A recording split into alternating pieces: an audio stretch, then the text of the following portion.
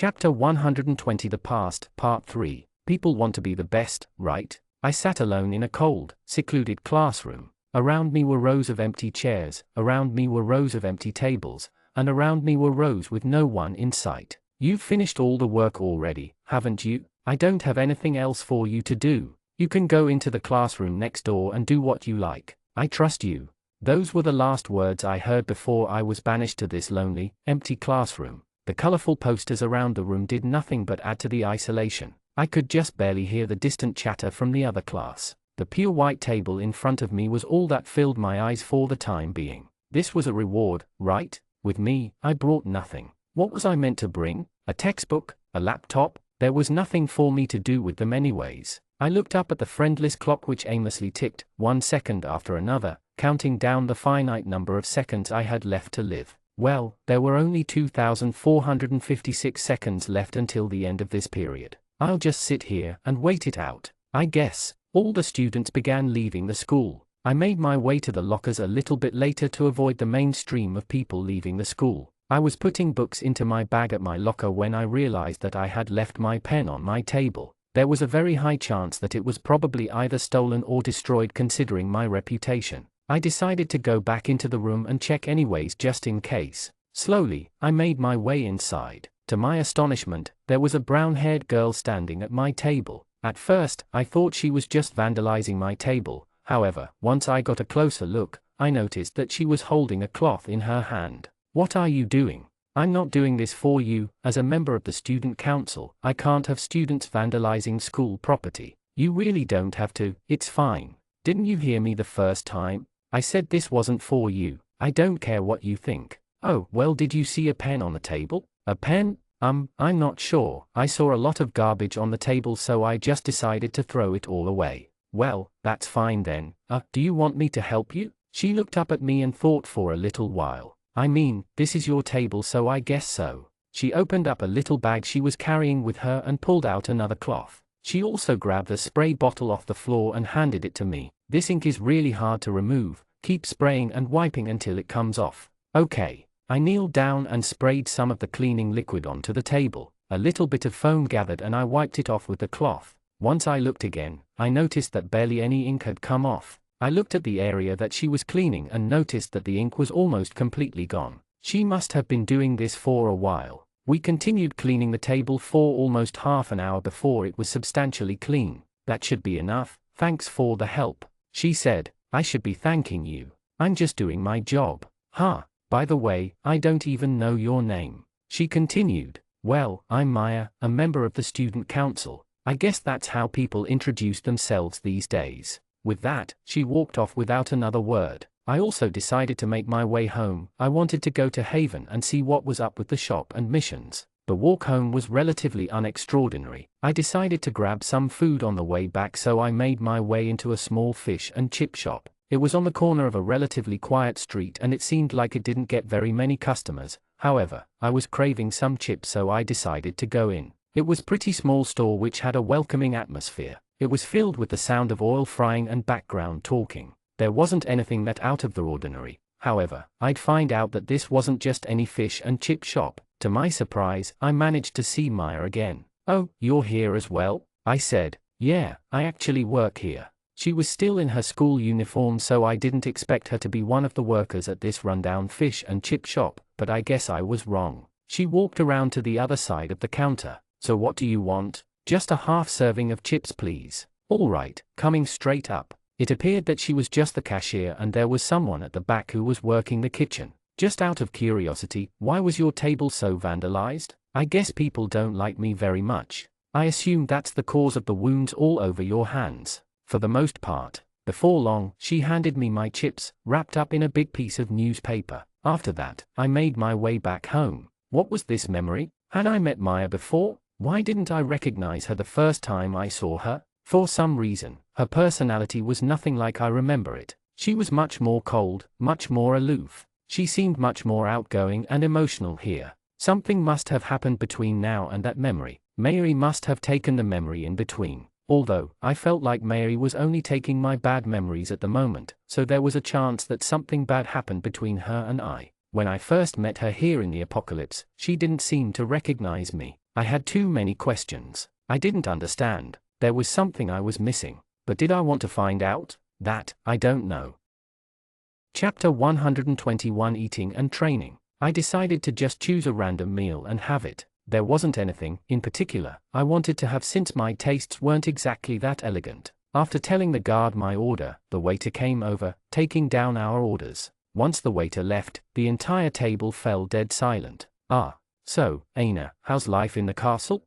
It's good. So, what do you do all day? I had some dance classes in the morning. Well, it sounded like a very royalty thing to do. This seemed to be similar to a medieval monarchical system. I honestly couldn't think of any other conversation starters, so I just decided to sit tight as I waited for my food to arrive. A few minutes later, the entree arrived. It looked to be some sort of very chewy mashed potato which was plated beside a very small drop of gravy. The plating was articulate, but there clearly wasn't very much food. I looked over at Aina, who seemed to be used to this type of food. From what I could see, the guards weren't having anything. I slowly ate the little snack and left my fork on the plate. I had no idea what the courtesies were, so I was a little worried that I was breaking some common manners, although it was too bad since I wasn't going to go out and learn them just for this. The waiter came back over and collected our plates as they prepared the next dish. The next course was a tiny fillet of fish plated beside some very artistically prepared vegetables. I tried to eat as slowly as possible, but I was pretty hungry. Before long, I had finished my second course and waited for the waiter to collect my plate once again.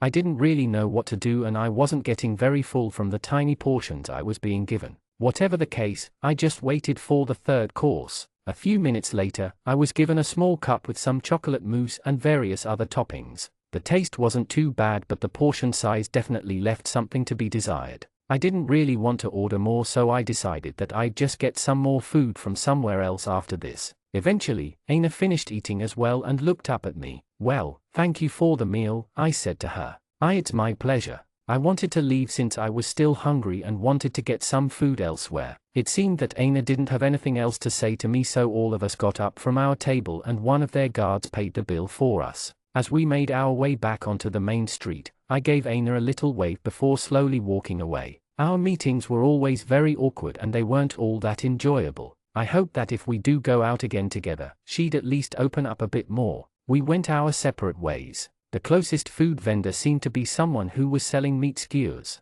It was an old man. He had a pretty large build, with a thick beard and rough skin. His voice was deep and croaky but somewhat soothing to listen to. "How are you?" "I'm fine." "How many skewers would you like?" "Just 2 for now." He took 3 meat skewers off the grill behind his stall. I suppose. It was still steaming, coming just off the grill. The blocks of meat were a deep reddish-brown color. They looked quite tender and appetizing. It gave me quite a nostalgic feeling. I guess it was the only type of thing I'd been eating since I came to this world. I bit off one of the blocks of meat from the skewer. The rich flavor burst into my mouth. It was really tasty, different to the processed food with heaps of seasoning and additives back in my old world. It also had a flavor which was distinct from the plain meat I had been cooking though. After that much more filling meal, I made my way back to the sword training place to continue my exercises with Lyax. "You're back. Lyax is waiting for you," the old lady told me. "Oh, thanks." I handed her 60 krona and made my way into the training room. Lyax was sitting on the ground, meditating or doing something else. I quietly walked toward him and tapped him on the shoulder. "Oh, welcome back. I realized that I don't even know your name." "I'm William." "All right, William, let's get back into it." He got and grabbed the training sword from the side of the room. "First of all, let's warm up." He showed me a range of different stretches and movements. I tried to copy them the best I could, but I still couldn't quite keep up. His body was much more toned and strong than mine was, and he'd clearly practiced these forms a lot. After a little while, he turned and patted me on the back. "That's the first time someone's been able to copy my forms on their first attempt." "Huh? Oh, that's good then. Have you been training elsewhere?"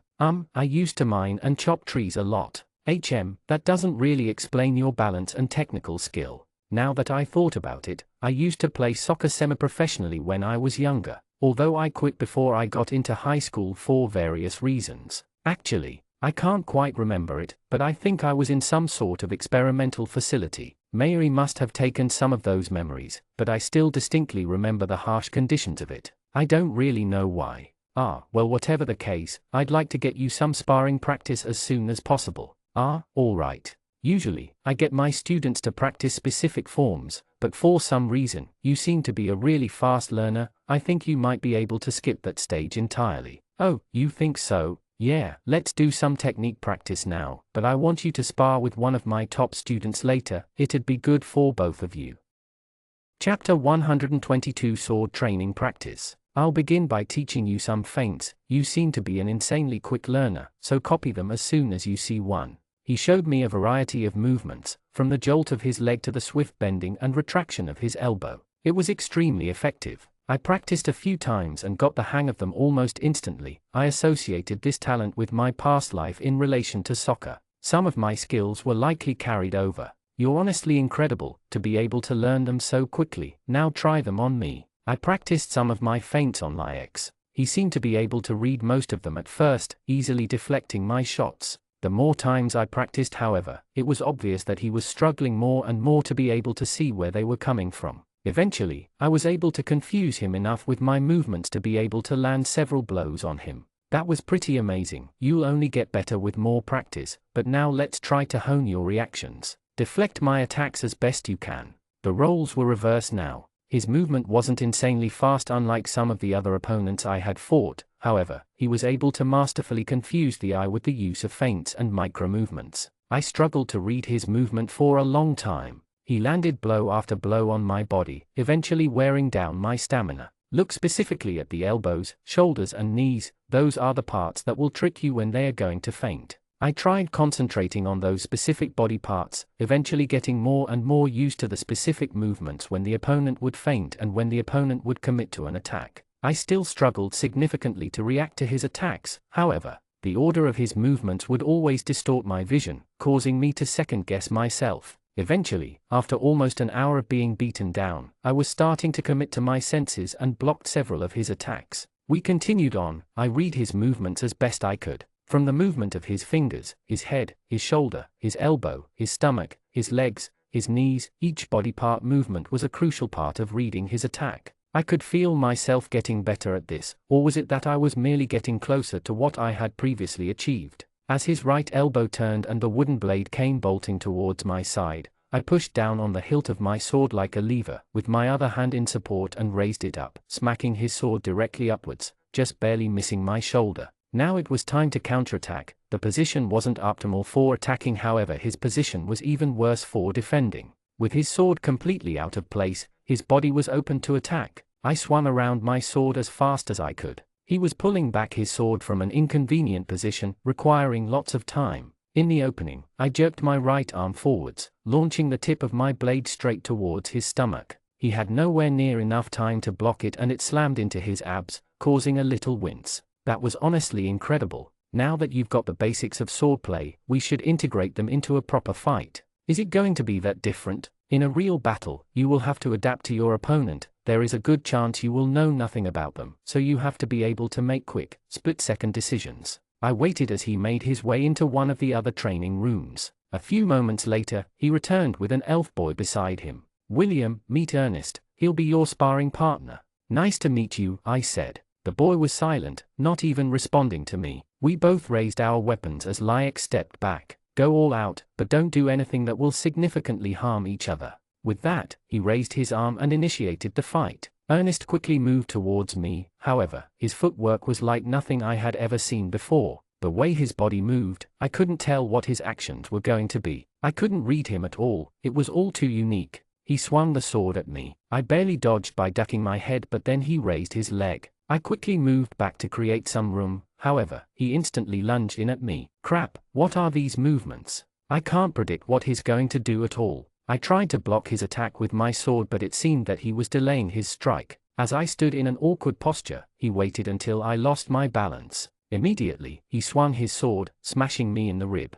It stung a little, but it didn't hurt too much since it was only a wooden training sword. Ow. "All right, stop for a moment please," Lix called. He made his way over to me. "You couldn't read his movements at all, right?" "Yeah. Try focusing on the flow of his movements instead of the precise adjustments of his posture. A skilled opponent will always be able to fake even the most minuscule of movements. You'll never be able to effectively read them during a fight." "But how am I meant to see the flow?" "The best way is to try to deduce what the goal of his general movements is. Is he trying to break your positioning? Is he trying to get a cheap shot in? I see. Ernest and I got back into position in preparation for another round of sparring. I focused on the advice that Lix gave me, although it still seemed a little too theoretical and abstract. I planted my feet on the ground and loosened my concentration a little so that I wasn't too intent on watching every one of his movements. Both of us raised our swords as Lix raised his arm. All right, you may begin.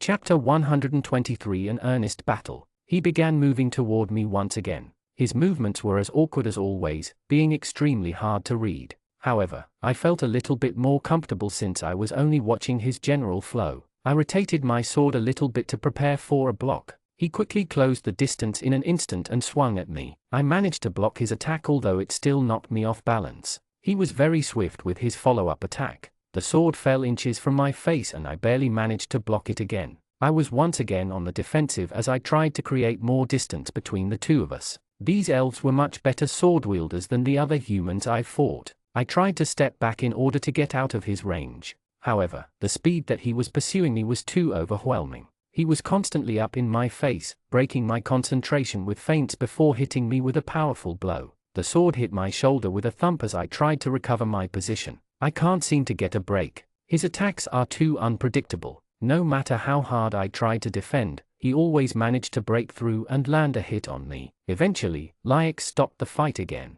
You're focusing on his movements too much, try to confuse him with yours as well. At the moment, he can read you like a book. With the new advice, I tried to think of a strategy. It was true, my attacks were too predictable, which was one of the biggest reasons why he was able to keep breaking past my defense. I would have to attack as well if I didn't want to just constantly get beat down. Ready, go. During the beginning of our third round, I dashed in this time. My strategy was to try to get an opening to attack. I purposely delayed my attacks to see if he would make any mistakes. It resulted in both of us just looking at each other as I waited for him to make a move. However, he only retreated, not making a single move. After a little while, I decided to swing my sword and try to get a hit on him. However, as soon as I began my movement, he already knew where I was going to swing. He easily deflected my attack, leaving me in a vulnerable position once again. Damn! After feeling a sting on my stomach from his sword, I took a few steps back. As he approached me, I suddenly closed the distance between us.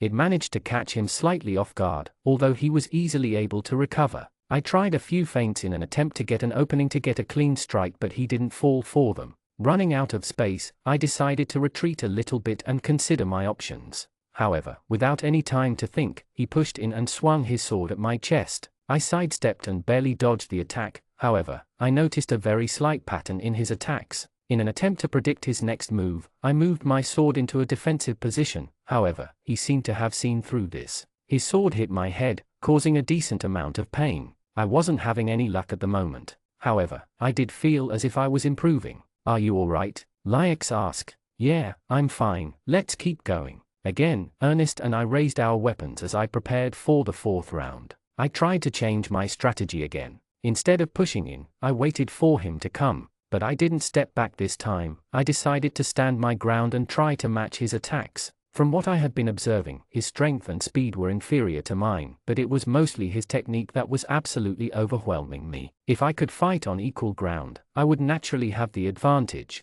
We traded several blows, and the loud clangs of the weapons echoed throughout the room. However, just by the way that he was attacking, I slowly lost my posture and began getting into a poor position. I tried to fix it up by taking a few steps back, but I was once again overwhelmed by his technique. Now, how was I going to do this? I did a big Hail Mary and tried to hit him, but obviously, he easily evaded the attack. This gave me precious time to get into an attacking position though. With the extra space, I tried to catch him off guard and land an attack. However, he managed to block all of my attacks again. He was still reading my moves too easily. I needed to use my feints more effectively. At the moment, I was simply using feints for the point of using feints. When he attacked, every single one of his movements seemed to direct me into a certain position, eventually allowing him to get a clean hit on my body. I tried to replicate his movements in order to achieve a similar effect, however, it just simply wasn't as effective. As he blocked my attacks again, he went on the offensive, forcing me to step back and attempt to stop his onslaught. I prepared to read his attacks, but this time he just barraged me with attacks. As I blocked them all, I noticed that he was raising his leg very subtly. I realized it too late, and before long, my body hit the floor. I desperately swung my sword to try to catch his ankle, but he saw it coming and stepped over my attacks. I lost again. Good try, William. Are you still all right? Yeah, I pulled myself up as Ernest lowered his sword. Don't worry, I wasn't expecting you to win against him, but this is an example of what you might face in a real fight against an experienced swordsman. It was a truly eye-opening experience. Compared to the inexperienced children that I'd been fighting, these guys were definitely a step up. If I wanted to stand a chance against the overwhelming vampires, I'd need to polish my skills.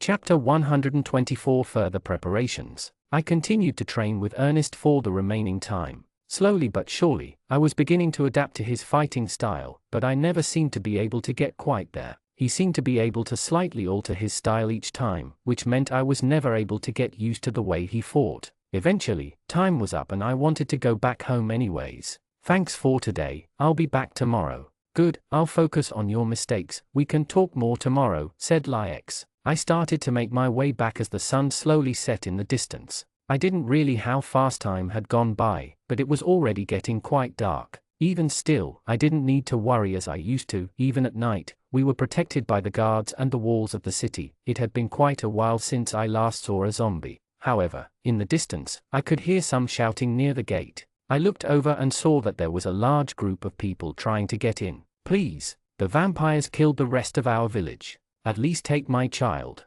No matter how much they begged, the guards did not budge. I had begun to notice the overpopulation in the city. Slums were beginning to form with groups of humans living out in tents or sheds by the side of the main bridge. There was simply not enough space in the houses anymore. More and more elven guards gathered at the gate to deal with the commotion. It seemed that they had a no exceptions policy now. They didn't even check whether the humans were leaderboarders or not. It was probably due to the fact that there were too many people that it'd be too much trouble to check each one to see if they were a leaderboarder. At this point, I might be stuck in the ignorance is bliss cycle. There were likely lots of chaos outside of these walls, but for the time being at least, my life was peaceful. I slowly made my way back home as my minion manager approached me. I've got the end of day report. Total resources gathered. X 6,280 wheat. X 3,798 wood. X 15942 stone. X 359 apple. X 369 meat. X 19942 leaves. X 127 iron. X 42 gold. X 7 diamond. X 3 platinum. Other. N /. I ended up gathering slightly more resources than I did the previous day. I decided to craft all of my resources into various different minions, mostly focusing on resource collection. After that, I decided to check my shadow hunter system. It was all the same. Shadow reality. As expected, as always, I had enough experience to level up again. Shadow path rewards. Level 6 soul mark strength increase complete . Level 7 anti-vampire resilience passive complete . Level 8 regeneration blocker plus upgrade complete . Level 9 soul mark strength increase complete . Next page. I was pretty quickly getting stronger and stronger. With these buffs and my training, I hope to be able to fight hand in hand with the vampires. At this point though, I still wasn't sure how strong exactly they got. From the information in relation to my all-knowing world ability, it seemed that they came in a lot of different strengths. I had no idea how strong the vampires I had fought before were, but from what I could tell of the white-haired vampire, it was stronger than Josh, who was a rank 6. Now that I thought about it, Josh had also become a vampire. Considering how strong he was before, he might have become a really powerful vampire. Lots of things were worrying, but until I actually get into another engagement, all I could do was hypothesize. Strength amplification, 450%. Speed amplification, 450%. My strength and speed were increasing slowly but surely. I could tell that the elves were significantly physically stronger than the average human. I could fight relatively consistently with a skilled elf, so I assumed that I had gotten quite a bit stronger than I used to be, even if it was just from the soul mark. I upgraded my system once more. Shadow path rewards. Level 6 soul mark strength increase complete . Level 7, Anti-Vampire Resilience, passive, complete Level 8, Regeneration Blocker plus, upgrade, complete Level 9, Soul Mark Strength Increase complete Next page, Shadow Path Rewards. Level 11, Movement Clairvoyance, ability. Level 12, Blood Stamina, passive. Level 13, Soul Mark Strength Increase. Level 14, Regeneration Blocker and plus, upgrade. Next page, you have unlocked your personal reality. Name, William Hunter. Initiator. Date of initiation, the 9th of June, 2027. Type, B, Conjurer. Soul Mark, inactive. Memories, intact, type C. Affinities, rank F. Abilities / attributes, Soul of Devouring Hope, Destiny Return, Darkness Hatred. Personal Reality, Level 1. As a reward for unlocking your personal reality, you will be given access to your first ability.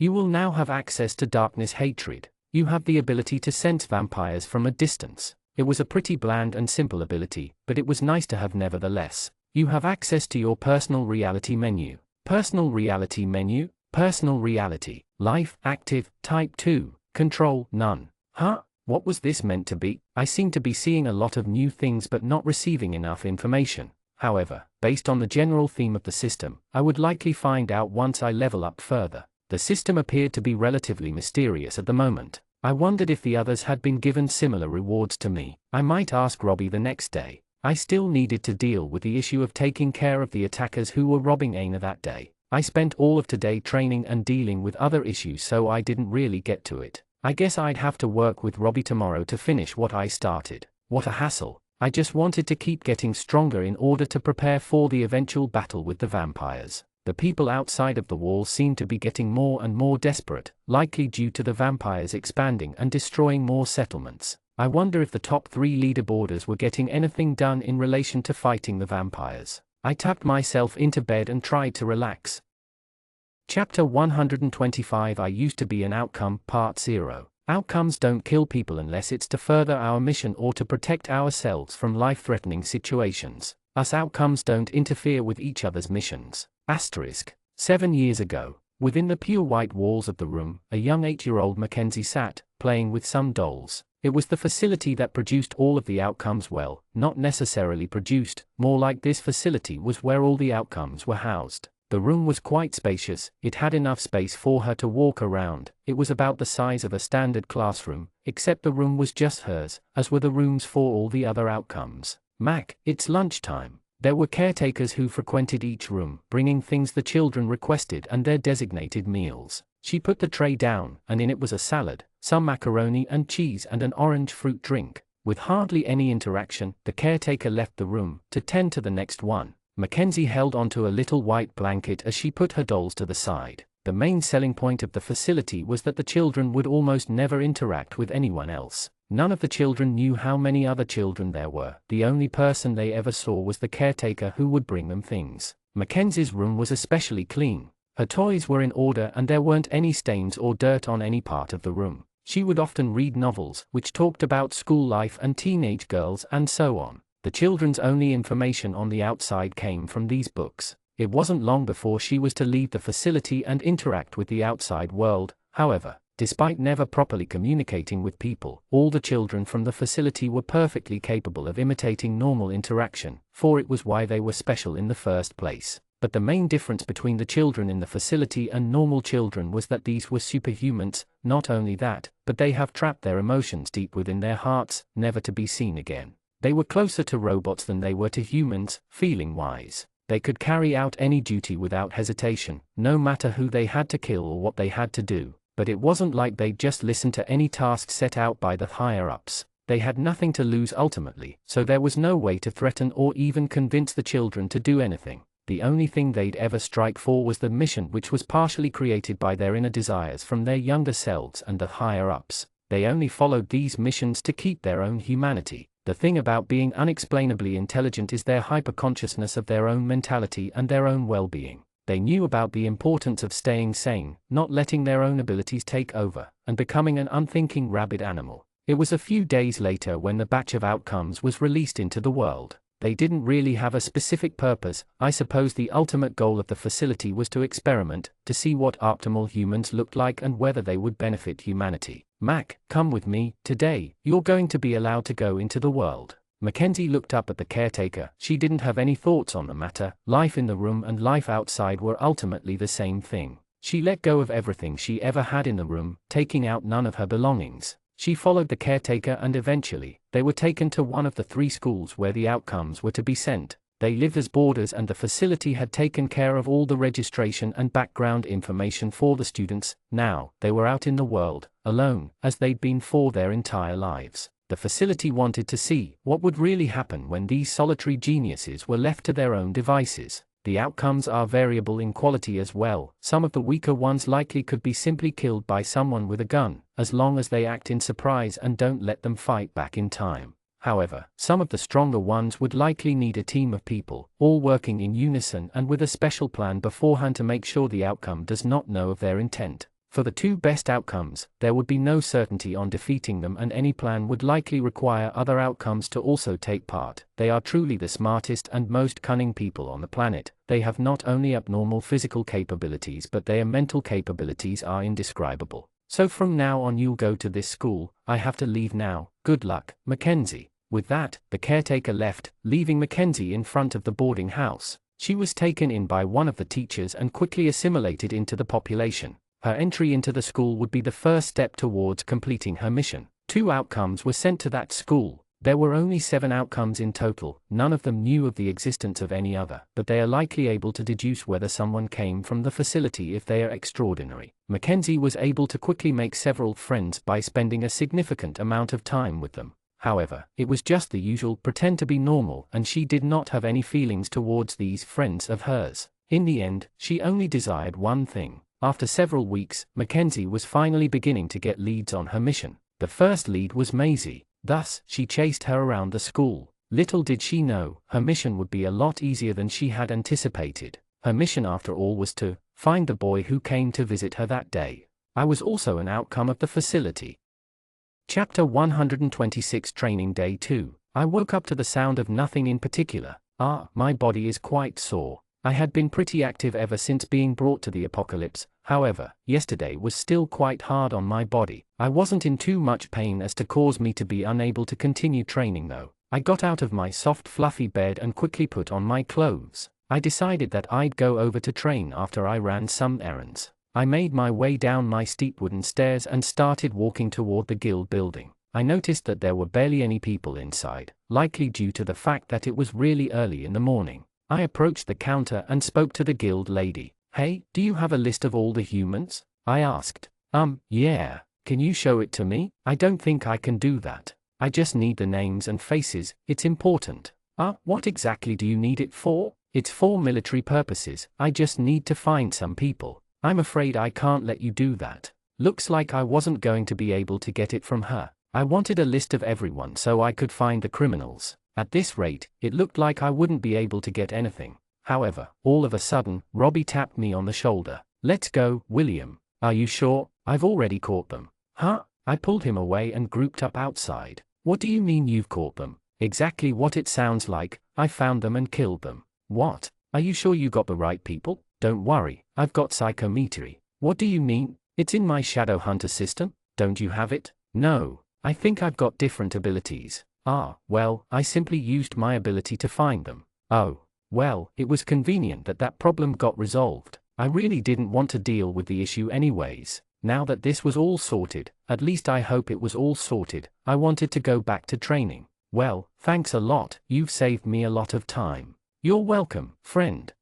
Alright, well, I'll see you later." I made my way toward the training center. I didn't really want to hang out with anyone at the moment. I was in the training mindset, so I wanted to capitalize on it as much as possible. As I walked into the nicely air-conditioned reception, I was greeted by the old elven lady. "You're back. Come right through." I handed her 60 more krona and made my way into the training room. Lyax seemed to be doing some stretching before coming over and greeting me. His footsteps echoed through the before completely silent room. "Alright, we're going to do some drills today." "Sounds good." He passed me one of the training swords. One of your biggest problems is that you struggle to defend when you can't read or fully see the opponent's movements. The best way to change that is by learning general defensive positions. He showed me a specific posture. You can use general defensive positions if you can't completely read your opponent's moves. You only have to see their general movement and position your body accordingly. Swing at me. I raised my sword and swung at him.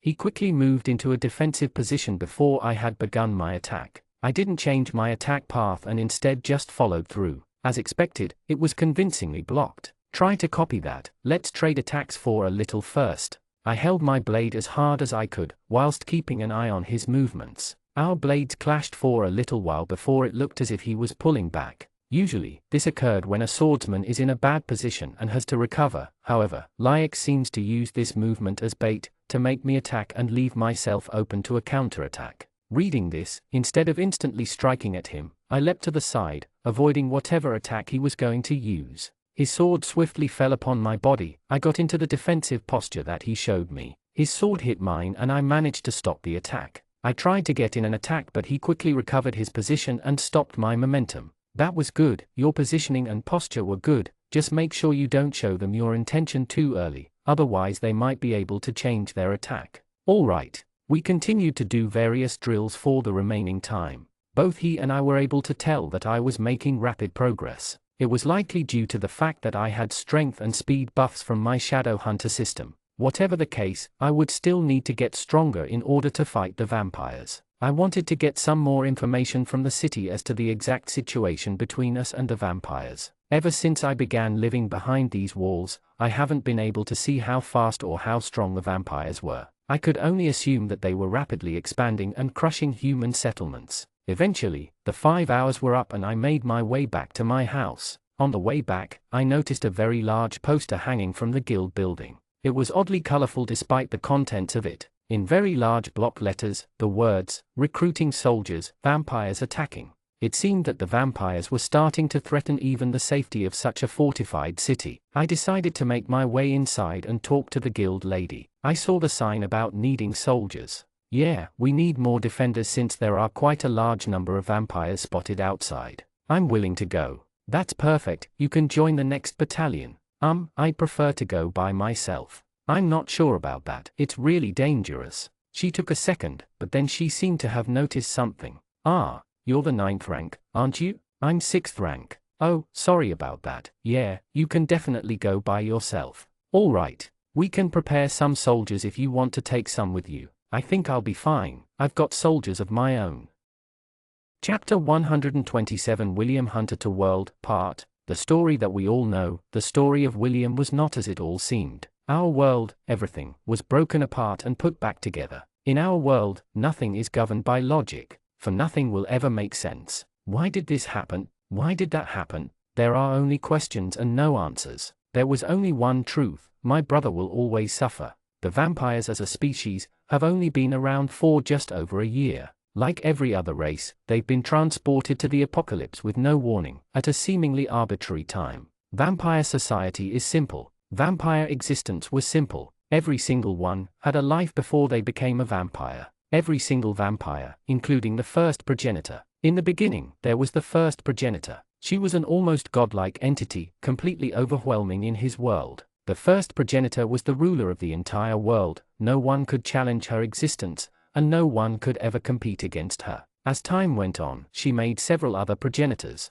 Her reason for making them was simple: she was bored, and she was lonely. In total, she made 6 other progenitors. Together, they lived together in their old world, controlling everything, and doing whatever they pleased. No other race or species in their world had any power. Everything was controlled by the vampires. Each progenitor made their own army. Well, it was more like their own families. They developed a hierarchical system, ranked based on strength. With the entire world conquered, they had nothing else to do. As soon as their species was born, there was no one else who could defeat them. That was until one day, someone came to the world. He was a god. No. Well, at least that's not how I'd refer to him. $% and asterisk, $$, $%. I'm in a world where emotion is power. $% and asterisk and $% and asterisk and an asterisk, and Aura exploded out of the first progenitor's body, a bright red tint flooded the space around her. You would really betray me like this? Her aura slowly concentrated around her, a whirlwind dying into a single point. The space around her tore and a rainbow of smudges covered the air around her. Her face was covered by her dark black hair swaying from side to side caused by the wind radiating around her. Tears flowed gently from her eyes. You've become a monster, he said. The boy braced himself, he tensed his body, forming a bubble of control around himself. He extended his senses to cover the area around him. His aura poured out of his body like a cloud of gas. In all the commotion, the two caught a glance of each other's eyes. I'm sorry. The first progenitor took one step forward, then another, then another. The space behind her collapsed, nothing but black, a sight no human could ever comprehend. Neither of them used any of their abilities. None of their abilities would have helped. It was a clash of pure aura quantity, the raw emotion held within each of their hearts. The boy was forced down to one knee. The first progenitor radiated a presence which would kill any other person within 10 meters. The boy felt pressure which caused his mind to go blank. There would be no strategy in this fight. She slowly walked closer to the boy. A large tornado of debris formed around the boy. His aura ripped every object near him out of the ground, cracking the ground and pulling fragments of rock and dirt out. His aura concentrated around every object, creating a solid tornado of pure destruction. Step by step, through the smog of aura, the first progenitor walked towards the boy. Every object which struck her was like a ball of dirt striking a brick wall. The aura-covered debris dissipated and evaporated as soon as they made contact with her. You were my only family. Her voice was cracking. She took one last step until she was directly in front of him. The two kids faced each other in the center of the debris tornado. Light bent around the two of them like a disco ball. The atmosphere was solemn, like a sunset. Their hair swayed around their faces, covering their emotions. The progenitor stuck her hand out in front of the boy. The concentrated aura in her hand was so immense in pressure that a miniature black hole began forming.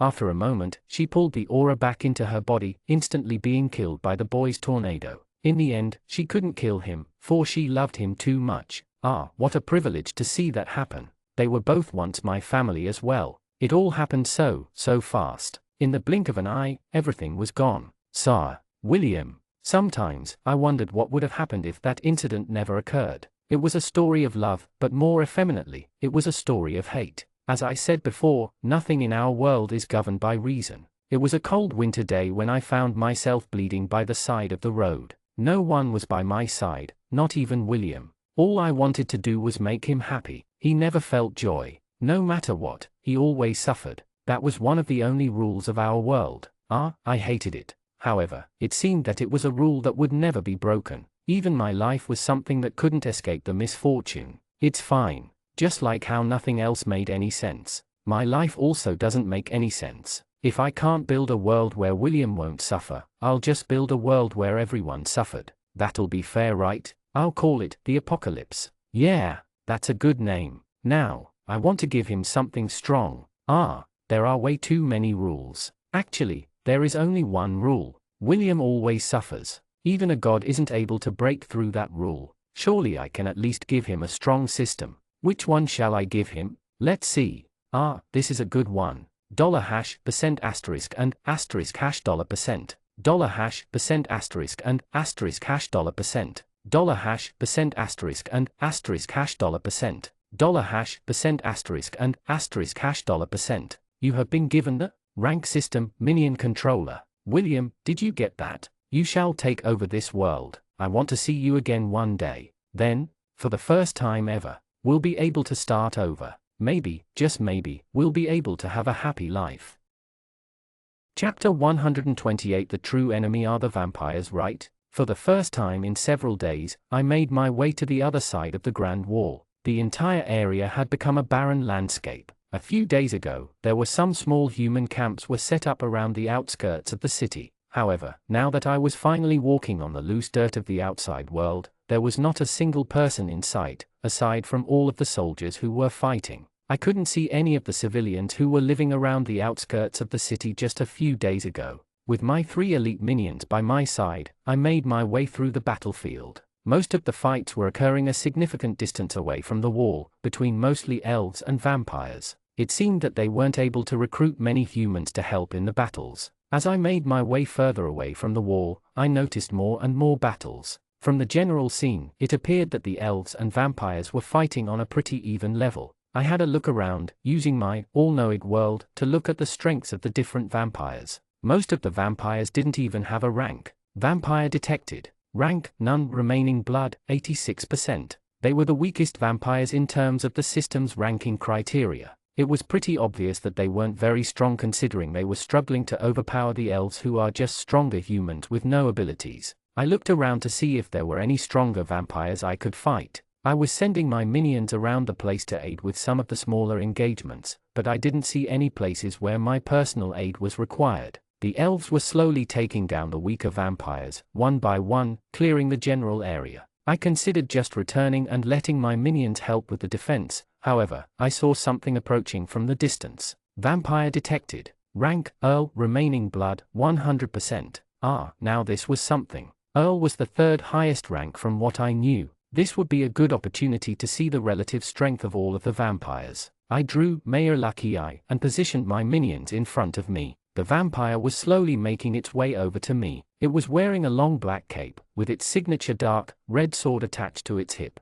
From a distance, the way it walked and the way the cape swayed in the wind extruded a menacing feel. As the vampire got closer, he swiftly drew his sword and swung it flashily in his hand. It was clear that he was quite proficient with handling such a weapon. I decided that I wasn't going to let him get the first move. Concentrating the aura at the end of Mayor Lucky Eye, I launched a shockwave of wind at the vampire. He braced a little bit before being hit, and it seemed that the attack didn't do much damage to him. You're not an elf. That's true, I wasn't an elf. I wasn't in the mood for small talk, however. I sent my elite minions at him, following shortly behind. With a few swings up his blade, he managed to fend off my minions' attacks, leaving it up to me to engage him directly. Rank, Earl. Remaining blood, 100%. Using the techniques I learned during the past few days, I manipulated my body in such a way in order to create an opening. However, it seemed that the vampire was much stronger and faster than even Lyex. I would have to make use of my abilities if I wanted to defeat him. As I swung my sword toward his chest, he easily dodged it by taking a step back.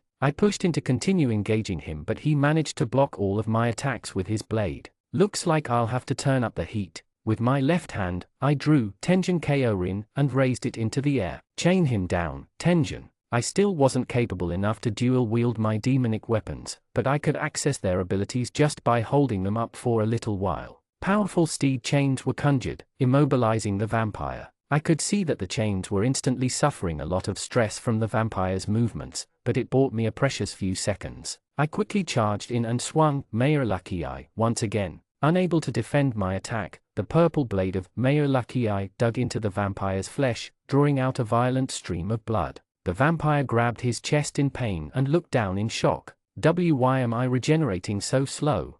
Rank, Earl. Remaining blood, 82%. Despite my regeneration blocker slowing the speed of his healing, it was still covering up the wounds and slowly repairing the damage. I needed to reduce his blood even further in order to fully take him down. Before long, he broke out of my chains and leapt backwards to create distance between us. I decided to stand back a little instead of rushing in, since the vampire was clearly agitated. He raised his sword in front of himself and did the vampire chant. Sword, drink my blood. Just like all the other vampires, blood dripped down from his forearm, feeding the crimson blade of his sword. I braced myself for this strength increase. It was going to be a test of my defensive capabilities. Kicking off the mud and grass, he dashed towards me. I had only milliseconds to react. I raised my sword. I followed his movements with my eyes. Then, I positioned my blade to block his attack. With a loud smash, our blades clashed as I just barely was able to deflect his attack. Using the very brief opening, I quickly swung my sword and cut into his side.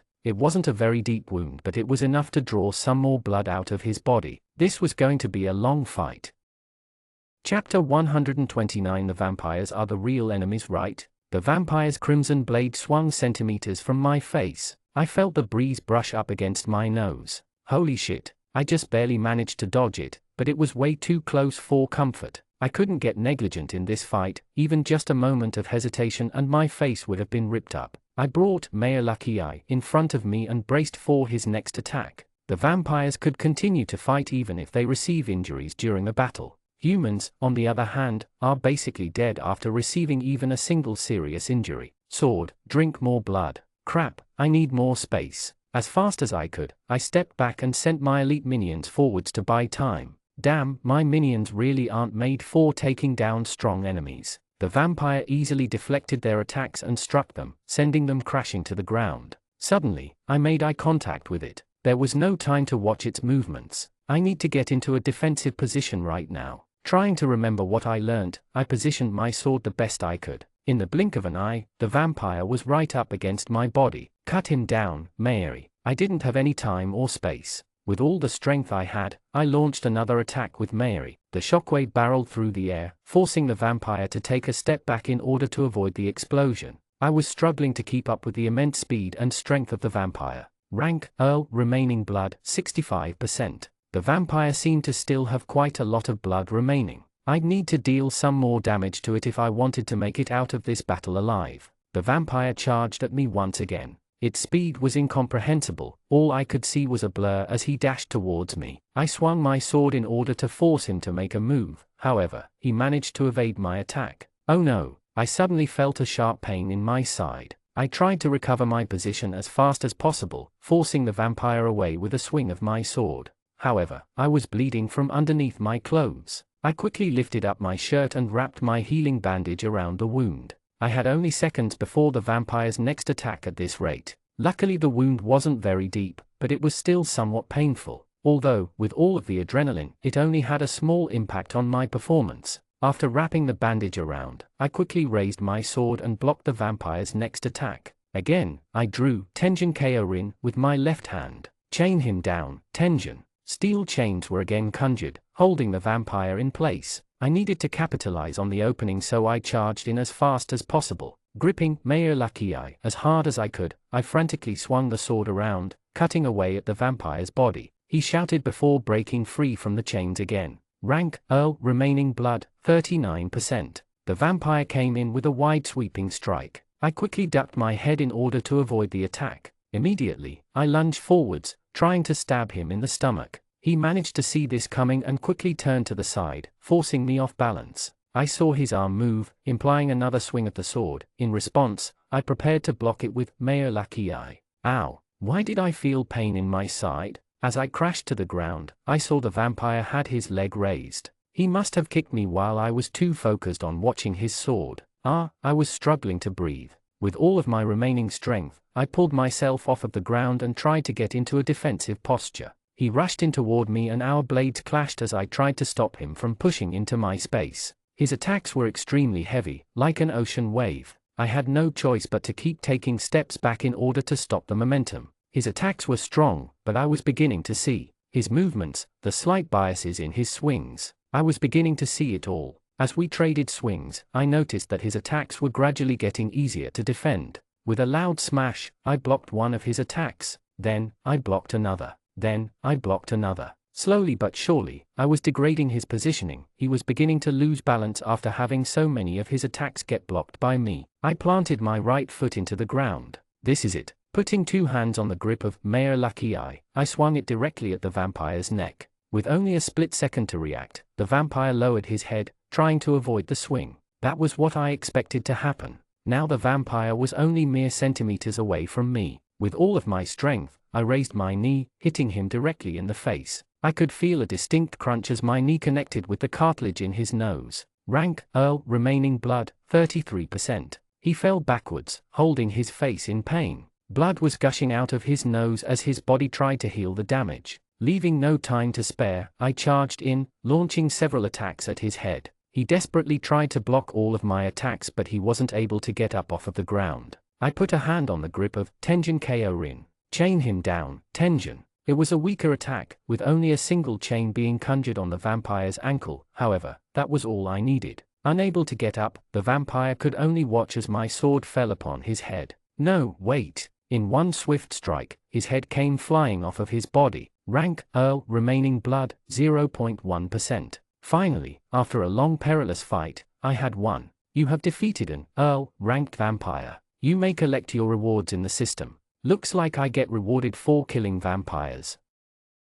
Chapter 130 Surprise Attack to Desperate Defense. Vampire detected. Wait, what was this now? Didn't I just kill the vampire? I looked around. Rank, Marquis, remaining blood, 100%. What was this? I wasn't in any state to fight a Marquis. I was just barely able to defeat an Earl. I just wanted to go back and collect my rewards. Oi, did you just kill one of my underlings? Underlings? Slowly walking towards me was a tall black-haired vampire with a beige-colored cape. Marquis was the rank above Earl, meaning this vampire is supposed to be even stronger than the one I just fought. From what he just said, the vampire I just fought was one of its underlings. Hey, you know I can't just let that slide. I looked at the vampire in shock. There was no way. There was no way I could defeat a Marquis. I placed both of my hands on the grip of Mayor Lucky Eye. I tried talking to him. There are lots of strong soldiers here. I don't think that fighting me would be worth your time. Strong soldiers, you say? There was a sense of curiosity in his voice. Show me some strong soldiers and I'll let you off the hook for killing my underling, he continued. I couldn't actually do that. You'll have to wait. Thought, I can't let you inside the wall. All of a sudden, his expression changed. Yeah, I've decided that I'm just going to make you one of my offspring. Shit. I drew Mayor Lucky Eye as fast as I could, but he was faster. In a single motion, he grabbed me by the neck and lifted me up off the ground. The collision was so violent that I ended up dropping my weapon on the ground. I went to grab Tenjin Kaorin with my left hand, but he noticed what I was doing and grabbed my arm with his other hand. No resisting. I could hardly breathe. His grip on my neck was extremely tight. Is this where it ends? Is this the beginning of my vampire story? His arm was completely immovable. It was like trying to pull away a steel bar. There was no chance. There was nothing I could do but watch as the vampire slowly closed in toward my neck. Ow. I was sitting on the ground. For some reason, the vampire had jumped back and let go of me. There were a few arrows planted on the ground in front of me. I turned my head to see a group of elves behind me. From what I could tell, they all seemed to be long-distance fighters. I didn't see any with melee weapons. I guess I couldn't just leave this all to them. However, in the middle of the group, I noticed an elven girl who seemed familiar. She was holding a very large wooden longbow, and as I observed the arrows on the ground, I figured it out. Well, that saves me a lot of time. I got up and charged toward the vampire. It seemed that he had been struck by an arrow and was trying to pull it out of his body. Well, this vampire was certainly much tougher than the other one. With covering fire from the elves behind me, the vampire struggled to deflect all of my attacks. Arrows rained down on the vampire with uncanny accuracy. It seemed that those elves were incredibly proficient with a bow. Well, then again, that was to be expected considering that. The vampire tried to defend against my attacks, but it was much too difficult with all of the arrows constantly stabbing into his body. Rank, Marquis, remaining blood, 92%. Slowly, but surely, he was losing blood. Screw this. Sensing that he was fighting a losing battle, the vampire turned and began fleeing. I looked back at the elves, but it seemed that they weren't going to give chase. My body wasn't in the best condition either, so I decided to make my way over to the group. Thanks. The elven girl in the middle approached me. It's fine, you should go back and rest, we can take care of the rest.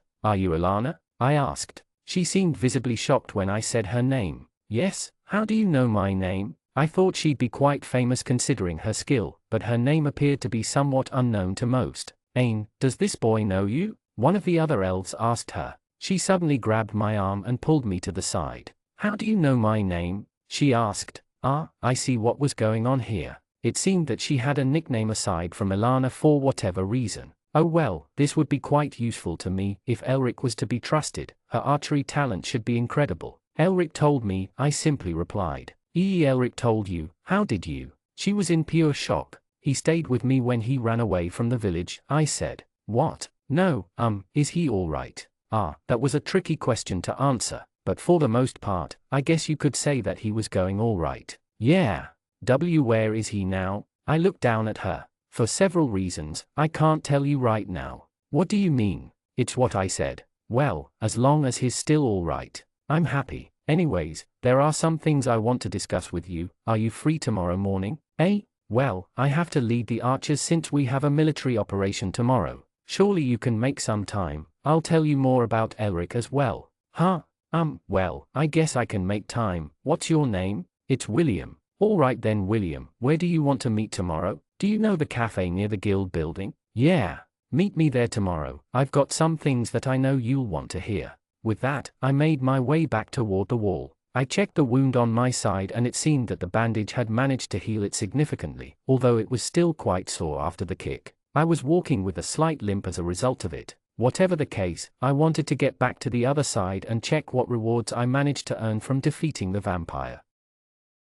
Chapter 131 Vampire Kill to Rewards. After a long day and a painful fight, I unlocked the door to my comfy, one-bedroom townhouse in the middle of the city. It was quite similar to the house I lived in before I was transported here, although the interior here is a lot better taken care of. I pushed my polished, hardwood door open and took off my shoes. I sighed as I looked at the inside of my home. It really was nice, much nicer than anything I had ever stayed in, ever. I was still bleeding from some minor wounds around my body, so I walked over to the medical cabinet in the kitchen. I took out a little first aid kit that I kept inside and used it to clean up and bandage some of my injuries. I want to have a break. Actually, I still have to collect all my various rewards for the day. It was nearing the night and my minions should be returning soon. I decided to head upstairs and take a seat on my bed to look through my rewards on the Shadow Hunter system. You have defeated a rank Earl vampire. You have been given a small mystery box as a reward. Small mystery box, X4908 experience. Random ability unlock, X4 grenades. Hold on, what was this? Random ability unlock, life attrition, ultra rare. Ultra rare. It seemed that as a reward for killing the vampire, I was given a mystery box which then gave experience, a new ability and some grenades for some reason. I was trying to decipher all of the screens which suddenly appeared in front of me. After a few seconds, I was shown what the ability actually did. Apparently, it was an ultra-rare ability which pushed my hopes up. I read through the description. Life attrition slowly drains the blood of nearby vampires. It drains at a rate of 5% of its maximum health per minute until the vampire drops to less than 15% blood. This ability only works on vampires who are ranked Marquis or below and only activates once the vampire is under 95% health. Alright, from what I could infer from the information, it seemed that it was a passive ability which slowly reduced the blood of nearby vampires. It didn't say how wide the range was, but I assumed that it must be somewhat large since it's an ultra-rare ability. It seemed to only work on the weaker vampires and it only activated once the vampire is a little bit injured. The rate seemed a bit slow, however. For me to drain their blood from 95% to 15%, I'd have to stand near them for 8 minutes. In a fight, that's a very long period of time. It was possible for me to just stand on the battlefield and just let other people fight while my ability runs passively, which might work. Although, this strategy would only be effective in defense when everyone is gathered in a single area and most of the vampires are weaker ones. If we ever go on the offensive, this ability's teamwork capabilities go down the drain. Whatever the case, it's a pretty useful ability, but most importantly, I've found out that I gain pretty significant rewards for defeating vampires. If that was the case, I wanted to go out and hunt more of them. Suddenly, I heard knocking on my door. As I opened it, I saw my minion manager. I've got the end of day report. Total resources gathered, X6480 wheat, X3998 wood, X17942 stone, X379 apple, X389 meat, X20142 leaves, X161 iron, X47 gold, X3 platinum, other, N//. The resources were starting to pile up in my inventory. I had been turning most of them into tokens since I didn't really have much use for them at the moment. In the terms of equipment, I seemed to have already hit my limit. It seemed weird, however. Why was I already at the limit of progression for my equipment? Maybe there were other humans with systems that gave them more growth potential. It was mostly that my demonic weapons couldn't be enchanted, so they came as strong as they would ever be. At least, that's what I assumed, although I do remember hearing about the fact that they grew with me. Whatever the case, I was more interested in my Shadow Hunter system at the moment. It was my main weapon against vampires and I had gathered quite a lot of experience today. Shadow reality. Well, killing vampires was definitely a very good way of gathering experience. Whilst my minions provided me with a safe source of experience, killing vampires was the way to go if I wanted rapid progression. I began unlocking rewards. Shadow Path rewards. Level 11 Movement Clairvoyance Ability complete Level 12 Blood Stamina Passive. Level 13 Soul Mark Strength Increase. Level 14 Regeneration Blocker and Plus Upgrade. Next page. It seemed that I had unlocked another ability. Movement clairvoyance allows you to see a few seconds of the opponent's future movements. It gives the actions as absolute, meaning they won't be changed, but it also means that you can't change them. Overuse will cause major headaches. Absolute? Does that mean that when I see the movements, I can't even use that information to react? I didn't exactly understand what the ability did. I'd have to go out and experiment with it. I still had lots more experience to use. Shadow reality. Shadow path rewards. Level 11, movement clairvoyance, ability complete Level 12, blood stamina, passive complete Level 13, soul mark strength increase. Level 14, regeneration blocker and plus, upgrade. Next page. Blood stamina allows you to trade stamina for strength. Using this ability will give you a temporary strength boost in exchange for your energy. It seemed like a pretty simple ability, being able to exchange my stamina for a quick boost in strength. It would allow me to quickly increase my power for a short while, at the cost of my stamina, meaning I'd have to end the fight quickly if I used this ability. I still had many more rewards to unlock. Chapter 132 Rewards and Upgrades. With this sudden influx of new abilities, I hope to be able to increase my fighting ability against the vampires. This way, I'd be able to defeat them and gather more experience, exponentially increasing my strength. Shadow reality. Shadow path rewards. Level 11, movement clairvoyance, ability complete Level 12, blood stamina, passive complete Level 13, soul mark strength increase complete Level 14, regeneration blocker and plus, upgrade. Next page. It was another standard soul mark strength upgrade. My speed and strength were increased once again, giving me a big boost to fighting strength. Strength amplification, 550%. Speed amplification, 550%. It was pretty self-explanatory, so I moved on to the next reward. Shadow reality. Shadow path rewards. Level 11, movement clairvoyance, ability complete Level 12, blood stamina, passive complete Level 13, soul mark strength increase complete Level 14, regeneration blocker plus, upgrade complete Next page. From its name, it seemed to be just another upgrade to regeneration blocker. It was definitely the most useful ability at the moment. It seemed that against the stronger vampires, it wasn't enough to actually stop them from healing their wounds, but it did give me precious time every time I dealt damage to them. It would take a little while for their wounds to heal, which means that I would effectively be able to combo them whilst they were still regeneration. That was the main use of it at the moment. Although it seemed that it was able to almost completely stop the regeneration of some of the weaker vampires nearby. I then moved on to the next reward. Shadow reality. Shadow path rewards. Level 11, movement clairvoyance, ability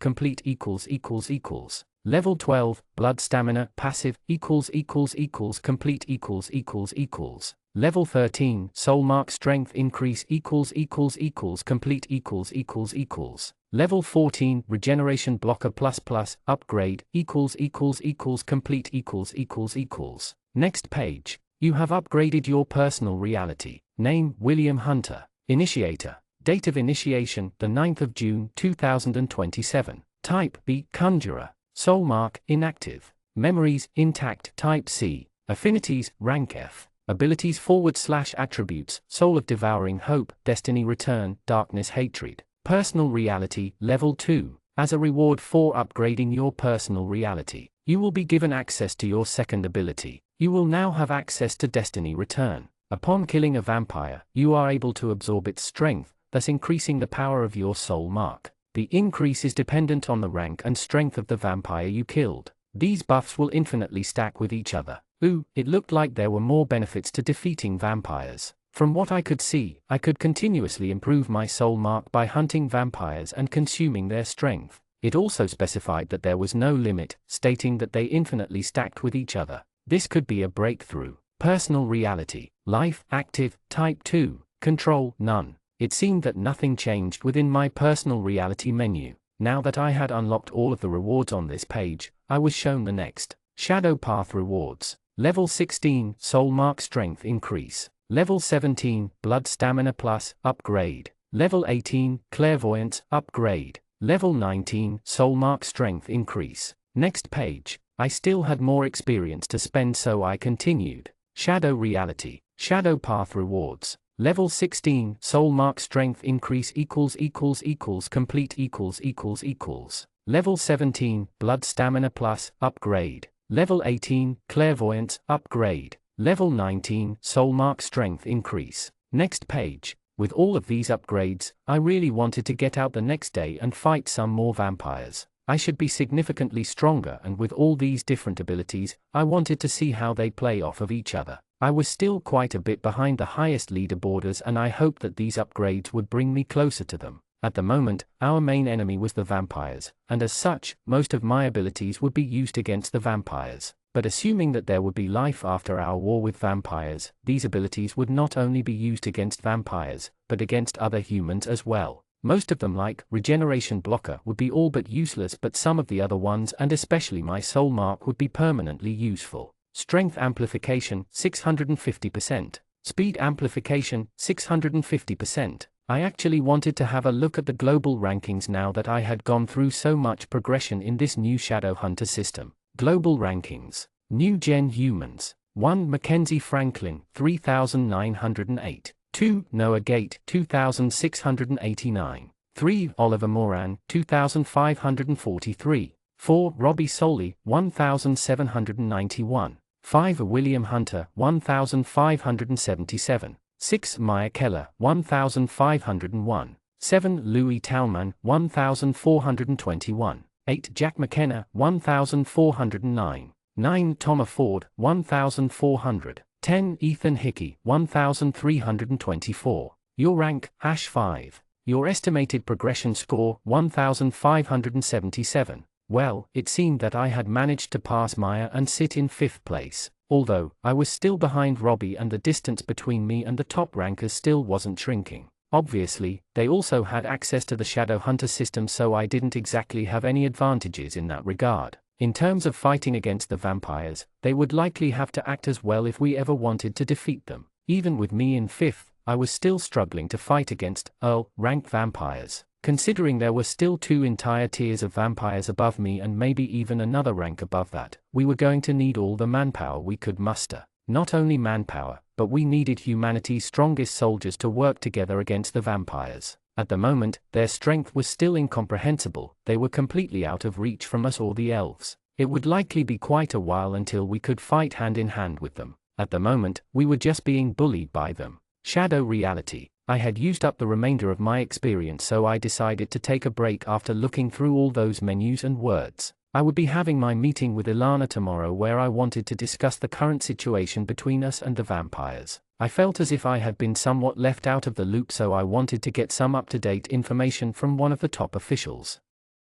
Chapter 133 Information. I was awoken by the slightly frantic sounds of birds chirping in the distance. I pulled myself out of bed and put on some clothes. It was a relatively peaceful day, a day which had become the norm for me, to some extent. Slowly, I made my way down the stairs and into the kitchen. What was I going to have today? The house came with a fridge and a kitchen cabinet, so I could have things which generally didn't go into my inventory. I grabbed a slice of bread out of its bag and placed it in the toaster. I couldn't help but marvel at how far the elves managed to progress in such a short amount of time. Without systems at that, although some of this technology might have been provided by the humans who recently have been migrating in. A few moments later, a piece of toast popped up and I placed it onto a small white plate. I grabbed some butter out of the fridge and spread it along the toast. The butter was still quite solid since it just came out of the fridge, but after a little bit of pressure, it melted, coating the bread. I also poured myself a glass of milk. Sometimes, I forget about the little pleasures in life, like cooking your own toast. It was something that lots of humans didn't have during this apocalypse. As I finished my breakfast, I put my utensils into the sink to be cleaned later. I could always just get one of my minions to do it at night. With breakfast completed, I put on my shoes and made myself out onto the bright streets of the city. I had woken up a little later than usual, so the streets were already filled with various different people going about their days. I was going to be having my meeting with Ilana soon, so I began making my way to the designated cafe. There were quite a few things I wanted to talk to her about, but I was most interested in the situation with the vampires. A few minutes later, I saw that Ilana was already waiting in front of the cafe where I had asked to meet at. The two of us made our way inside and found a seat near the window. "So, you called me here to talk, right?" she said. "Yep, there's some stuff I want to know. I can't just divulge all the information I know to you. Don't worry, I won't ask for anything that's too private." "Alright then, so go ahead. Let's have some food first." I had just had breakfast a little while ago, so I ordered only a drink, but it seemed that Ilana was quite hungry, ordering quite a large meal. "It's on me, order up," I said. "Are you sure?" "Yep. I had plenty of money account, especially after helping out in the defenses yesterday. Just for my short involvement, I was paid 200 krona. It seemed that my leaderboard status was still carrying me through the city, offering me quite an easy life. A little later, I finally decided to get to the point. "So, Ilana, what's the situation with us and the vampires? What do you mean? How strong are they? How are we coping?" I'm not sure if I can." I leaned forward and looked up at her. "You want to know about Elric, don't you?" After a moment of hesitation, she continued. "Alright, I guess I'll tell you since it's not that confidential. So based on our calculations, the vampires are multiplying at a very worrying rate, and their average strength is also quickly increasing. Basically, we need to go on the offensive and take out the vampire progenitors, otherwise we'll eventually be overrun." "I see, do you have more specifics?" Basically, we have around 45 of what we'd call elite soldiers. These are the people who can feasibly defeat one of the stronger vampires. From what we found, the number of these stronger vampires is rapidly increasing, while we can't produce elite soldiers at a rate anywhere close to catching up. We're hoping to get the offensive underway within a week, although there are a ton of technical issues in terms of lack of information on the enemy. We need to run more reconnaissance missions to gather intel on the enemy, except the issue is that no one is willing to go on them. They are basically a death trap for the soldiers. That does sound like an issue. However, I've managed to pull together the biggest reconnaissance team yet, so today, I'm hoping to be able to make a breakthrough in terms of intel on the vampires. Alright, well, I don't want to hold you up for too long since this mission sounds pretty important. That was about all that I need. She suddenly grabbed my arm. "Now, tell me about Elric." "Fine, what do you want to know? Where is he?" "I've told you already, I can't tell you." "Why not?" "I'll tell you once this entire vampire situation blows over." "Why?" "You'll understand." "Can you at least tell me, why did he leave?" Wait, she didn't know why he left? I thought it was quite obvious. I guess he never did inform her. I'm not going to sugarcoat this. What is it? "He left for your sake. He was trying to protect you from the repercussions of the murder." "Wait, so when I went to him that night?" "Sounds like you get it." "No way, he left because of me." Suddenly, tears began welling up in Eleanor's eyes. Now that I was sitting here, it was quite an awkward situation. She was obviously distressed upon hearing the news, but I wasn't really sure what to do. I decided to just give it to her blankly. "Ilana." "Yes?" "When you eventually set up the squadrons for the offensive operation, I want you to put me in your squad." "Why?" "It's the best outcome for both of us. If you want to see Elric again, this will be your best chance." "Why you? Who are you?" "Honestly, I don't really know myself anymore. For some reason, every night, I had this same dream. It was a dream about someone watching me from another plane. I couldn't really decipher it, but something wasn't right."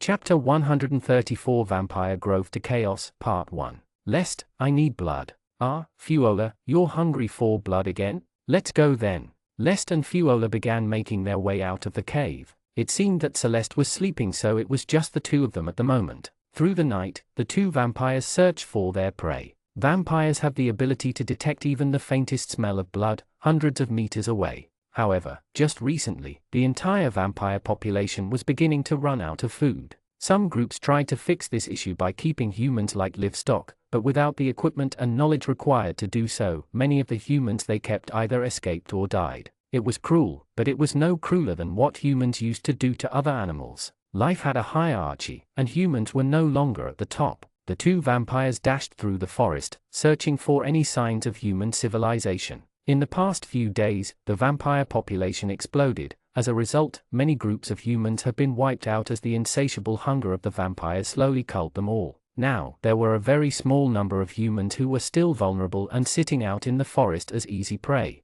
Many humans had grouped up in cities and villages, with extensive preparations and defenses. Not only that, but there were also leaderboarders wandering around, with the powerful shadow hunter system. These humans were capable of fighting hand in hand with some of the weaker vampire royals. As a result, many vampires have been forced to act a lot more cautiously. However, fighting was but a small issue for Fuola and Lest. They were both the highest in terms of vampire royals, only second to the progenitors. They had still not yet met a single human who has been capable of even competing against them. Eventually, the two of them managed to find a pretty big city of humans. It was not a megacity by any definition, but it had more food than the two vampires could ever want. "What do you think of this place?" Lest asked. "Let's go, they look yummy." That's the spirit. It was a pretty big settlement that was surrounded by a wall. The wall was made out of stone. It was something that could be easily broken through by the two of them. Several humans managed to see them coming and went inside to alert the others, but it was to no avail. Fuola raised his leg. In one big kick, an entire section of the wall began crashing down. Dust and rubble filled the space, mauling down everything in its way like a big tsunami. Through the opening, Lest and Fuola began making their way into the settlement. "All right, have fun, Fuola." Lest stood back and watched the chaos unfold. A large number of soldiers began pouring into the area, engaging Fuola in combat. Arrows and various other projectiles rained down upon him. There was so much action that Lest could hardly even see what was going on anymore. A few moments later, like a flash of lightning, Fuola cut down the defenders one by one. Before they even had time to react to his attacks, they had already fallen to the ground, clutching onto their life. "Sword, drink my blood." Suddenly, a thick aura surrounded Fuola's blade. With the energy gathered around his weapon, he swung it toward the back line of defenders. All of the humans who were previously shooting at him from a distance were all blown to the ground with a single attack. Before they could get back up, he had already made his way over, drinking blood from a few humans of his choosing.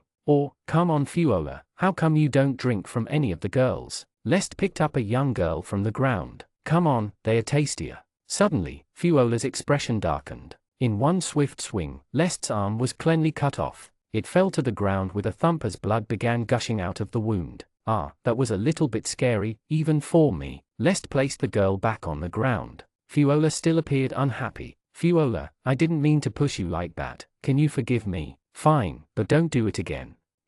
I promise." Eventually, Fuola got back to drinking blood from his victims. He drank only from the male victims, making sure that they were dead before doing so. It seemed that Fuola had kept some of his humanity, which was odd for a vampire. Lest decided to go around and drink some blood as well. Seeing what happened when he offended Fuola, he chose to only drink from males as well, for the time being. A few minutes later, both of the vampires had drunk enough. Lest grabbed his arm off of the ground and reattached it to his body. "Do you want to go back now, Fuola?" "Sure, but there's something I want to have a look at." "What is it?" Fuola leapt onto the surviving portion of the wall and looked out into the distance. "What are you looking for?" "Maya, I want to see her again." "Maya? Who is that?" She was my friend." "Oh, so you want to make her into a vampire?" "No. I don't know what I want to do." "That's fine, we can look for her." "Really?" Lest lifted his head and sniffed the air. "She was the girl who was with you when I made you into a vampire, right?"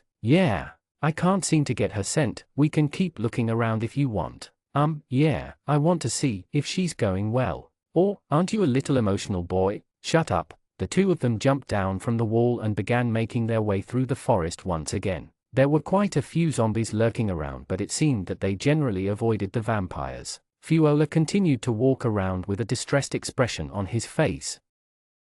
Chapter 135 Vampire Growth to Chaos, Part 2. The two of them strolled through the forest, looking around at the trees, glistening from the moonlight. It was a cold night, not that the vampires were able to tell. The gentle breeze caused the leaves in the trees to sway, ever so slightly. Suddenly, there was the sound of ruffling within the vegetation. However, the sound didn't faze the two vampires at all. There wasn't even a slight reaction from them. From behind the trees, another group of vampires appeared. "You're the second progenitor's offspring, aren't you?" One of them confronted Lest. "Sure. What rank are you?" "I'm a baron," Lest responded. One of the vampires stomped toward Lest, grabbing him by the collar. The vampire was extremely angry, looking toward Lest with a piercing glare. Lest just looked down at the vampires blankly, showing only a slight smirk. "Don't you lie to me, bastard." "Hey, that's not very nice." "I see, well, my apologies then." I'm glad we see a. Suddenly, the vampire drew his weapon and swung it at Lest.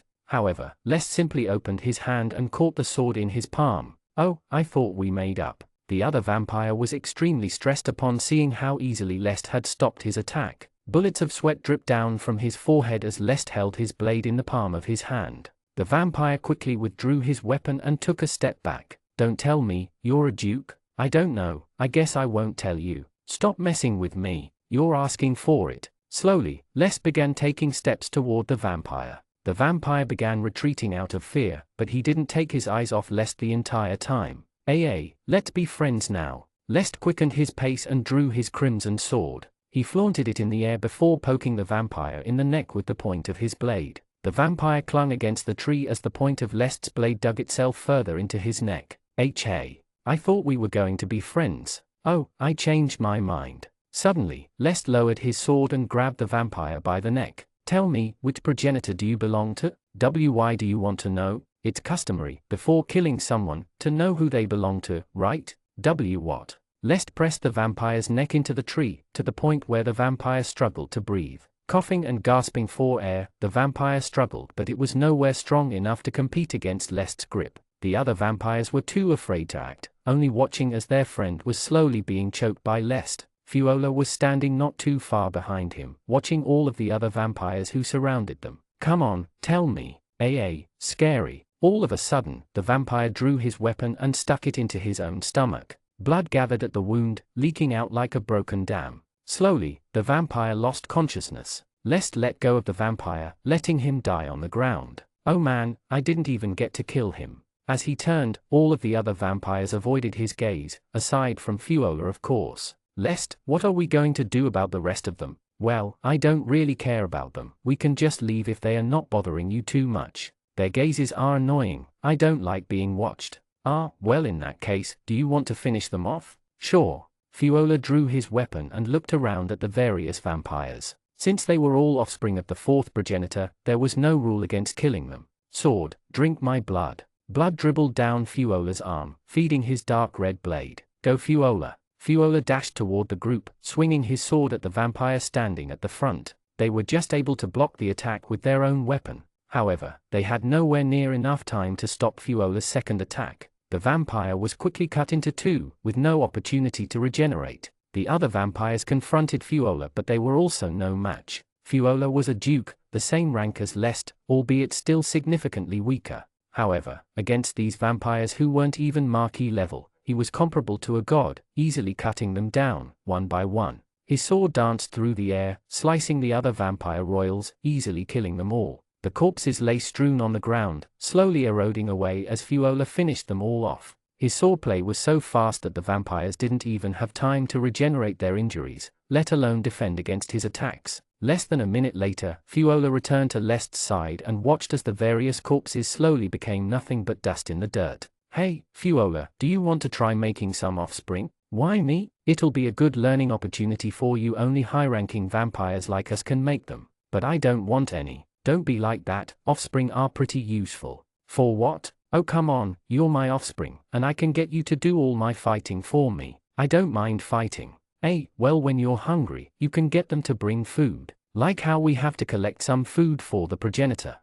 If I find someone suitable, I might consider it. Someone suitable, After slaying all of those vampires, Fiola and Lest continued through the forest. Lest hadn't found any humans who he deemed worthy of becoming offspring yet. He hoped to find some stronger people who were likely hiding in the bigger cities. However, bigger cities had their own risks. Aside from the main elven city, there was also the main human city. These cities had large concentrations of extremely strong humans, ones who had powerful shadow hunter systems. They were the only things that were a risk to the higher-ranking vampires. The top 5 humans were especially dangerous, possibly even posing a threat to Duke-ranked vampires.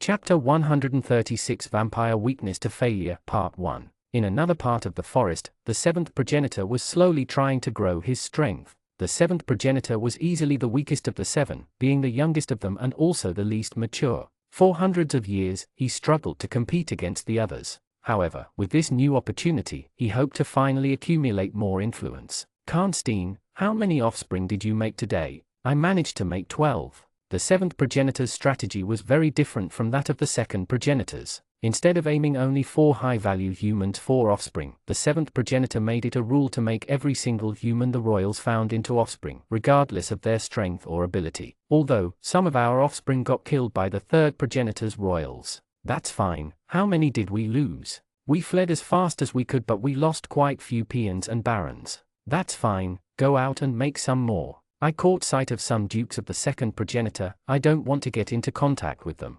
Dukes? We really can't get into conflict with them. Yeah. However, I want more offspring. Go out and make some, just stay away from the dukes. Are you sure? Yes, of course I'm sure. With that, Karnstein began making his way out of the small run-down farmhouse that they were living in. The main building was mostly just a cover for the main base, which was underground. They had an army of over 1,000 vampires, all living within various tunnel structures under the ground. However, the seventh progenitor's strategy had one major issue. There weren't enough humans to feed all of his vampires. They were the first colony to begin attempting to turn humans into livestock. They had a little bit of success at first. However, the humans they were keeping were killed by some starving members of their group, causing their only supply of humans to be diminished. Now, the vampires were all so hungry that they couldn't even resist drinking all of their blood before they brought them back to the base. Another issue with the seventh progenitor's strategy was that they struggled to contain the stronger humans and turn them into vampires. They had a motto of running away whenever they met a strong enemy due to the fact that their weaker members would just get bulldozed, even if the strong enemy was eventually subdued. Within the seventh progenitor's entire army, there was not a single duke, but there were 6 marquises, with Karnstein being the strongest of them. But in comparison to powerhouses like Lest and Fuola, Karnstein would simply get rolled over. Despite that, Karnstein was still a force to be reckoned with, and not a single human had yet been able to stand up to him. After searching far away from his stronghold, Karnstein eventually found a relatively small city of humans, surrounded by a steep wall. He was working by himself, as keeping weaker vampires around would significantly affect his mobility. Upon seeing the wall, Karnstein took out his deep red blade. Sword, drink my blood. After gathering immense amount of aura, he swung his sword, smashing down the wall, causing entire portions of it to flake off. What on earth? Was this city abandoned? From the outskirts, it definitely didn't seem so. The houses were finished with various supplies and there were lots of equipment randomly dumped on the streets. Anyone was able to tell that humans were definitely inhabiting the place. They must be hiding from me. Karnstein walked around before finding a small group of people hiding behind one of the houses. There you are. They screamed and tried to run away, but they were all but powerless against the might of Karnstein. With one hand, he grabbed them and lifted them up to his mouth. I've been pretty hungry. Slowly, he stuck his fangs into their necks, one by one, drinking them until there was nothing left. A slight dribble of blood stained his teeth. For some reason, all of the humans were still hiding. He assumed that it must have been a new strategy that they had implemented, although he could just slowly walk through and find them. Also, he thought. Suddenly, he heard loud rumbling in the distance. From the forest, he saw a group of humans wearing dark gray clothing, with various different weapons approaching. There was an incredibly large group of them, almost 50 humans, all working as a single unit. Shoot! Karnstein raised his weapon. However, he noticed a slight vibration coming from behind him. It seemed that several warriors from the city had come out of hiding to engage him as well. He was now surrounded on all sides, with soldiers approaching from every direction. What on earth? He noticed something odd coming from the distance. The group of people, they weren't just any people. As he cut down some of the warriors from the city, he sustained several small scratches due to his carelessness. As he looked down at his very minor wounds, he noticed something very peculiar. My wounds aren't healing. The squadron of humans approaching from the distance only got closer and closer, and Karnstein watched in shock. Crap, this isn't good. Without regeneration, even with his strength, he would eventually be overwhelmed by the pure number of humans who were about to engage him. With no other choice, he kicked off the ground and jumped across the roofs of the houses. He used his crimson blade to block any projectiles which were coming from the city, but he focused most of his energy on escaping. Since when did they become so organized? Before, the humans never would have been able to create such large opposition against the vampires. It seemed that there has been some major collaboration between the human civilizations. Against such numerous opposition, Karnstein decided that escape was the best option. Chapter 137 Vampire Weakness to Failure, Part 2. As Karnstein fled through the forest, he heard the footsteps of the pursuers slowly lessen in ferocity. The biggest danger the vampires could face was the regeneration blocker provided by the Shadow Hunter system. The fact that the strength of the ability stacked with nearby people with the same ability meant that with enough people, you could block the regeneration of even the strongest vampires. Without their regeneration, they were just vulnerable to attacks as humans were, especially to projectiles. This method could likely take down Marquis or even some of the weaker Duke-ranked vampires. However, this strategy came at a cost. There were only so many humans on the planet with the regeneration blocker ability. Not only that, but the ability doesn't actually weaken the vampires in any way. If you couldn't land a hit on the vampire in the first place, there was no difference whether you had regeneration blocker or not. In the distance, Karnstein noticed some other vampires who seemed to be strolling by. Turns out, it was the second progenitor's offspring, Lest and Fuola. Karnstein could still sense that the humans were still chasing him from behind. Their footsteps, however, faint was still there. It seemed that the humans had some sort of system to take down the stronger vampires, meaning that they weren't just going to give up once they began running. Karnstein saw that his only hope was to get aid from Lest and Fuola. He stopped in front of them as Fuola drew his weapon and took a step back in shock. Lest, on the other hand, didn't move a muscle even after the surprise. My, what do we have here? You're the second progenitor's Duke, aren't you? Oh me? I don't know what you're talking about. I know you are, you're pretty famous after all. Am I? There's a big group of humans chasing me. You might be interested in them. Why would I be interested in them? Don't you want some blood? Well, I actually just had lunch, so I'm pretty full. Karnstein appeared to be quite stressed by the situation. He just needed to stall Lest for long enough so that the humans would catch up, and so Lest would be forced to fight as a result. You guys are looking for strong offspring, right? I guess. Well, there are some pretty strong humans in this group. You think so? How come you aren't going for them? They are a bit too strong for me. A bit too strong for you? A Marquis of the 7th progenitor? I'm not in shape right now. Well, now I'm interested. In the distance, the sound of ruffling of vegetation and stampeding of footsteps loudened, until finally, dark-clothed humans appeared from behind the forest. Lest sensed the danger and quickly drew his crimson sword. So, how strong are they exactly? They've got the regeneration blocking tool, don't they? I guess you've figured it out. It sounds a bit like you've lured me into a trap. Would I do something like that? Yes. As much as they wanted to argue, there wasn't exactly much time to do so. They were immediately surrounded by the humans as they began raining various projectiles upon them. The entire area was filled with explosions and debris, filling the air to the point that no one could really see anything anymore. In the chaos, the deep, musical voice of Lest could be heard. Sword, drink my blood. In the smoke, an immense amount of aura began to gather. It was nothing like anything the humans had ever seen. Compared to the other vampires, Lest's strength seemed astronomically greater. A rich red aura began surrounding the area as Lest gathered more and more strength into his blade, feeding it with his own blood. In one strike, he launched a powerful shockwave, instantly blowing away all of the dust and projectiles. The attack was so powerful that entire rows of trees snapped, littering the ground with bark and dark green leaves. The humans who were hiding behind the trees could only watch in awe as this godlike creature walked toward them. Fuola walked beside Lest, looking around at the various people. Several humans drew their magical weapons and charged at Lest, in an attempt to somewhat subdue him. However, it was to no avail. With hardly any movements, he easily blocked the attacks, appearing apathetic at the entire situation. Break him, Reikiri. A human began gathering strength within a bright yellow demonic weapon. Lightning gathered at the blade, illuminating the dark forest with a pupil-piercing yellow light. Even Lest was forced to cover his eyes for a moment, before seeing the girl swinging her sword at him. He quickly blocked with his vampiric blade, but the girl was moving at such a great speed that even he struggled to keep up. However, only a few strikes in, the girl appeared to be slowing down. It seemed that her strength didn't last very long. In one big swing, Lest knocked the girl's demonic weapon straight out of her hand. Her sword flew through the air, digging itself into the dirt a few meters away. You're pretty strong, I like you. As he walked closer to the girl, he noticed that she had summoned another weapon from her inventory. Hey, that's not going to work on me, you know.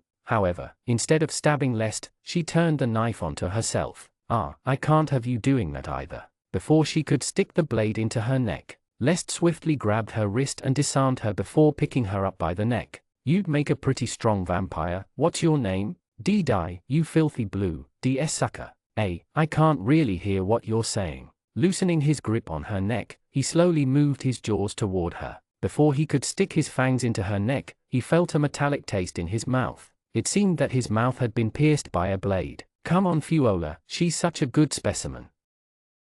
Chapter 138 Vampire Weakness to Failure, Part 3. Hey Fuola, do you mind taking your sword out of my face, please? Lest's face was gushing out cold dark blood, staining Fuola's sword and the ground beneath him. He had already let go of the girl, but Fuola was still hesitating to pull his sword out. Lest gave it a gentle nudge and eventually Fuola withdrew his deep red sword, which had been colored even further by Lest's blood. More blood dribbled out as Lest's injuries quickly healed. How can you heal so fast even with so many of these humans around? Karnstein was in shock. I guess I'm just stronger than you. The girl was still looking up at Lest as he pondered what to do. The other humans seemed to have taken a defensive stance, seeing that Lest was just too powerful for them to take on. If he couldn't make the girl into an offspring, there wasn't really anything he could do aside from letting her leave. Whilst he could have technically ignored Fuola's threats, he still decided that his relationship with Fuola was more important than another offspring. It was extremely rare that humans became dukes upon becoming a vampire. It was also a completely unknown phenomenon that Fuola managed to keep his abilities from when he was a human.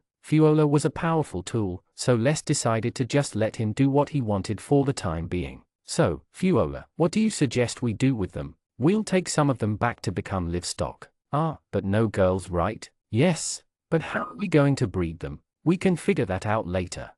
All right then. Lest made his way over to some of the humans who were hiding behind the trees. Most of them fled upon witnessing his strength. However, some stayed behind in an attempt to rescue the girl, not that she needed rescuing per se. Grabbing them by the collar, he punched them a few times in the face. It was enough to make sure that they weren't going to resist on the way back. He slung 4 humans over his shoulder. You take some as well, I can only carry so many. All right. After collecting some livestock, they began making their way back toward the cave. Also you, offspring of the 7th progenitor. What? Lest dropped the humans that he was carrying to the ground. You led a group of enemies to me and Fuola, did you not? It was not intentional. That's a lie, I can't just let you get away unpunished, you know? Karnstein quickly jumped back, but he was not fast enough. At a speed that he couldn't even see, Lest grabbed his arm, holding on with an unbreakable force. Now, how am I going to punish you? Shit, is there anything you want? I'll give you something.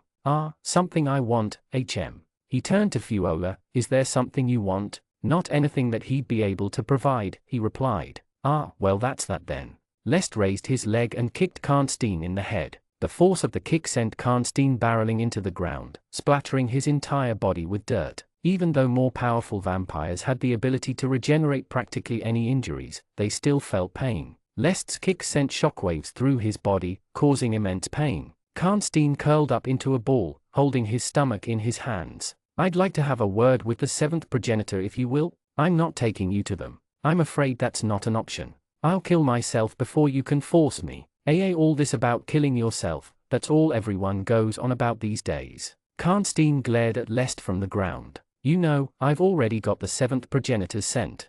You're lying. You don't believe me? Lest stuck out his arm and pointed into the distance. That's the direction of your base, am I right? WWH, no, it's not. Aha, that was too easy. How do you have his scent? His scent's on you, isn't it obvious? No way. I've always been praised for having a good nose. Lest took a few steps forward and stomped on Karnstein's face. Soil from the ground was kicked up and covered his mouth, causing him to cough in pain. Come on, take me there, this way you can protect your dumb little progenitor. You'll never be able to kill him. You think? I think I'm pretty strong. You're not strong enough to kill a progenitor.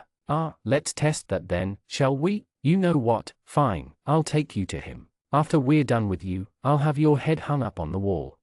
You're scaring me now. Karnstein led the way as Fuola and Lest followed behind, walking through the woods. It seemed that they had left their human livestock on the ground. They managed to live in freedom for a little longer out of pure luck. The footsteps of the vampires echoed through the forest, with dense thumps hitting the ground as these powerful figures walked through the dangerous woods as if nothing was a danger to them. Slowly but surely, they began making their way closer to the hideout of the 7th progenitor. Despite being the weakest of the 7, a progenitor's strength was not to be underestimated. In theory, they should be leagues above the strength of any duke. The three vampires continued making their way down the unstable path which was caused by the uneven shape of the ground. In the distance, there was a large clearing in the forest. For almost 100 meters, there was not a single tree in sight. The only thing that inhabited these barren lands was a single dilapidated farmhouse. Ah, that's your hideout? It looks like a piece of trash. It'll look a little better with your head hanging from a pole out the front.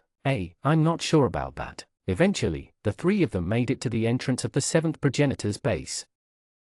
Chapter 139 Duke to Progenitor, Part 1. Standing on the uneven ground, Lest looked over at the seventh progenitor's base. There were scarce sections of grass on the ground but not enough for it to look appealing. It was like someone had driven through with a bulldozer and destroyed the structural integrity of the dirt. The building was extremely run down, littered with spider webs and mold. Bits of the roof hung down like decorations, waiting to fall to the ground at any moment. Eventually, Karnstein led the two vampires inside and then walked down a small hatch which led to the main base. It was a huge tunnel system, similar of that to a sewerage pipe. The entire area was damp and humid, water dripped from the roof. It was hundreds of meters long, with room dispersed within the walls of the tunnel. Lest and Fuola continued to follow Karnstein as he led them further and further into the hideout. After a little while, they arrived at an intersection which appeared to be a gathering area of some sort. There was a large number of vampires watching from a distance, observing what was happening. It wasn't every day that Karnstein brought two dukes of another progenitor back to the base. A few moments later, the seventh progenitor showed himself from the shadows. Good job, Karnstein. Lest appeared to be confused by the seemingly calm greeting that occurred between the seventh progenitor and Karnstein. It was almost like they had planned this entire situation in advance. In vampire civilizations, it was possible to convert another vampire's offspring into your own. In fact, it was easier to do so than if you were to convert a human of the same strength. Although, humans generally weren't as strong as royals of another progenitor. However, if you could convert another's royal, they would become even stronger, being an even better weapon. Hey, how's it going? Lest? I'm doing all right. So what do you think about a cup of tea? I wouldn't mind that. Right in front of him, the seventh progenitor had one of his offspring prepare a cup of tea, placing it in his hands. Are you going to give that to me? Lest asked. Of course. With loud thumping footsteps, the seventh progenitor walked toward him. Boiling hot tea splashed onto Lest's face. All of a sudden, hundreds of vampires swarmed the scene. I've been needing someone like you, Lest. As he wiped the boiling tea off of his face, he noticed that he and Fuola were completely surrounded. In every possible angle, there were vampires with their weapons drawn. It seemed that Lest had been caught in yet another trap.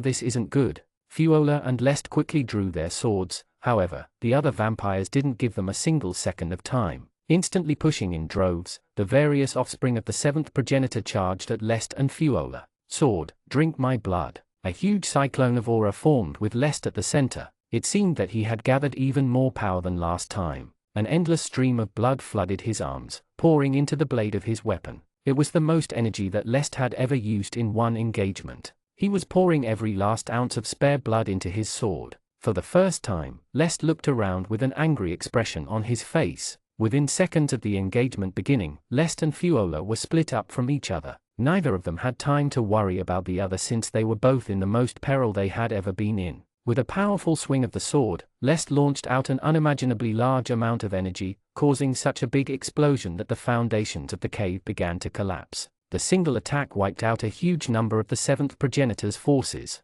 However, it seemed that all the other vampires were just a diversion. The seventh progenitor slowly walked toward Lest. He had drawn his weapon, a weapon that only the progenitors could use. Drink my blood, Belial. Lest quickly noticed what was occurring.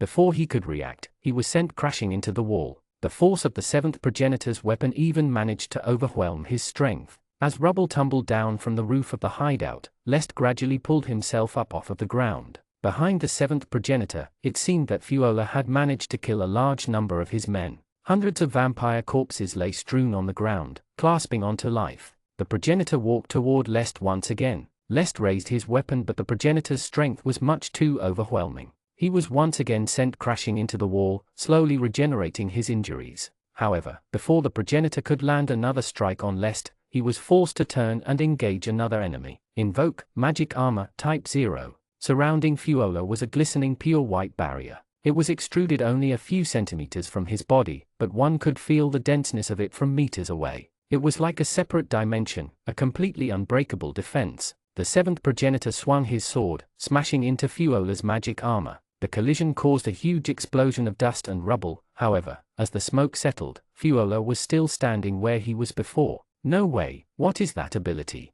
The seventh progenitor was in pure shock. He had not expected that there would be a vampire, who wasn't even a progenitor, who was capable of sustaining his attacks without any trouble. Seeing the opening, Lest kicked off of the wall and swung his deep crimson blade at the seventh progenitor. Still, in awe, the progenitor didn't have enough time to react and the attack managed to connect with his body. However, even as the weapon dug into his flesh, the progenitor jumped back, creating some space, and before long, the wound was completely healed.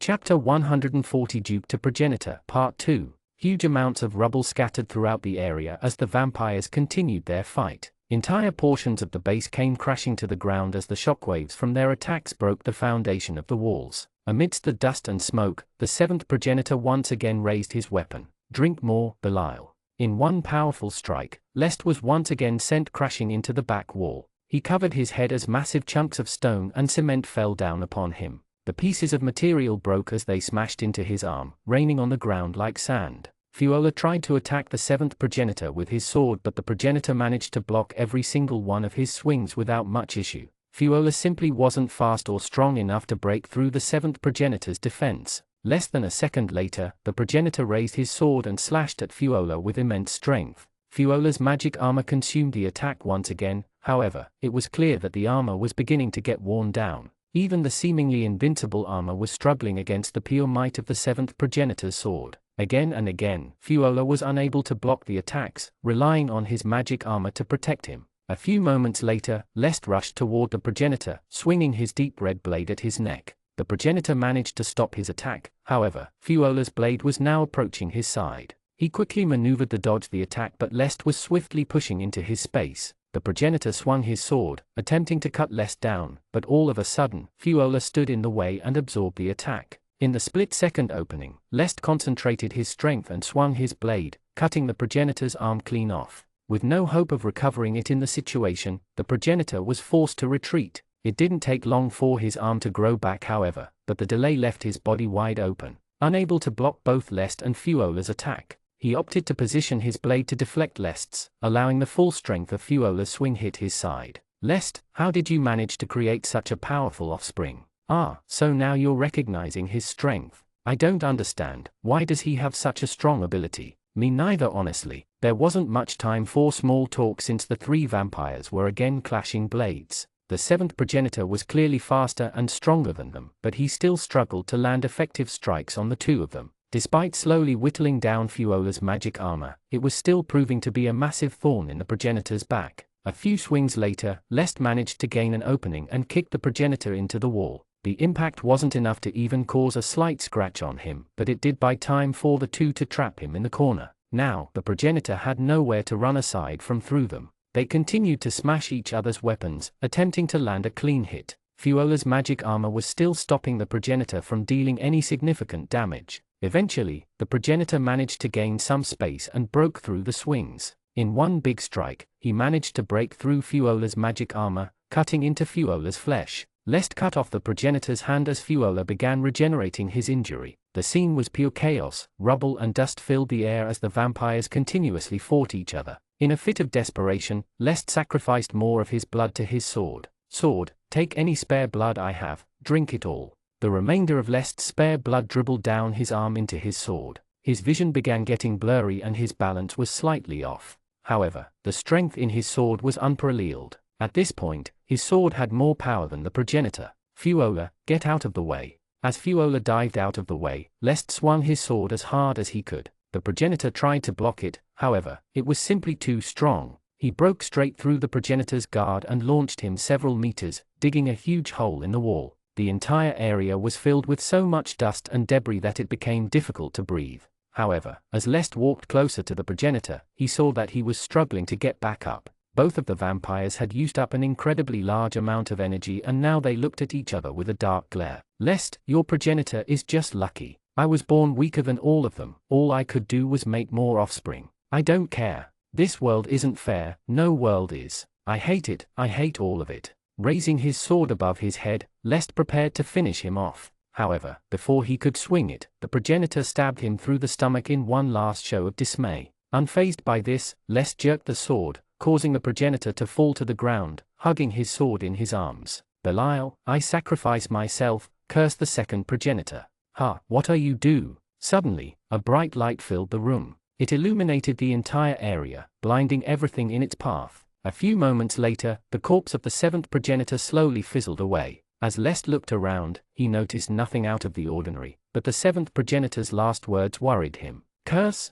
What did he mean by that? However, now that the fight was over, he made his way over to Fuola, who was on the ground, catching his breath. It's over now, I hope. Fuola looked up at Lest. So, what now? Lest took a moment to think. Are you hungry? He asked. A little. Let's go have a snack then. All right. Check the new privilege chapters. Up to 7 chapters in advance. Don't worry, this comment is less than 200 words, so it won't make the chapter more expensive. Become a VIP. Chapter 141. Progression and growth are necessary. I was sitting on my couch, having a rest, when my Minion manager approached me. I guess it was that time of the day again. I've got the end of day report. Total resources gathered. X 6581 wheat. X 3068 wood. X 18042 stone. X 381 apple. X 394 meat. X 20642 leaves. X 162 iron. X 48 gold. X 7 diamond. X 3 platinum. Other. N/. I still had nothing major I wanted to use my resources on. Since I was pretty busy with the whole getting stronger to defeat vampires situation, I couldn't really do any major kingdom building. I was hoping that I'd be able to leave the elf city if the vampires were ever defeated, so I could build my own. In terms of building my own kingdom, I would have to organize my minions differently and try to set up some sort of functional society. I'm still unsure of how exactly I do this, but it shouldn't be too much trouble as long as I keep a decently sized army for the time being. The vampires were a constant annoyance to me. Their existence basically forced me within these walls. Despite the fact that the situation here was pretty comfortable, I'd still like to break through to the top of the leaderboard. These dreams that I've been having the last few days have made me quite curious. I had lots of questions. Who made the systems? Why was everyone transported here? Is there a higher being who is controlling all of this? Who is the person talking to me in my dreams? I had no answers. There seemed to be some sort of order to everything, but I appeared to be still quite distant from the truth.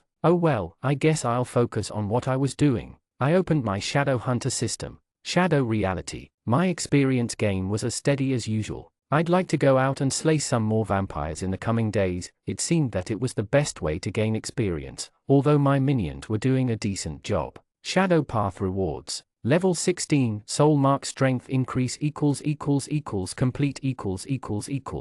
Level 17, Blood Stamina Plus, upgrade, complete .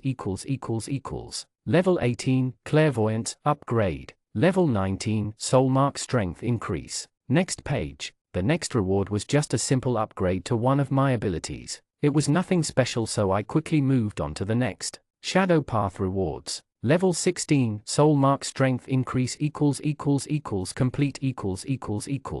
Level 17, Blood Stamina Plus, upgrade, complete . Level 18, Clairvoyance, upgrade, complete . Level 19, Soul Mark Strength increase. Next page. This was much more interesting. Despite the fact that it was an upgrade, it didn't have its usual naming scheme of a and being added to the end of the name. I received some sort of notification informing me of its new abilities. Clairvoyance is the upgraded form of movement clairvoyance. Instead of only being able to detect slight movements, you are able to use this ability to see the entire situation in advance. Like before, the visions are absolute, so there is no way to change them.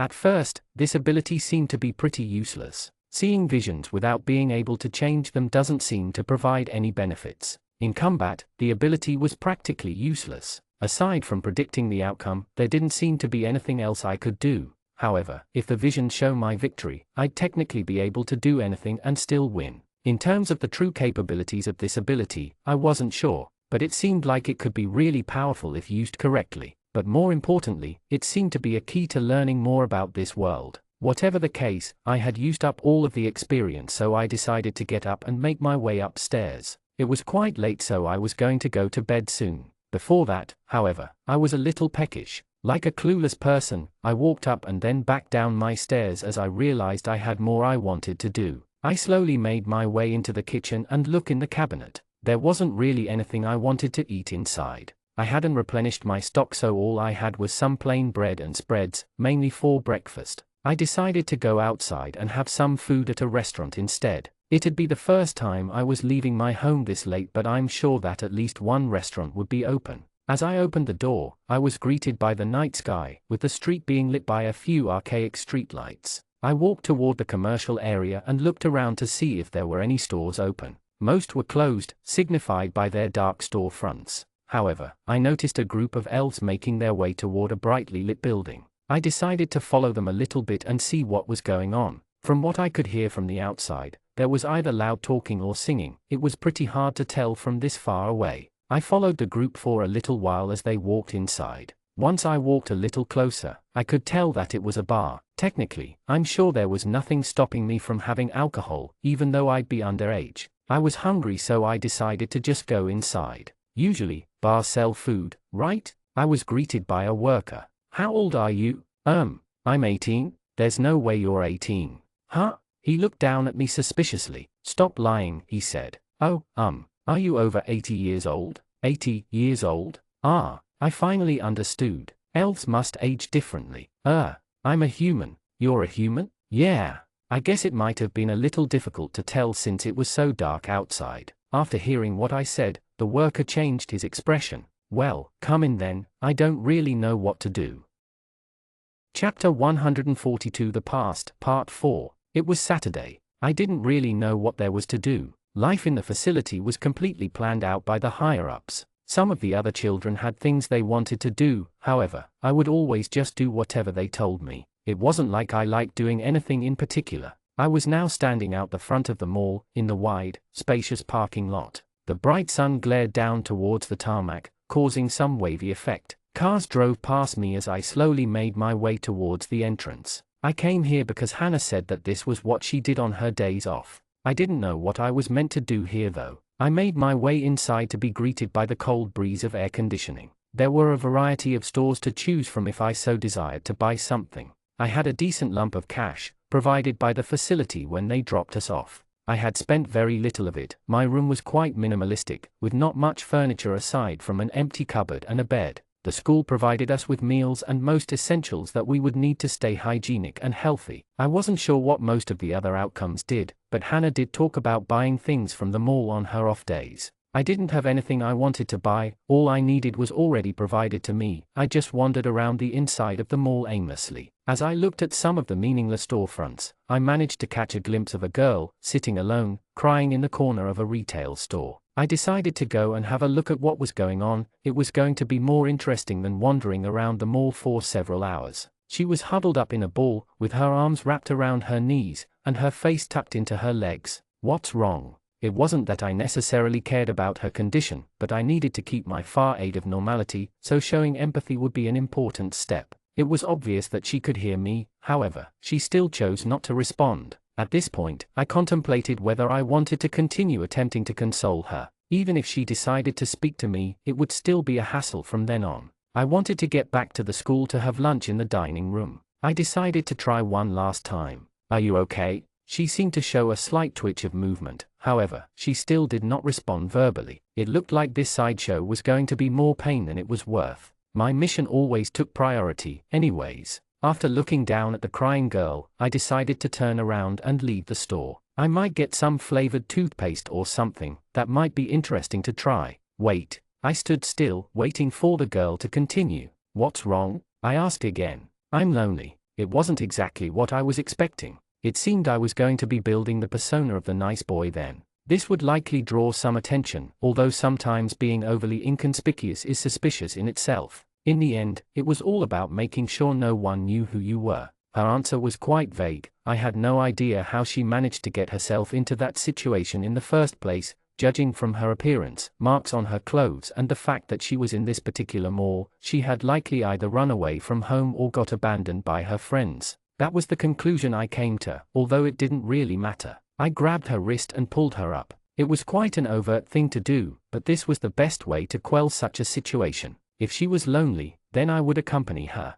It seemed her state of mind was still off, so I would have to take the lead at the moment. Huh? She was surprised by my distinctly forward actions. I pulled her by the wrist and dragged her out of the store. She was still shocked by what I was doing, however. My goal was to take her mind off whatever was troubling her and help her regain her composure. This way I would then be able to properly communicate with her. I quickly scanned the different stores and decided that the optimal store would be the big superstore, a large retail chain. It had a wide open area with lots and lots of distractions in the form of products and advertisements. It was the best way I was going to distract her for a little while. I got a few odd glares here and there, but it was all expected. Eventually, we made it to the home section. Whilst we were making our way over, I glanced at several of the products, considering which one would be the best for me to talk about. I was not acquainted with any of the products on display, however, just the cover and tags on the items would give me enough information to start talking. I stopped at a cute-looking pillow. I concluded that this was going to be the best choice when it came to calming her down.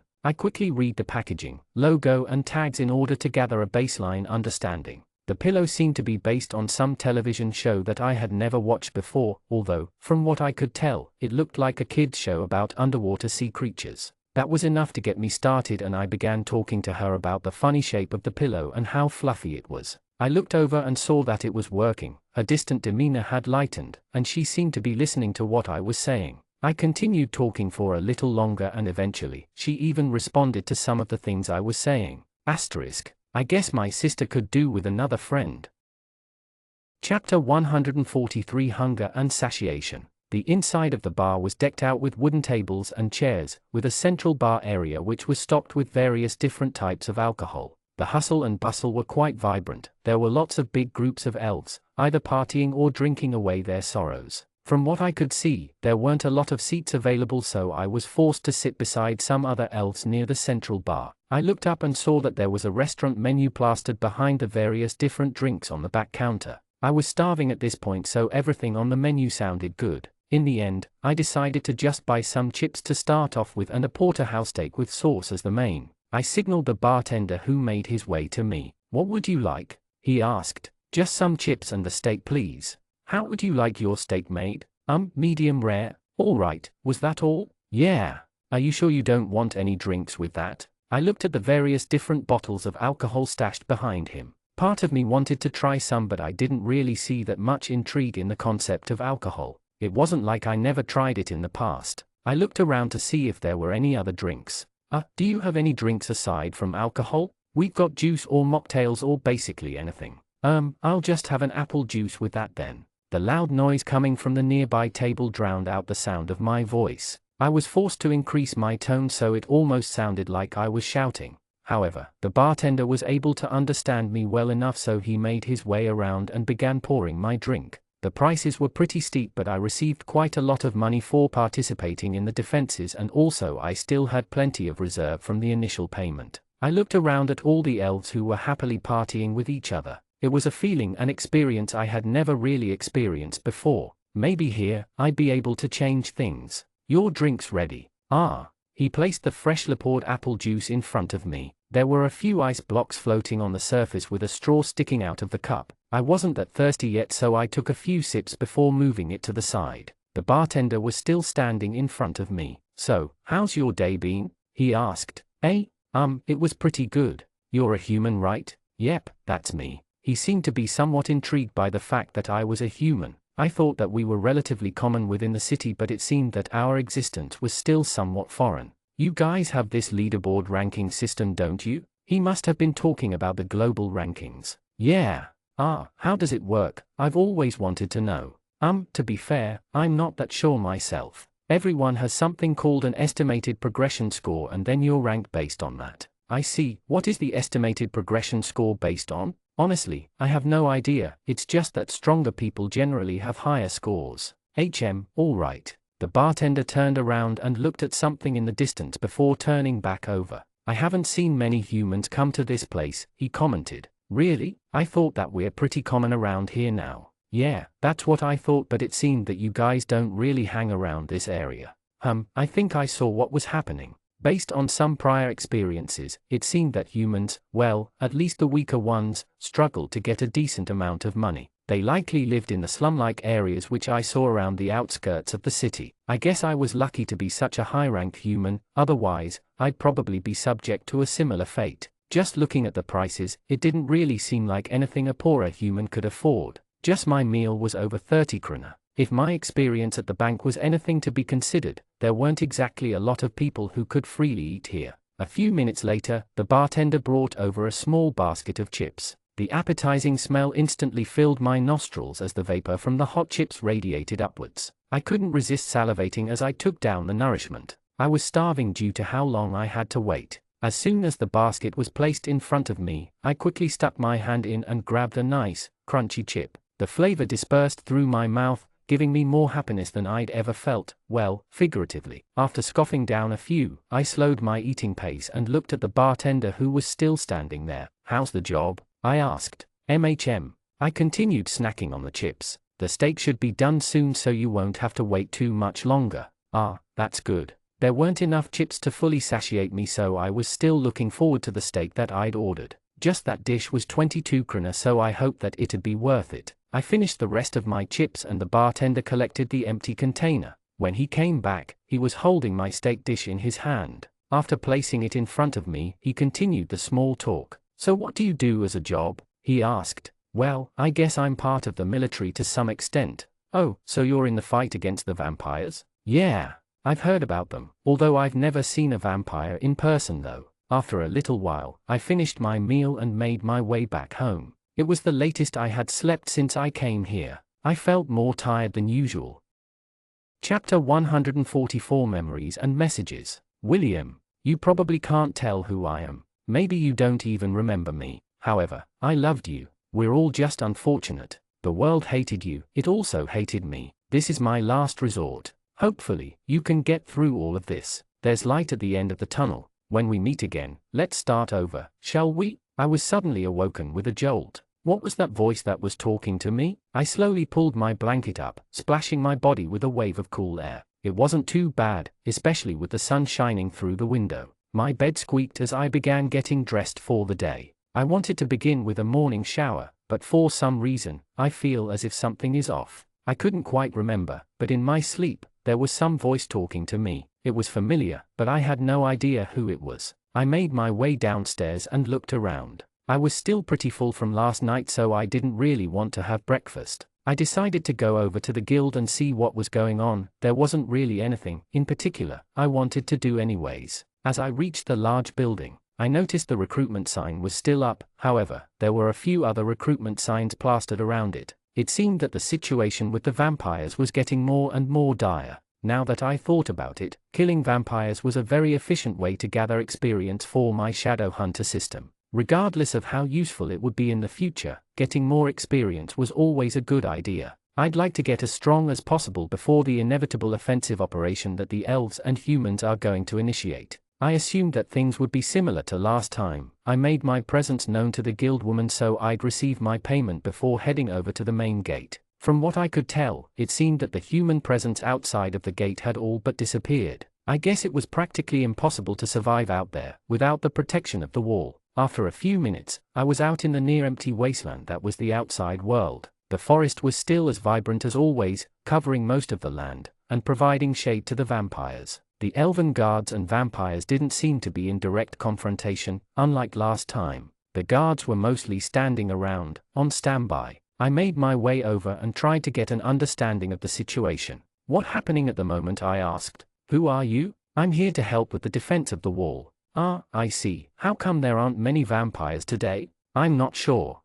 It seemed that even the guards weren't sure why the vampires weren't as active. I guess I'd have to go find out myself. Well, with the help of my minions, I sent a few scout minions to look around the area and inform me of any information they could provide. I also called over quite a large army of long-ranged minions, mostly my archer and magic minions. From prior experience, I noticed that melee minions were basically completely useless against the vampires. mostly due to the fact that the vampires would easily outstrength and outspeed them, causing them to be completely ineffective. After a few moments, a small portion of my minions' army was with me. With this, I hoped that the fight against the vampires would be slightly easier. I had my Darkness Hatred ability, so it shouldn't be too hard for me to find some stragglers to kill. Along with my army, I made my way into the forest, searching around for signs of vampires lurking around. It didn't take long before my ability activated. Vampire detected. Rank, Baron, remaining blood, 100%. This was one of the weaker ones, I guess. With the use of Darkness Hatred, I was easily able to find the location of the vampire. I seemed to have caught it completely off guard as it turned around in shock upon my appearance. With my army of long-ranged minions supporting me from behind, I engaged the vampires. As I made my way over, my minions unleashed a barrage of attacks. They rained upon the vampire like a terrible storm, draining the blood from it. Rank, Baron, remaining blood, 88%. In anger, the vampire dashed toward me. I drew Minion and clashed with the vampire's blade. After fighting such powerful vampires, this vampire appeared incredibly weak. I easily deflected all of its attacks before slashing a few times at its flesh. Rank, Baron, remaining blood, 71%. I tried to retreat and create space between us. However, the moment it got a little bit away from me, my minions unleashed a flurry of projectiles. There was no safe space for this vampire. Rank, Baron, remaining blood, 63%. Very quickly, the vampire's strength was being drained. Sword, drink my blood. He fed the sword with as much blood as he could, but even with his boosted strength, he was still no match for me and my minions. His swings weren't at all an issue for me, as I easily blocked them all, continuing to cut away at the vampire's strength. Rank, Baron, remaining blood, 42%. Slowly but surely, the vampire was being worn down. Its movement got more and more sluggish. Eventually, it was obvious that the vampire had no more fight in it. After another barrage of projectiles from my minions, the vampire fell to the ground. Rank, Baron, remaining blood, 11%. The fight was over. I made my way to the vampire and finished it off, killing it with a single blow. You have defeated an Baron, rank vampire. You may collect your rewards in the system. Chapter 145, Hunting Vampires. It didn't take too much effort to kill that vampire. I guess I'd continue. I made my way through the forest for a little longer before I was once again alerted by my ability. Vampire detected. Rank, Baron, remaining blood, 100%. It was another Baron, I guess another easy kill then. Using a similar strategy to the previous fight, I made my way over, positioning my minions all around it before unleashing a seemingly never-ending barrage of projectiles. From arrows to explosions to fire, the entire area was lit up and covered by the attacks. The vampire didn't even have any time to react. Rank, Baron, remaining blood, 85%. By the time the vampire realized what was going on, she had already suffered major injuries. The vampire drew her sword as quickly as she could, but it wasn't even close enough. I pressed toward her and swung Minion. She managed to block a few of my attacks before eventually being overwhelmed. Rank, Baron, remaining blood, 78%. Upon realizing that she was fighting an uphill battle, she stepped back. Sword, drink my blood. As expected, she was strengthening herself by feeding blood to her sword. However, as she did so, huge numbers of projectiles rained down on her. Baron-class vampires were no match for me. With my supporting minions and my increased power, I could easily cut them down, even after they strengthened themselves. She charged at me. I raised Minion and blocked her powered-up attacks. Despite her best attempts, she was unable to break through my defenses. Before long, it seemed that she was starting to get tired. Rank, Baron, remaining blood, 51%. I raised my leg, kicking her side. The impact caused her to lose balance, stumbling on her feet. In the opening, I quickly moved forward and slashed her several times with my blade. She desperately tried to parry my attacks, but she was too slow. Rank, Baron, remaining blood, 35%. She was now significantly worn out. With little fight left in her, I easily landed several blows. She regenerated her injuries, but her blood was rapidly being drained. After a few more attacks, she was completely defeated. She tried to attack me in desperation, but the movements were very predictable. Stabbing her through the chest, I finished the battle. Rank, Baron, remaining blood, 2%. Slowly, she began disintegrating into the air, fizzling out in little specks of dust. You may collect your rewards in the system. **.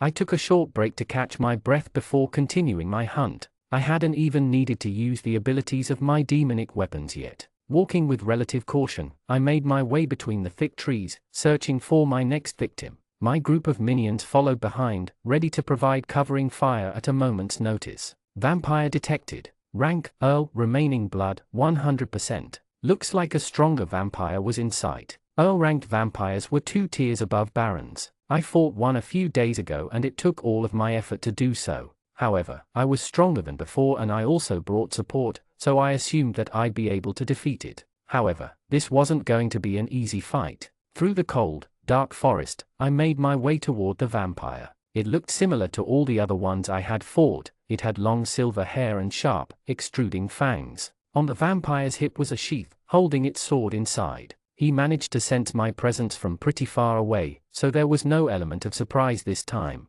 Slowly, I drew Mayor Lucky Eye and prepared to fight this creature. Sword, drink my blood. Rank, Earl, remaining blood, 90%. For some reason, the vampire instantly pulled out his trump card, not even hesitating before using it. A stream of deep red blood flowed to his blade, tainting it with a darker crimson color. I didn't expect the vampire to strengthen himself before the fight even began, but it shouldn't be a major issue. It seemed to have sacrificed 10% of his blood for this power boost. I ordered my minions to open fire. Instantly, dirt, dust and smoke filled the air. Projectiles littered the sky, striking the vampire from a distance. However, from what I could see of his expression, he didn't seem to be too concerned by my attacks. Through the smoke, the vampire suddenly appeared. With his sword held in front of him, he was charging straight at me. His speed was clearly much greater than the 2 vampires I had just fought. His sword clashed with mine. I blocked an attack, taking a step back. Then, I blocked another attack, adjusting my footwork.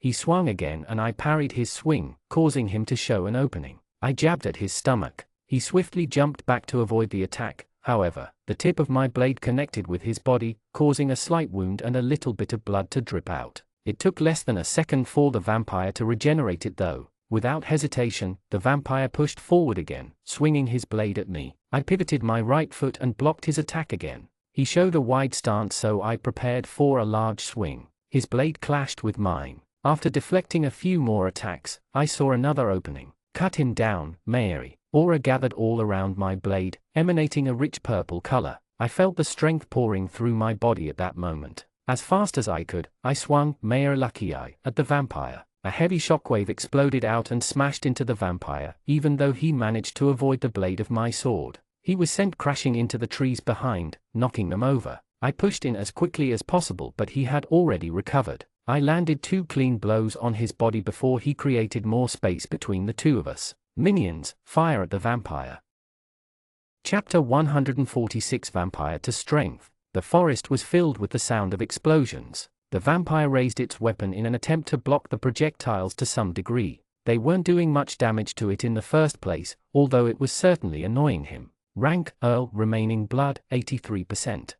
It looked like I hadn't really done much damage to him yet. 10% of his lost health was due to him feeding it to his weapon. I guess I still had much to go in terms of strength. I moved forward and put my left hand on the grip of Tenjin KO ring, which was on my back. Chain him down, Tenjin. Chains were conjured, grabbing onto each of the vampire's limbs. He struggled as the strong chain stopped his movement. With this opportunity, I swung Mayor Lucky Eye, trying to do as much damage to him as possible. My blade slashed through his body, making deep wounds. However, just as fast as I was cutting him, his previous injuries were being healed. In the end, he broke out of my jail and healed up the rest of his injuries, looking as good as new, aside from all of the blood. Rank, Earl, remaining blood, 71%. Even after my numerous attacks, he still had quite a bit of blood remaining. I ordered my minions to start firing at him again. He swung toward my minions, launching a powerful gust of wind toward them. Several of my minions were hit, crashing to the ground.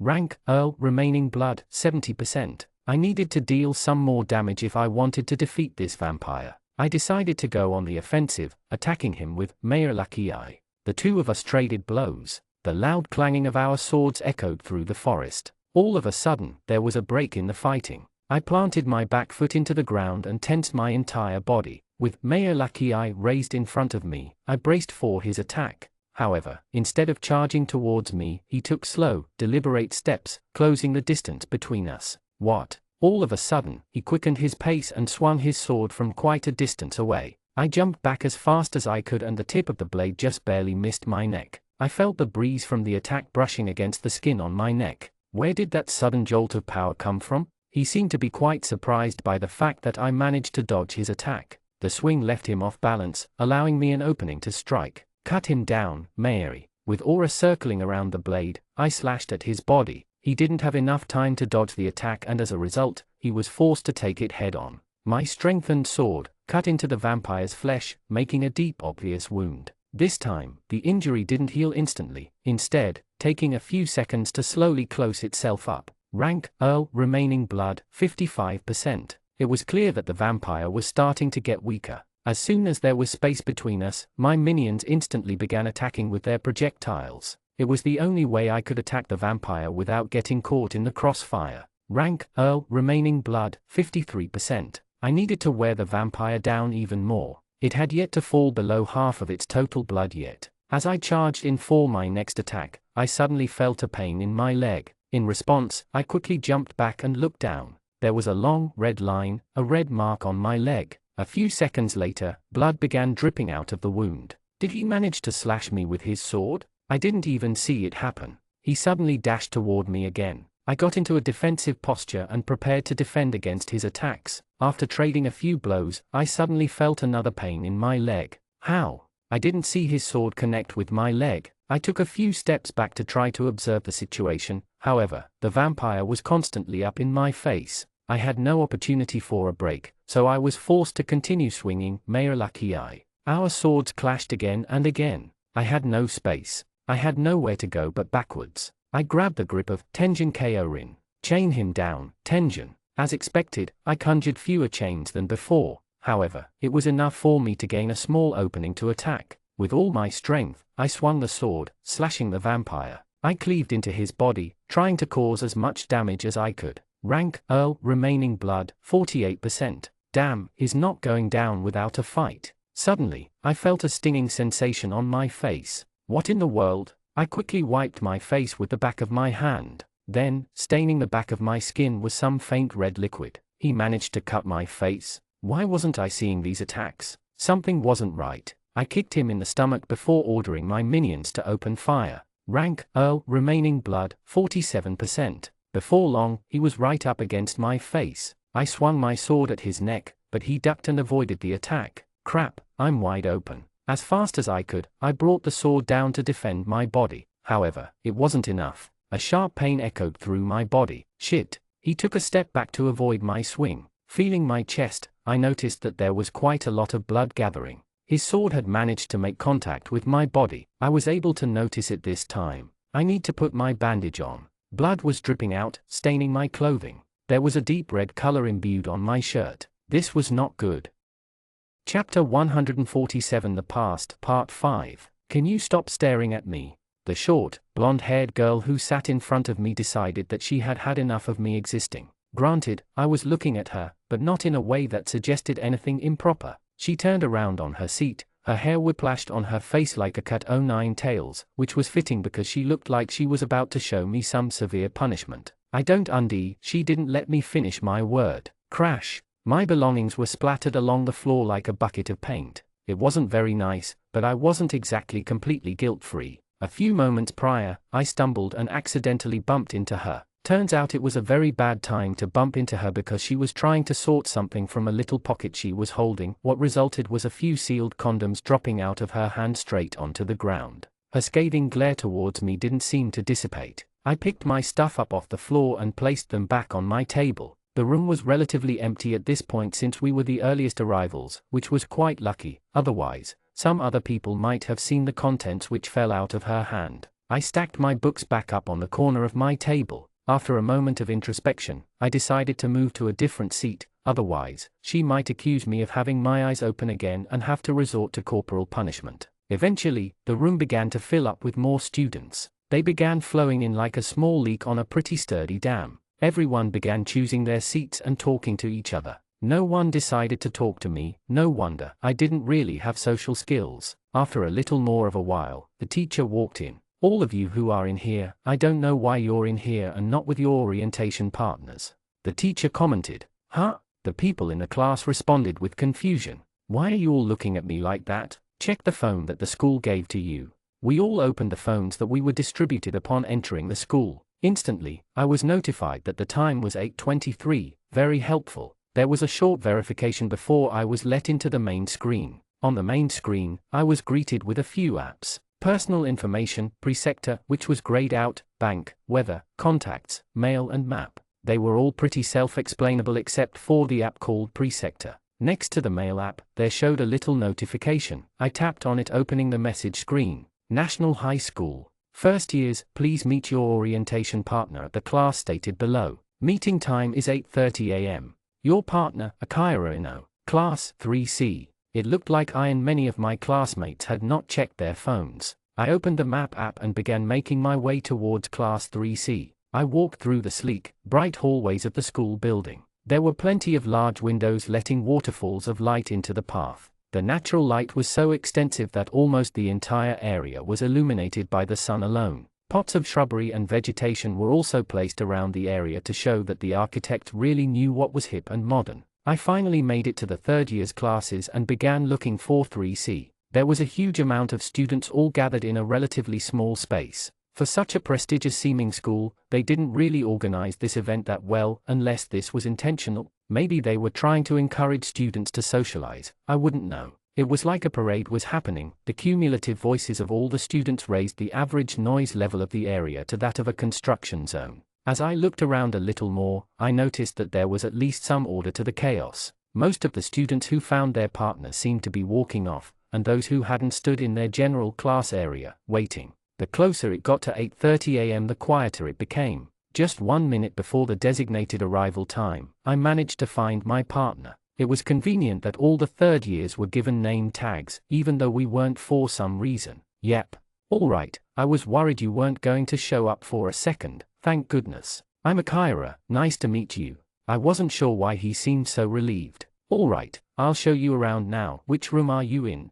He asked. Room. Check on the personal information app on your phone. I opened my phone once again and had a look at the app he suggested. I guess I was in room 188 then. He took me around the school whilst talking about its various facilities. I hadn't gone to a normal school before, but this seemed out of the ordinary. There were a huge amount of buildings, including an entire shopping area, gyms, an aquatic center, 2 libraries, cinemas, basically anything a student could want. We finished the tour at the boys' dormitory. Do you have any questions? I'm alright. Well, I'll see you later then.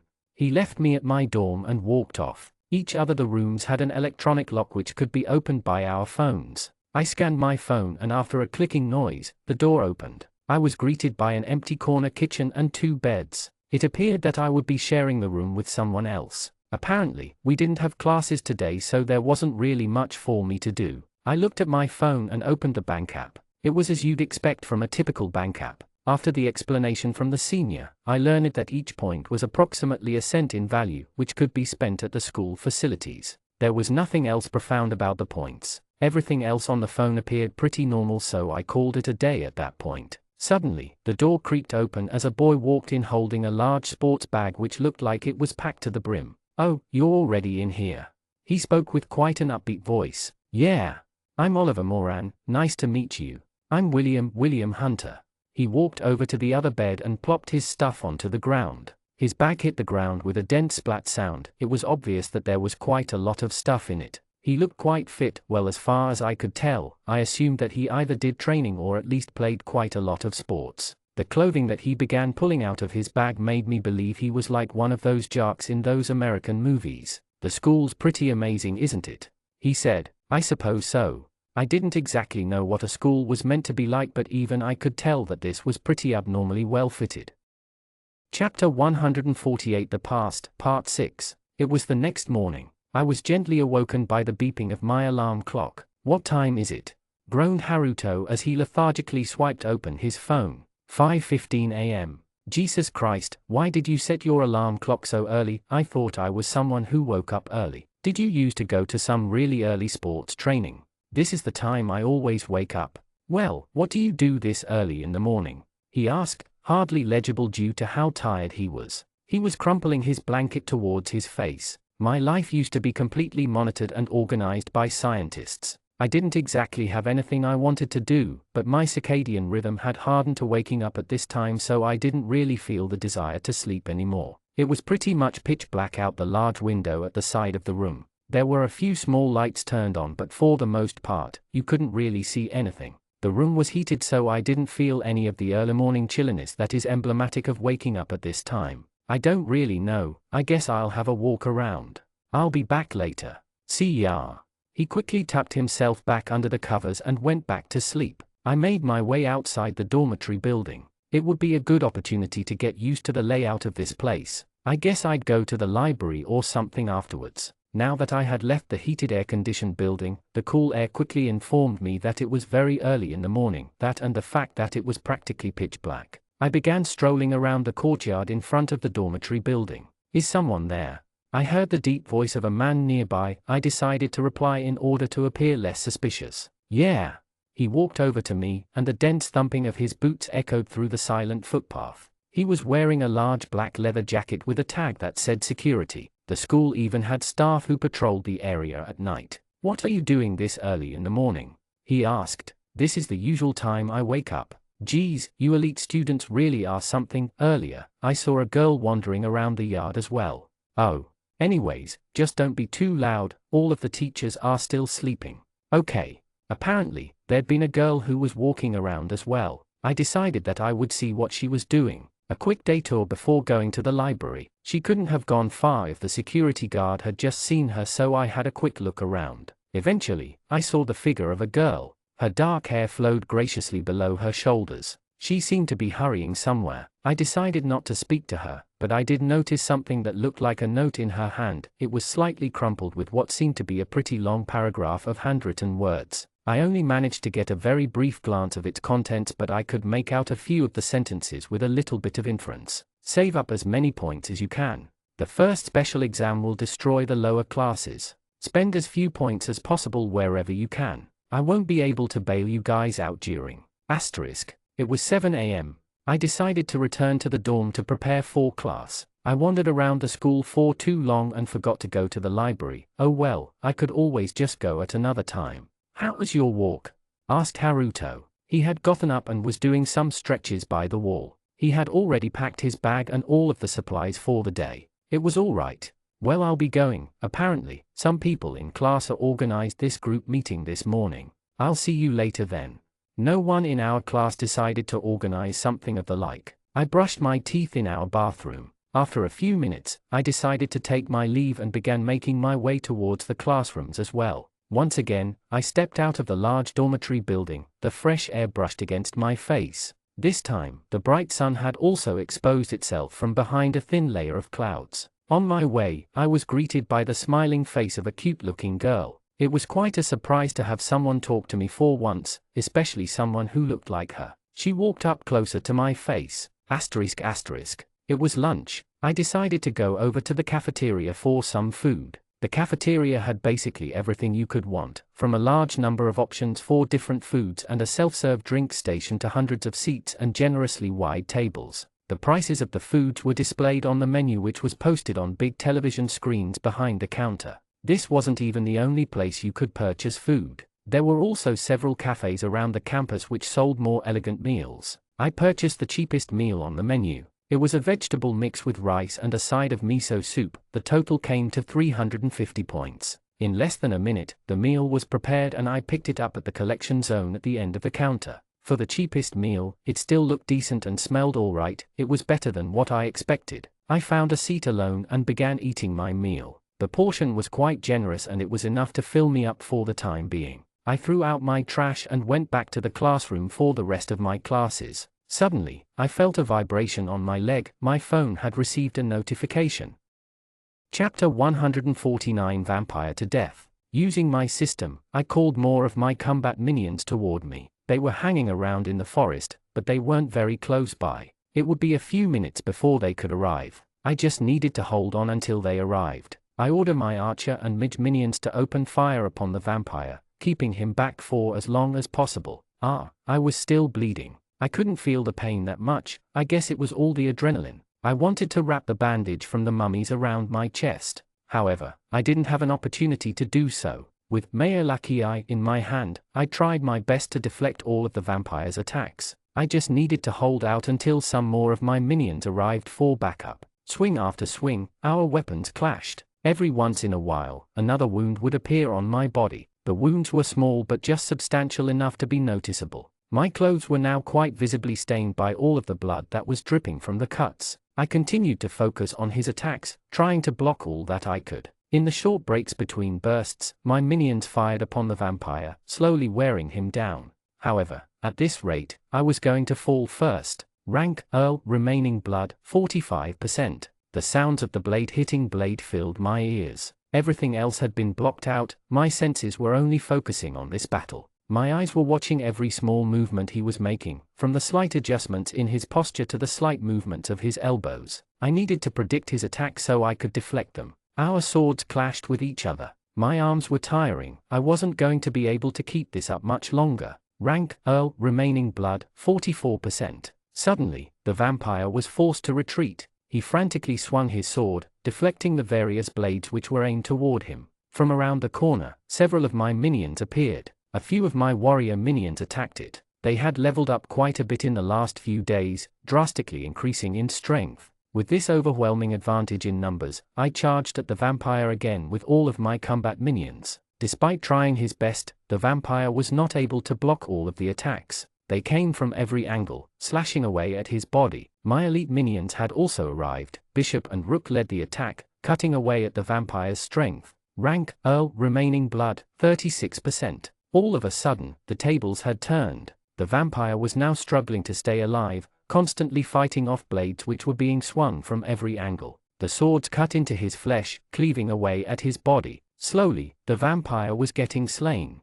Rank Earl, remaining blood, 34%. He frantically fought for his life. Rank Earl, remaining blood, 33%. We were now overwhelming the vampire. Rank Earl, remaining blood, 31%. His life was rapidly being drained away. Rank Earl, remaining blood, 28%. It was quite clear that the battle was won. Rank Earl, remaining blood, 25%. Like a wild animal, the vampire swung his sword erratically in the air. Several of my minions were being caught in his attacks. However, at this point, the attacks themselves weren't strong enough to kill my combat minions. Rank Earl, remaining blood, 19%. Eventually, the vampire fell to the ground. Disgusting, Livestock, how dare you? I looked down at the dying creature. Rank Earl, remaining blood, 14%. We're Livestock, are we? You're pretty loud for someone who's on death's door. Piss off, kill me, as you wish. In one finishing blow, I killed the vampire. You have defeated a Rank Earl vampire.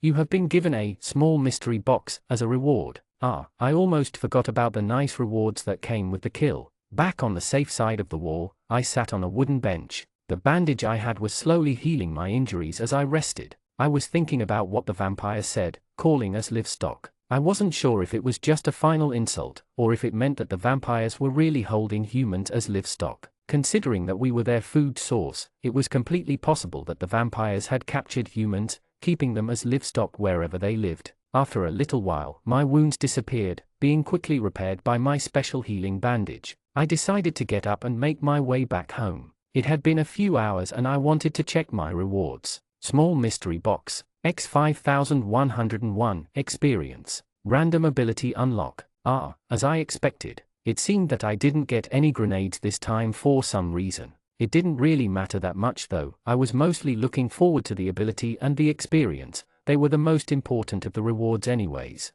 Random ability unlock. Light regeneration. Uncommon. Oh, just uncommon this time? It was a little bit underwhelming. Light regeneration increases the speed of your body's healing speed. It is always active, no matter how tired or how injured you are. Well, it was nothing major but anything helped. It was just a nice useful ability to have on the side. Other than that, I decided to unlock some more rewards in my Shadow Hunter system. My minions should be returning from their expedition soon, although I might get fewer resources than the previous days. I had used quite a few minions during my battle against the vampires, so quite a few of them weren't collecting resources. I sat down on my couch and waited for my minions to come back. I wanted to collect all of the rewards at the same time, so I had a short break. Looking out the window, I contemplated the future of everything. I still wanted to understand this mysterious voice inside my head. It sounded like Mary, but something felt different. It had to be someone else. Someone I knew much better than Mary. Chapter 150. Break into the future. I've got the end-of-day report. Total resources gathered. X 5,480 wheat. X 2,998 wood. X 10942 stone. X 179 apple. X 189 meat. X 11142 leaves. X 161 iron. X 47 gold. X 7 diamond. X 3 platinum. Other. N//.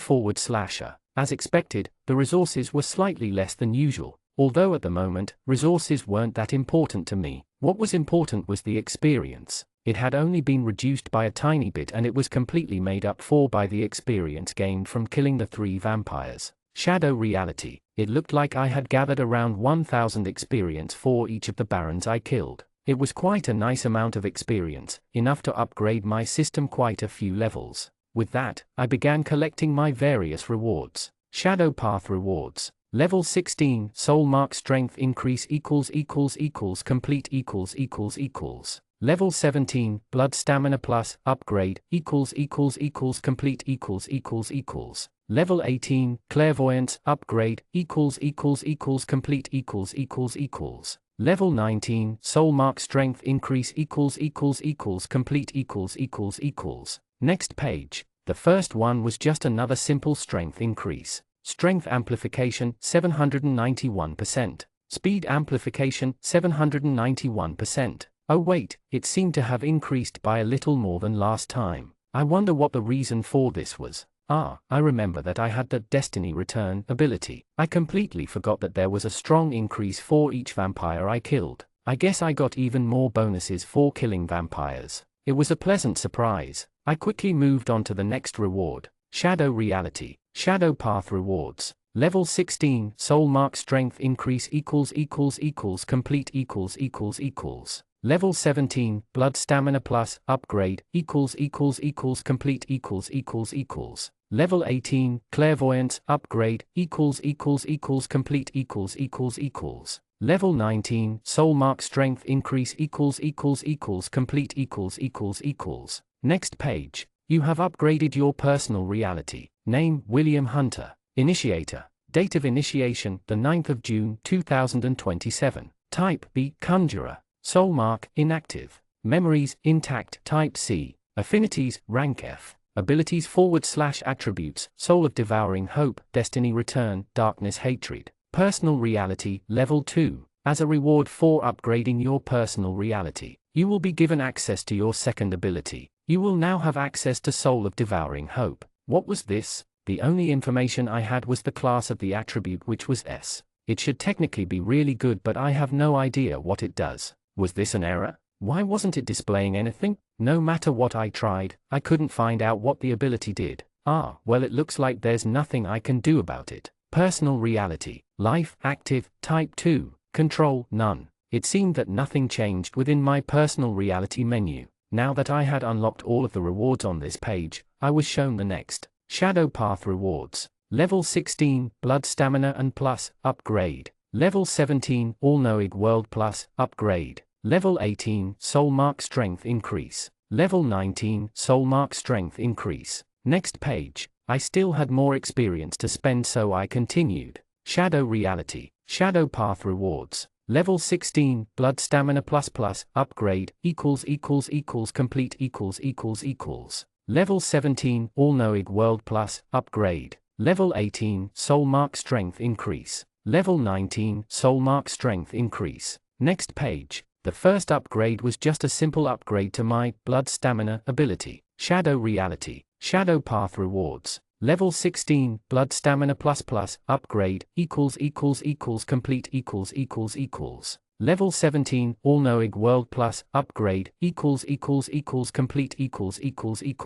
Level 18, Soul Mark Strength Increase. Level 19, Soul Mark Strength Increase. Next page. The reward after that was also an upgrade, however, it came with some more information. All-Knowing World, and now shows you the speed, strength and intelligence attributes of every vampire you fight. They are given a numerical value from 0 to infinity and also a letter grade from F to S. The numerical value is dependent on their physical and mental ability, and the letter grade is based on how strong they are in comparison to other vampires.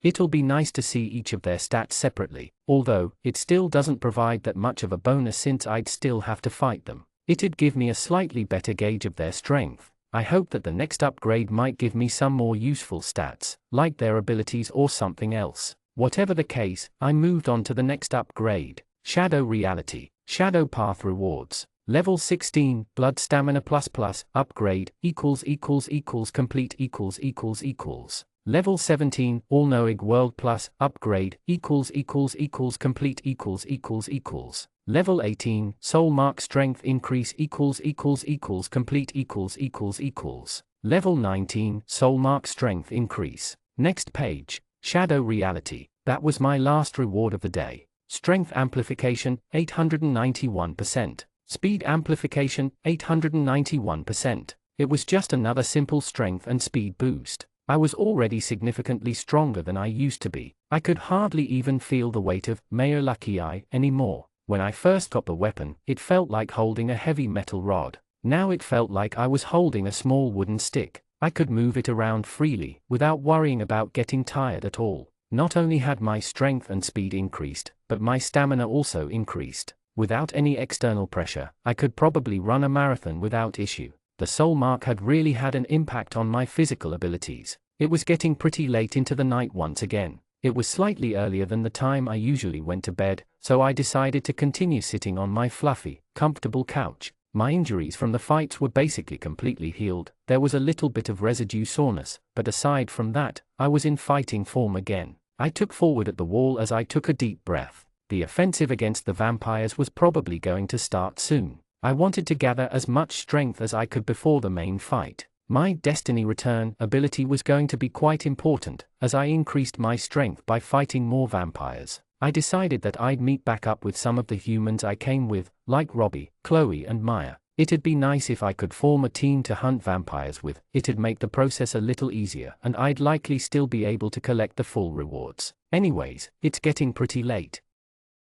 Chapter 151 Reform and Regroup. I was awoken by the sound of nothing in particular. Slowly, I got up and put on some clothes. It was a pretty warm morning, so the routine was rather pleasant. After brushing my teeth and washing my face, I made my way downstairs to have some breakfast. I wasn't exactly feeling special, so toast was my go-to breakfast. As I waited for my bread to heat up, I heard some knocking at the door. I wasn't expecting anyone. I walked over to the front door and opened it, being greeted by Robbie's face. "What's up, William? Hey, are you doing anything at the moment?" "Not really." He looked pretty bored, so I decided to invite him inside. The two of us took a seat at the dinner table as I waited for my bread to finish heating up. "Did you know that killing vampires gives a lot of experience?" he asked. "Yeah, I've been hunting them the last few days." Do you know if the rewards get split if multiple people fight them?" "I'm not sure. We can try it out today. I was planning on doing some more hunting anyways."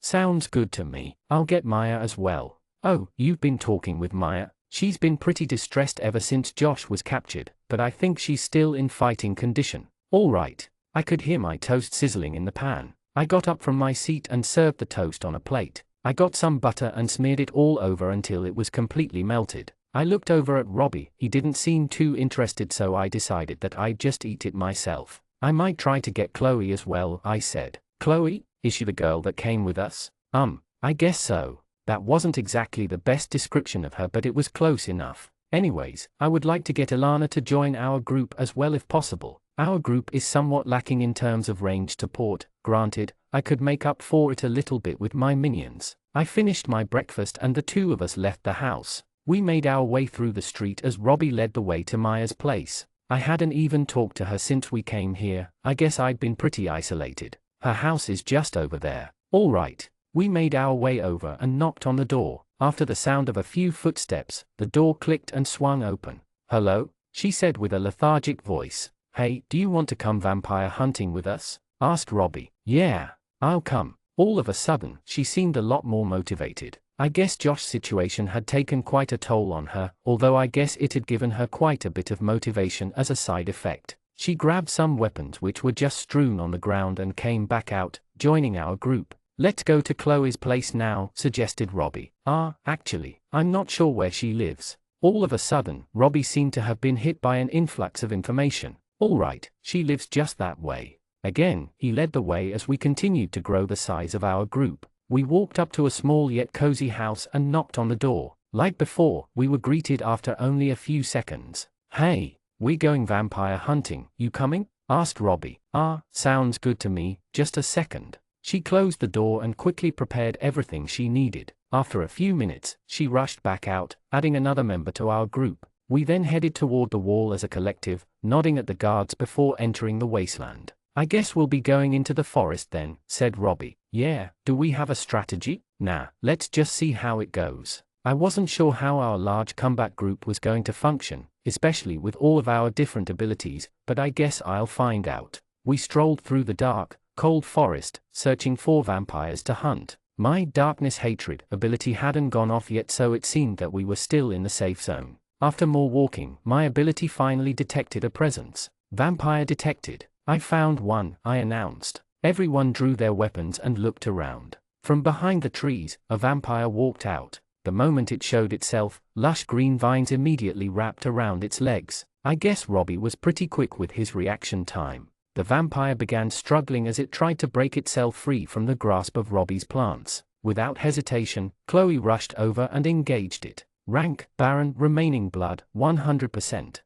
It was only a Baron. From the looks of things, I wouldn't even need to do anything. Robbie and Chloe already had the situation under control. The vampire quickly began feeding blood to its sword, strengthening himself. However, the strength of Robbie's vines was still overpowering it. It struggled in vain, trying to break free. It clashed blades with Chloe, trading blows. However, without being able to move its feet, it was unable to deflect her attacks. Not long after the engagement began, Chloe was quickly cleaving into its flesh, landing swing after swing. Hopeless, the vampire appeared to have given up. Rank, Baron, remaining blood, 41%. It tried to block her attacks, but it had nowhere near enough strength. After a few seconds, the vampire's blood was swiftly running out. It took us hardly any effort, but the vampire was quickly defeated. I decided to draw Mayor Lucky Eye and slash away at it a few times. I hoped that was enough to get me credit for the kill. Rank, Baron, remaining blood, 10%. It fell to the ground, slowly dissipating into the air. You have defeated an Baron, rank vampire. You may collect your rewards in the system.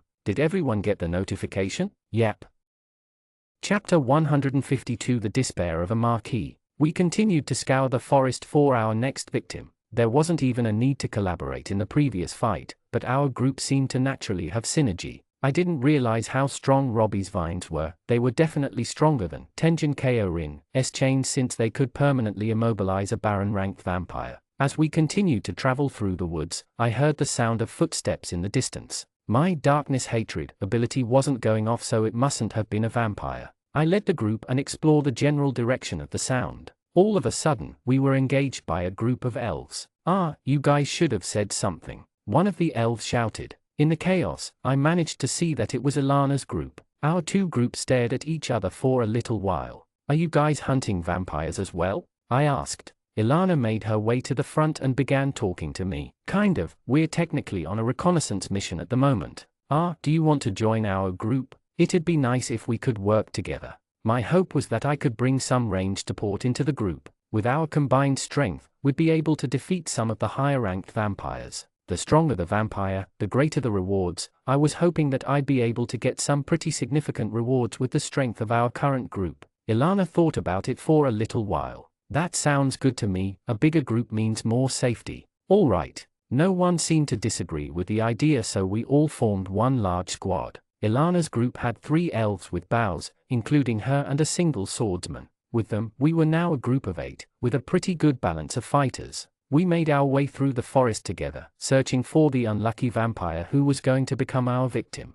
All of a sudden, I felt an intense pressure all over my body. I looked around and everyone seemed to be affected by it. What is this? Asked Maya. It's likely a high-ranked vampire, said Ilana. Vampire detected. Rank, Marquis, remaining blood, 100%. Speed, 76, B+, Strength, 85, Intelligence 57, C. Holy, it was a Marquis. I had yet to fight a vampire of this strength yet. This is a marquee rank vampire, be careful. I decided to provide some information to the others. As soon as the vampire appeared, like before, deep green vines penetrated the ground, wrapping themselves around the vampire's leg. However, the vampire's reaction was quite different to the last time. Disgusting, disgusting, disgusting. The vampire looked at us as if we were cockroaches. His face showed nothing but disgust, almost anger by our presence. Slowly, he pulled his leg away from the vines, tearing them apart as he moved. The vines weren't nearly strong enough to keep him stationary. The dirt around him swirled as he planted his foot back onto the ground. Robbie tried to conjure more vines, but the vampire was much too strong to be substantially affected by them, kicking them away. I'll be taking you livestock back to where you belong. His voice was raspy, filled with disdain. This was the first time I'll be fighting a marquee-ranked vampire. I drew Mayor Lakii and prepared to face off against the threat. The vampire was looking down at his, not even drawing his weapon. More vines pierced out of the ground, latching onto the vampire's leg. However, they weren't nearly strong enough to contain him. Filthy creatures. He stamped the ground with his feet. The resulting shockwave destroyed all of the plants on the ground. We all took a step back in anticipation. Finally, the vampire drew his weapon. Then, he instantly charged at us. His speed was immense, dashing like a bolt of lightning. Watch out! Chloe and Robbie engaged the creature. They traded a few swings before Chloe was sent flying into one of the nearby trees. Leaves rained down as the tree shook violently. As vampire charged at us again, the ground beneath him suddenly changed color. All of a sudden, the bottom half of the vampire's body was cleanly sliced off. Blood littered the ground as his legs vanished. However, only a few seconds later, the vampire was able to completely regenerate his injuries. You little pests, how dare you injure me like that? Fuming with anger, the vampire began feeding his sword with blood. Sword, drink my blood. I quickly jumped back. If the vampire charged at me, I was dead meat. The vampire looked around for a moment before choosing his target. At unimaginable speeds, the vampire dashed directly at Maya. Dust and dirt filled the air as the vampire kicked off the ground. As fast as he could, Robbie conjured a wall of plants in order to block the vampire. Maya's physical capabilities weren't great, so in an engagement, she would likely not hold. We needed to work together against this enemy. The vampire crashed straight through the plants, splattering them into the air. Chloe summoned her refined platinum shield and stood in front of Maya. The vampire smashed into her shield, causing cracks to form. However, she managed to stop the vampire's fury, if only for a brief moment. Cut him down, Mayuri. I gathered aura at the end of my blade and launched a shockwave of air. I needed to buy time for the others so they could deal more damage to the vampire. Rank, Marquis, remaining blood, 85%. From the looks of things, aside from feeding blood to his blade, he had sustained little damage. The trap appeared to have hurt it a little, but it was nothing major. The vampire took my blast straight on, falling a little off balance but not receiving any injuries. The vampire truly was strong. Our group was struggling against it. Chapter 153, Bonus Chapter, Soliloquy of Oliver Moran, Part 2. It was Sunday morning. I looked out the window of my dorm. There were some students who were already awake, frolicking on the path, youth, leaning on railings, laughing, and talking with friends. The rising sun colored the atmosphere with an orange tint. I was somewhat bored. I guess I'll go to the mall. As I made my way inside, I saw that the center was practically empty. It was to be expected since it was so early. There were employees preparing the stores for opening, and only a scarce few cafes and retail stores were open. Now that I'm here, I'm not really sure what I'm going to do. I slowly made my way around the mall, inspecting the storefronts which had yet to open for the day. Suddenly, someone called out to me from behind. Ollie. It wasn't Maya, it was Trista. It came to somewhat of a pleasant surprise to me. Hey. So, what are you doing here? I was just looking for something to do in the morning. Me too. We stood there, awkwardly looking around at each other. She decided to break the silence. Do you want to go see a movie or something?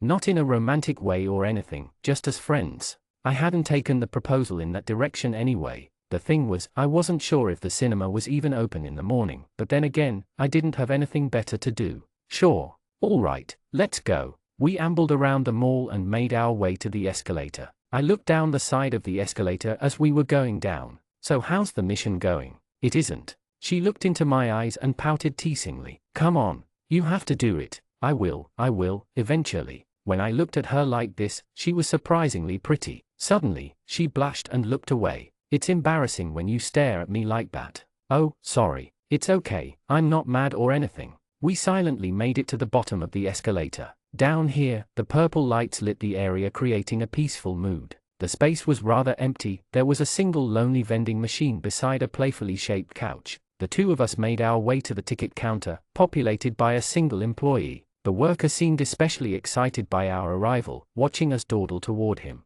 The two of us looked around at the several different movie posters on the walls. I couldn't recognize any of them. Sorry, but we only have one movie running in the next hour. I was confused by his seemingly unfounded statement. On the screen above, there was clearly more than one movie that was running soon. I wondered which movie he claimed was the only one running in the next hour. Which one is it? Devils and Demons Escape. It was a horror, romance movie. I didn't really care about which movie we watched as I didn't have any that I especially wanted to watch anyways. He tapped the register a few times and printed out 2 tickets. Thank you. The two of us grabbed our tickets. Also, were you guys looking to purchase any food with it? Usually, I'm generally not all that interested in eating food, but this was an exception. I enjoyed the texture of the popcorn quite a bit. I looked at some of the deals on the screens above. The worker pointed to one in particular. May I recommend the couple's deal? It includes 1 extra large popcorn and 1 large drink for only 6 points. What type of couple's deal was this?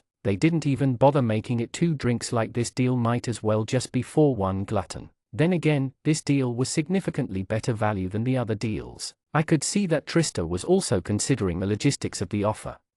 There was no way we were going to share a drink. I had come up with a strategy. We could have purchased 2 of this deal, but an extra large popcorn was much too much for just 1 person, and buying the items separately was much less efficient. We'll take the deal. My words seemed to have shocked Trista, who was acting all flustered. And a small drink as well. This way we didn't have to share a drink, which would have been much too intimate. The worker seemed disappointed for some reason. Your total comes to 19 points. I felt bad dragging Trista along with me just because I was bored this morning, so I paid the entire bill. We walked to the end of the counter as the worker prepared our food. Thanks for paying. Next bill's on me. Don't worry about it. We collected our food and entered the movie room. We enter a fairly large movie room. There was a sea of dark red chairs, not a single one occupied. It seemed that we had the entire cinema to ourselves. The two of us decided to take a seat right in the middle. We both put our drinks on the stands furthest away from each other, leaving the middle drink stand free. Now, we needed to figure out a way to share the popcorn.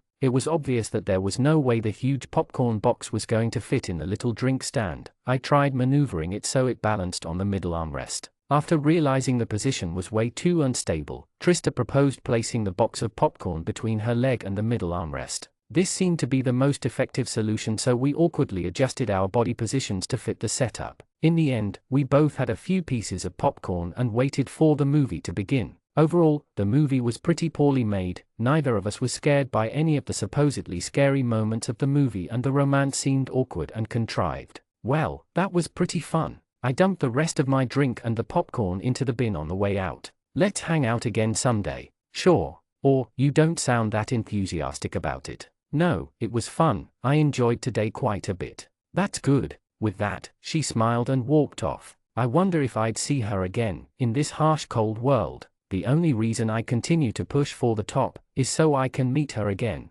William, you better not get in my way. Otherwise, I'll have to destroy you.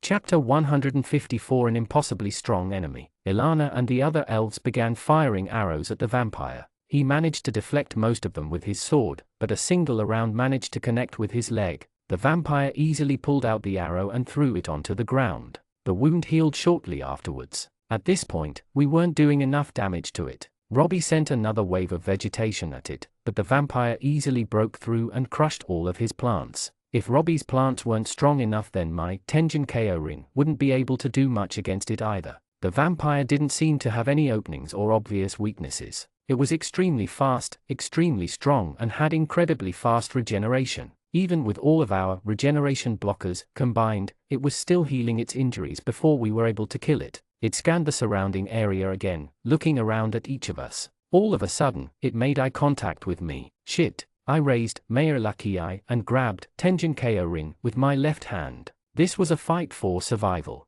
In a split second, the vampire dashed right in front of me. I swung Mayor Lucky Eye, but the vampire was easily able to deflect my attack. With his crimson blade, I could see that he was about to strike my chest. Chain him down, tension. Thick chains were conjured, pinning each of his limbs. It only bought me a few milliseconds of time, just enough time to allow me to get out of the way of his next attack. His blade fell centimeters away from my face. In desperation, I grabbed several grenades from my inventory and dropped them on the ground. They all exploded, forming a huge wave of dust. It managed to block the vision of the vampire for long enough for me to get behind some cover. I needed to make some distance between the two of us since I couldn't continue to fight him. Under the smoke, I made my way behind a tree looking out into the battlefield. As the dust settled, it seemed that the vampire had lost track of me. He then looked straight at Chloe. Oh no, one by one, he was targeting us. It was extremely hard for us to all stay alive, especially due to the fact that none of us was able to really damage him. As he dashed at Chloe, Robbie summoned plants from the ground and I conjured chains using Tenjin Kyo-rin. In the short moment that the vampire was immobilized, Ilana and the other elves fired at the vampire. Quite a few arrows managed to dig themselves into him. The vampire turned and took a step, walking right into one of Maya's traps. In an instant, half of his body was deleted from existence. He lost both of his legs, frantically trying to regenerate them. Cut him down, Mayuri. In the chaos, all of us attacked him from a distance. Using various different projectiles, we tried to damage the vampire as much as possible. Arrows rained down, shockwaves smashed into him and plants wrapped around his body. Rank, Marquis, remaining blood, 79%. Damn, the only attack that seemed to really affect the vampire was Maya's traps. All of our other attacks barely did any damage in comparison. His healing capacity was too much, making it incredibly difficult for us to get a break. Robbie was constantly flooding the vampire with attacks using his plants. Rain all Camilla. The ground suddenly turned into a bright shade of green. There was a clean layer of grass which was conjured into existence. I had seen this ability before. It was something that allowed Robbie to sense the movements of everything on the grass. The only problem was that this power didn't really synergize that well with Maya's. Her traps seemed to be much more obvious on top of this bright, well-kept grass. As a result, the vampire was able to evade landing in one of her traps. The elves continued firing arrows at the vampires. For some reason, Ilana seemed to be weaker than I expected. From Erika's description back in the day, I expected her to be much stronger than she is. From what I could see, she was only slightly stronger than the usual elven archer. I hoped that she was concealing her true strength for whatever reason. She was my main trump card in this entire situation. Rank, Marquis, remaining blood, 77%. The vampire was still standing strong, with a large portion of his blood remaining. I continued to keep my distance as the others fought. I still couldn't really see the victory from here.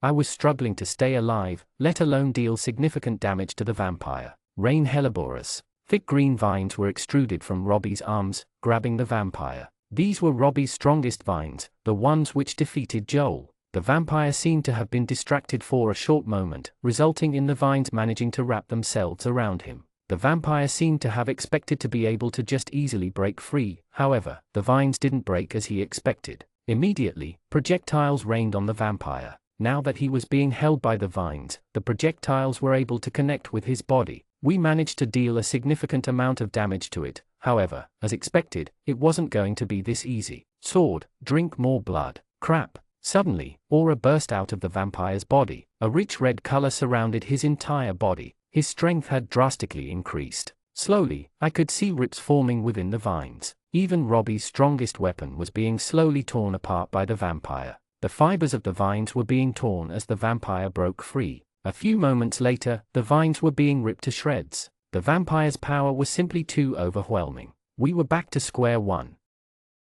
Chapter 155 The Kingdom's Prodigy. Rank, Marquis, remaining blood, 71%. Our group continued to frantically search for a way to defeat this creature. Robbie and Maya were still our main units in terms of combat. My abilities weren't exactly built for this. I was mostly just standing by with my regeneration blocker and plus. The vampire dashed around Robbie's grass, avoiding the traps on the ground. The vampire's crimson blade and Robbie's Nijitian Mo clashed, causing gusts of air to encapsulate the area. They constantly traded blows as Ilana tried to get a few shots in and deal some more damage. A few arrows flew through the air, stabbing themselves into the vampire. Ilana was definitely very precise with her shots. Unlike my minions, she didn't have the issue of worrying about hitting her allies. She was skilled enough to be able to aim directly at the enemy with every shot. However, the main problem was that her arrows weren't very strong. They wouldn't even take 1% of the vampire's health. After fighting with Robbie, the vampire suddenly changed his attention. Oh no, judging from the vampire's look, he was going to go for Ilana next. The vampire's speed was so great that Robbie was unable to stop him. All of a sudden, the vampire was right up, about to strike Ilana. A loud clang echoed through the forest. Standing in front of her was another elf. However, unlike the other ones, this elf used a sword. Huh? Even the vampire appeared to be confused. This elf wasn't in our group before, he must have come from somewhere else to help us. He was dressed relatively inconspicuously, with a simple dark green tunic. However, from just a short moment of watching his movements, he was incredibly powerful. Alucard, Ilana, you're meant to be on a reconnaissance mission, aren't you? Why are you engaging a vampire? Sorry, I wanted to help some of my friends. You never listen. It's because of people like you that we're constantly behind schedule. I am sorry. Alucard raised his sword, slowly walking toward the vampire. Who the hell are you? The vampire shouted. Alucard swung his sleek white blade at the vampire's neck. The vampire managed to block the attack, however he didn't have time to react to Alucard's kick. With a powerful impact, the seemingly invincible vampire was sent crashing into the ground. I made my way over to Ilana. Who is he? I asked. He's Alucard Anastopoulos, the kingdom's prodigy. The kingdom's prodigy? He's the strongest warrior in our entire city. His strength greatly overpowers my own. How come he wasn't with you? Usually he's guarding the royal family. I'm not sure why he's here. The vampire got back up and began swinging at Alucard. However, with hardly any effort, the elven prodigy easily blocked all of the vampire's strikes. With clash after clash, Alucard slowly cut away at the vampire's strength. Ilana drew her bow and began firing shots, providing Alucard with some covering fire. Holy moly, the vampire was being destroyed by Alucard. I did not realize there were such powerful elves in this kingdom. He didn't seem to be using any magic or any sort of abilities. From what I could see, it was just pure talent, pure technique. Alucard seemed to be able to easily read all of the vampire's attacks. It was majestic how he was able to block all of its attacks without even moving. He slowly pressed forward, closing down the vampire's escape. Their swords moved at a speed at which I could hardly even see. Rank, Marquis, remaining blood, 23%. Slashing away at the vampire, he easily gained the upper hand. A few minutes later, the vampire was quickly drained of his strength. He sustained blow after blow as Alucard continued to outspeed and overwhelm him. Finally, the vampire fell to the ground, being slain by Alucard. You have defeated a rank, Marquis, vampire. You have been given a rare mystery box as a reward. A rich red liquid stained his pristine white blade. He turned and looked at us. You guys didn't do too bad. From what I could tell, he was a Marquis. Thanks, I wasn't really sure what to say in this situation. Ilana, come here for a second. Alucard called Ilana over. The two of them talked for a little while before eventually deciding on something. Everyone, you guys seem to be the strongest people in the city, so I am suggesting that we make up the elite squadron of the kingdom's offensive forces, he offered. The elite squadron? I guess he was referring to the offensive operation that was happening in the coming days. I guess if I was in any group, I'd prefer to be in the elite squad. It was the best way for me to stay close to Ilana as well. I looked around. I'm down to join. Everyone else was also pretty interested in the proposal. We need a defensive force, don't we? Asked Ilana. Oh yeah, I might get some volunteers to do that. I decided to speak up. I've got minions who can work without needing breaks and such. I can keep them around the city as a defensive force if you need. I offered help to them. Ultimately, my minions weren't going to be that useful during the operations, especially against the stronger vampires. If I could use them to bolster the defensive force, I could get a favor from Alucard in the future. Seeing Alucard's strength, he could definitely be useful to me. You've got minions, you say? He made his way over to me. That actually sounds like a good idea, since we were having issues in terms of organization. When we go back to the other side of the wall, I'd like it if we could talk further. I'd like to know the details of how your system works. Well, it was to be expected that he'd know about systems. Chapter 156 Legendary Rewards. Alucard asked me to talk to him a little later since he had some stuff to deal with. As a result, I found myself back on my couch. I wonder what was in this rare mystery box. Rare mystery box. X12909. Experience. Random ability unlock. That was a lot of experience. Random ability unlock. Sword Saint. Legendary. Wait, what was this? The highest leveled ability I had gotten up to this point was ultra rare. Legendary was obviously above that. I guess this was the result of killing such a strong vampire. I waited a few moments for a description of the ability to appear. Sword Saint causes all wounds made by the user's weapon unable to be regenerated. No matter how strong the regeneration of the victim is, the injuries cannot be healed. This ability can be activated and deactivated by the user. Hold on, this was new. From what it said, it sounded like I would be able to permanently damage vampires with this ability. If that were the case, I'd have a much better chance against the vampire royals. We would be basically fighting on even ground. This was a groundbreaking advancement. In addition to my other abilities, I would be truly able to fight on par with some of the strongest vampires. I opened my Shadow Hunter system and began slowly working through my experience. Shadow Reality. Shadow Path Rewards. Level 16, Blood Stamina ++, upgrade, complete Level 17, All-Knowing World Plus, upgrade, complete Level 18, Soul Mark Strength Increase complete Level 19, Soul Mark Strength Increase complete Next page. My first reward was a Soul Mark Strength Increase. I should have gotten some bonuses from my Destiny Return ability. Strength Amplification 1232%. Speed Amplification 1232%.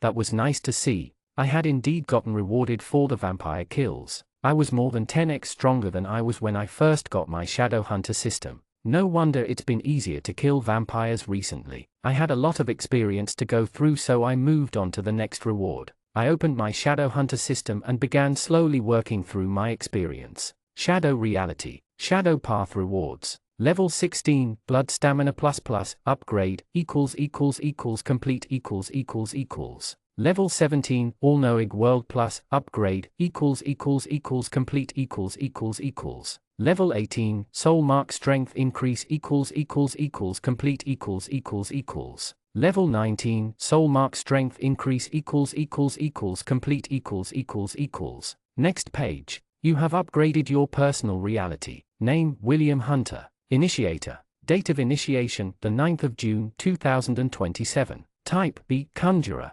Soul Mark, inactive. Memories, intact, type C. Affinities, rank F. Abilities / attributes, Soul of Devouring Hope, Destiny Return, Darkness Hatred. Personal Reality, Level 2. As a reward for upgrading your personal reality, your abilities have been upgraded. There wasn't any more information aside from that. I guess it was just like a general upgrade, something that happened every time I upgrade my personal reality now. I was a little disappointed. I would have preferred to receive more abilities or some other sort of reward. It didn't really matter that much. Shadow Reality. Shadow Path Rewards. Level 21, Blood Stamina +++, upgrade, complete Level 22, Soul Mark Strength Increase. Level 23, Soul Mark Strength Increase. Level 24, Regeneration Blocker X, new. Next page. The next reward was just an upgrade to Blood Stamina. There wasn't much to look at. Shadow Reality. Level 21, Blood Stamina +++, upgrade, complete Level 22, Soul Mark Strength Increase complete Level 23, Soul Mark Strength Increase. Level 24, Regeneration Blocker X, new. Next page. Another boost to my strength and speed. Strength Amplification 1332%. Speed Amplification 1332%. I needed all the power I could get if I wanted to fight the stronger vampires. I expected that the offensive operation was going to begin very soon. When it starts, I might not have the safety that I have every night. I needed to get stronger. Shadow Reality. Shadow Path Rewards. Level 21, Blood Stamina +++, upgrade, complete Level 22, Soul Mark Strength Increase complete Level 23, Soul Mark Strength Increase complete Level 24, Regeneration Blocker X, new. Next page. Strength Amplification 1432%. Speed Amplification 1432%. It was the same thing again. I moved on. Shadow reality. Shadow path rewards. Level 21, blood stamina upgrade, complete Level 22, soul mark strength increase complete Level 23, soul mark strength increase complete Level 24, regeneration blocker X, new complete Next page. At first, the name suggested that it'd be another simple upgrade to regeneration blocker, however, it seemed that something was different. A description of the power appeared in front of me. Regeneration blocker X powers up nearby humans with the regeneration blocker ability. This multiplies its effect depending on how many people are nearby. What was this? The description didn't seem to make a lot of sense. Was it making nearby humans stronger, or was it increasing the strength of regeneration blocker? Considering that I already have the Sword Saint ability, regeneration blocker didn't really provide me with any benefits anymore. I guess the system was accounting for that in its own way. Shadow reality. Shadow path rewards. Level 21, blood stamina upgrade, complete Level 22, soul mark strength increase complete Level 23, soul mark strength increase complete Level 24, regeneration blocker X, new complete Next page. As a reward for upgrading your personal reality, your abilities have been upgraded. I was shown the same thing as before upon upgrading my personal reality. I guess this was how my progression was going to work now. I looked at the next page of the rewards. Shadow reality. Shadow path rewards. Level 26, soul mark strength increase complete Level 27, soul mark strength increase plus. Level 28, soul mark strength increase plus. Level 29, soul mark strength increase plus. Level 30, message from. Next page. What was the level 30 reward? It was just a message. I wonder what it was. Aside from that, every other reward on this page was just a soul mark strength increase. Although it seemed to be a little bit greater than before. Strength amplification 1582%. Speed amplification 1582%. I guess it increases by 150% instead of 100% like before. It wasn't too big of a change, but it'd add up over time. I continued and finished off the rest of my experience.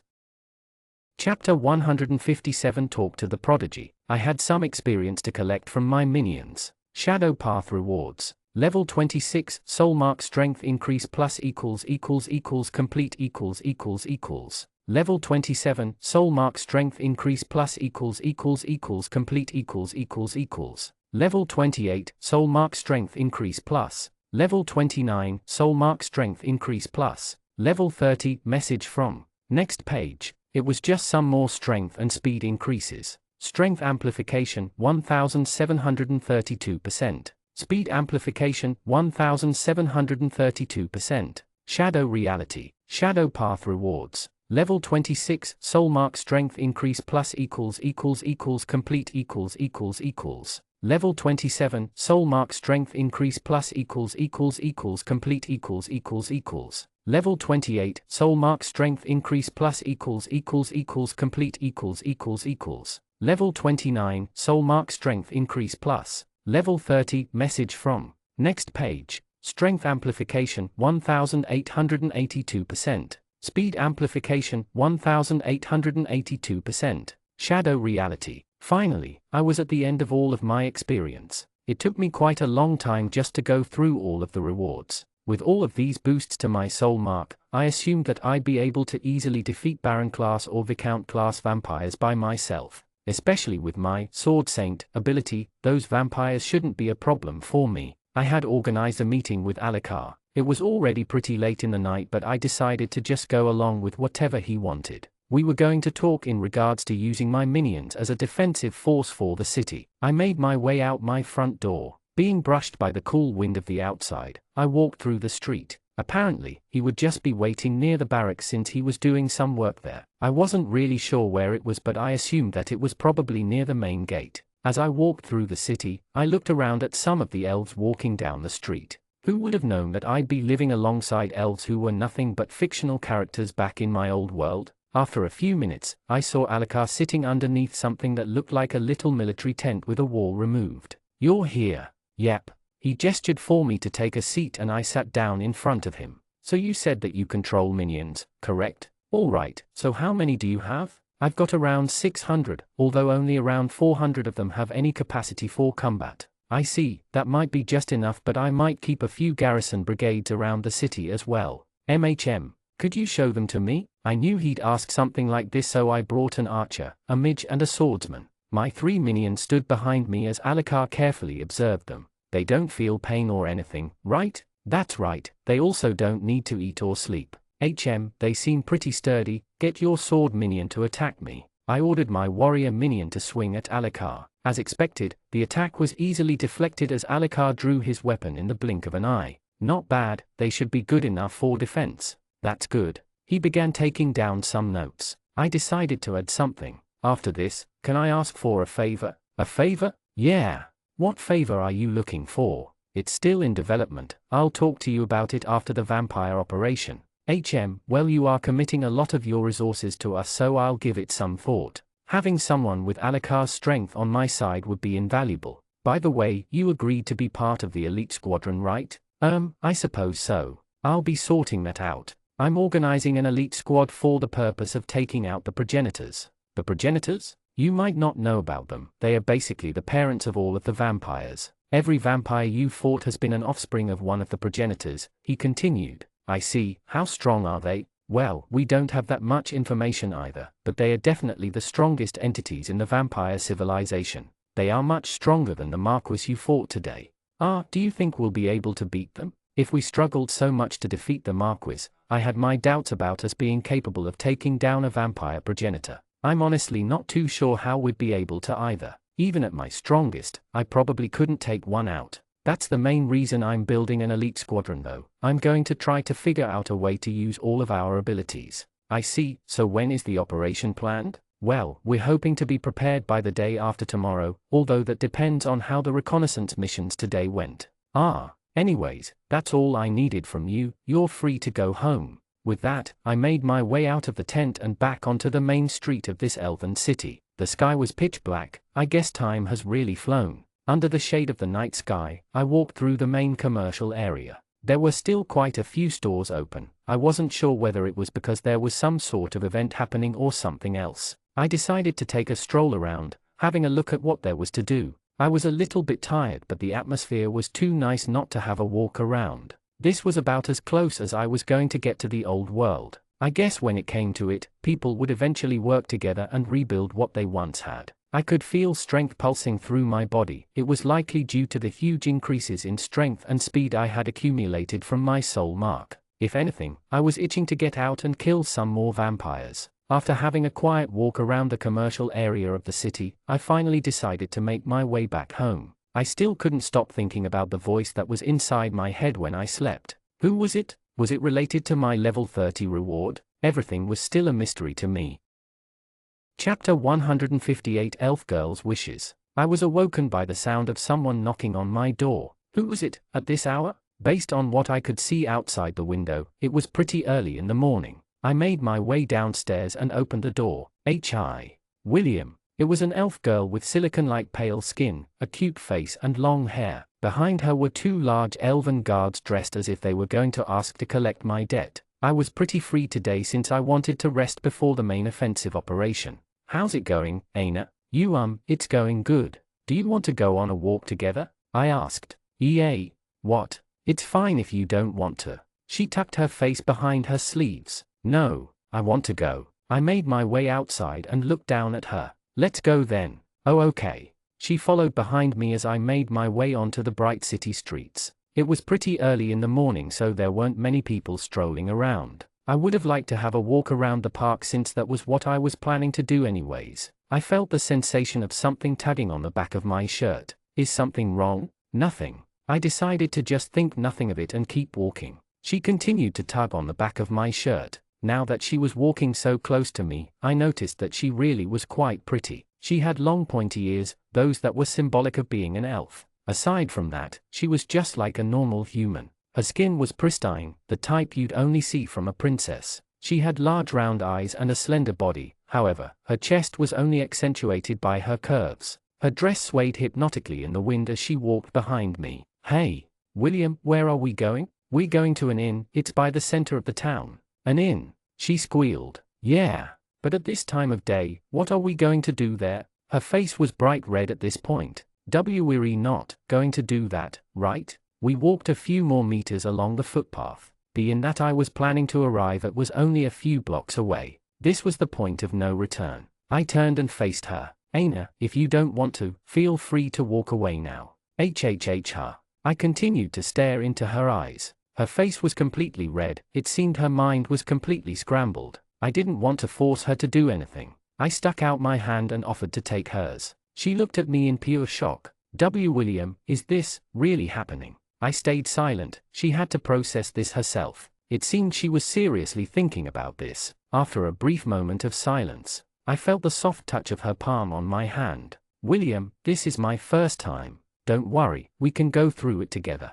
She looked at the guards who were still standing behind her. They looked at her with very concerned looks on their faces, however, she was determined. I order you to leave." They didn't seem to be very fond of her decision, however, it seemed that she had some level of authority. In a situation like this, it seemed that they had no option but to oblige. One of them turned and looked at me. "If you hurt young miss, you will suffer the greatest punishments possible in this city. Don't worry, I'll take care of her." Now, in the gentle breeze of the warm spring air, the two of us looked at each other. She poked at my hand with her small pinky. In return, I grabbed her hand, slotting my fingers between hers. It was still early enough in the morning that there wasn't anyone here to see this. Slowly, the two of us made our way inside the inn. After a short exchange with a storekeeper, we were given a room. Aina was forced to cover her face to stop any inconveniences that may be caused. The two of us walked up a short flight of stairs. I could hear her heavy breathing as we made our way upstairs.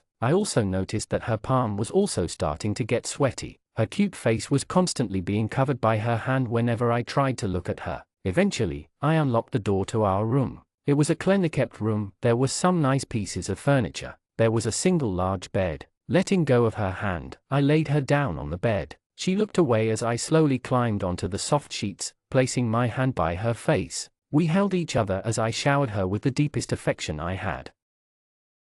Chapter 159 Noah's Broken End, Part 1. "Noah, why aren't you killing the vampire?" Noah was frozen, unable to move, not because of any ability, but because of something inside of his mind. No matter how hard he tried, he couldn't swing his sword to kill her. It was 6 years ago. A happy-go-lucky girl was looking through some glasses at a store. She went through several, trying them on one by one. Each time she would gently slide them onto her ears and push the glasses onto her nose. She shuffled across to the mirror and smiled as she appreciated the look of each different pair of glasses. This store was the highest end when it came to glasses. It wasn't that she had poor vision and needed prescriptions, she just liked the look of them on her face, a serious appreciation. "I wonder if I can afford one yet?" She took a little wallet out of her skirt pocket and looked at the money inside. $67. She was just slightly off the amount for the one she wanted. "I'll just ask my brother if he'll lend me some money." She walked out of the store and towards her brother who was sitting on a bench inside the little shopping center.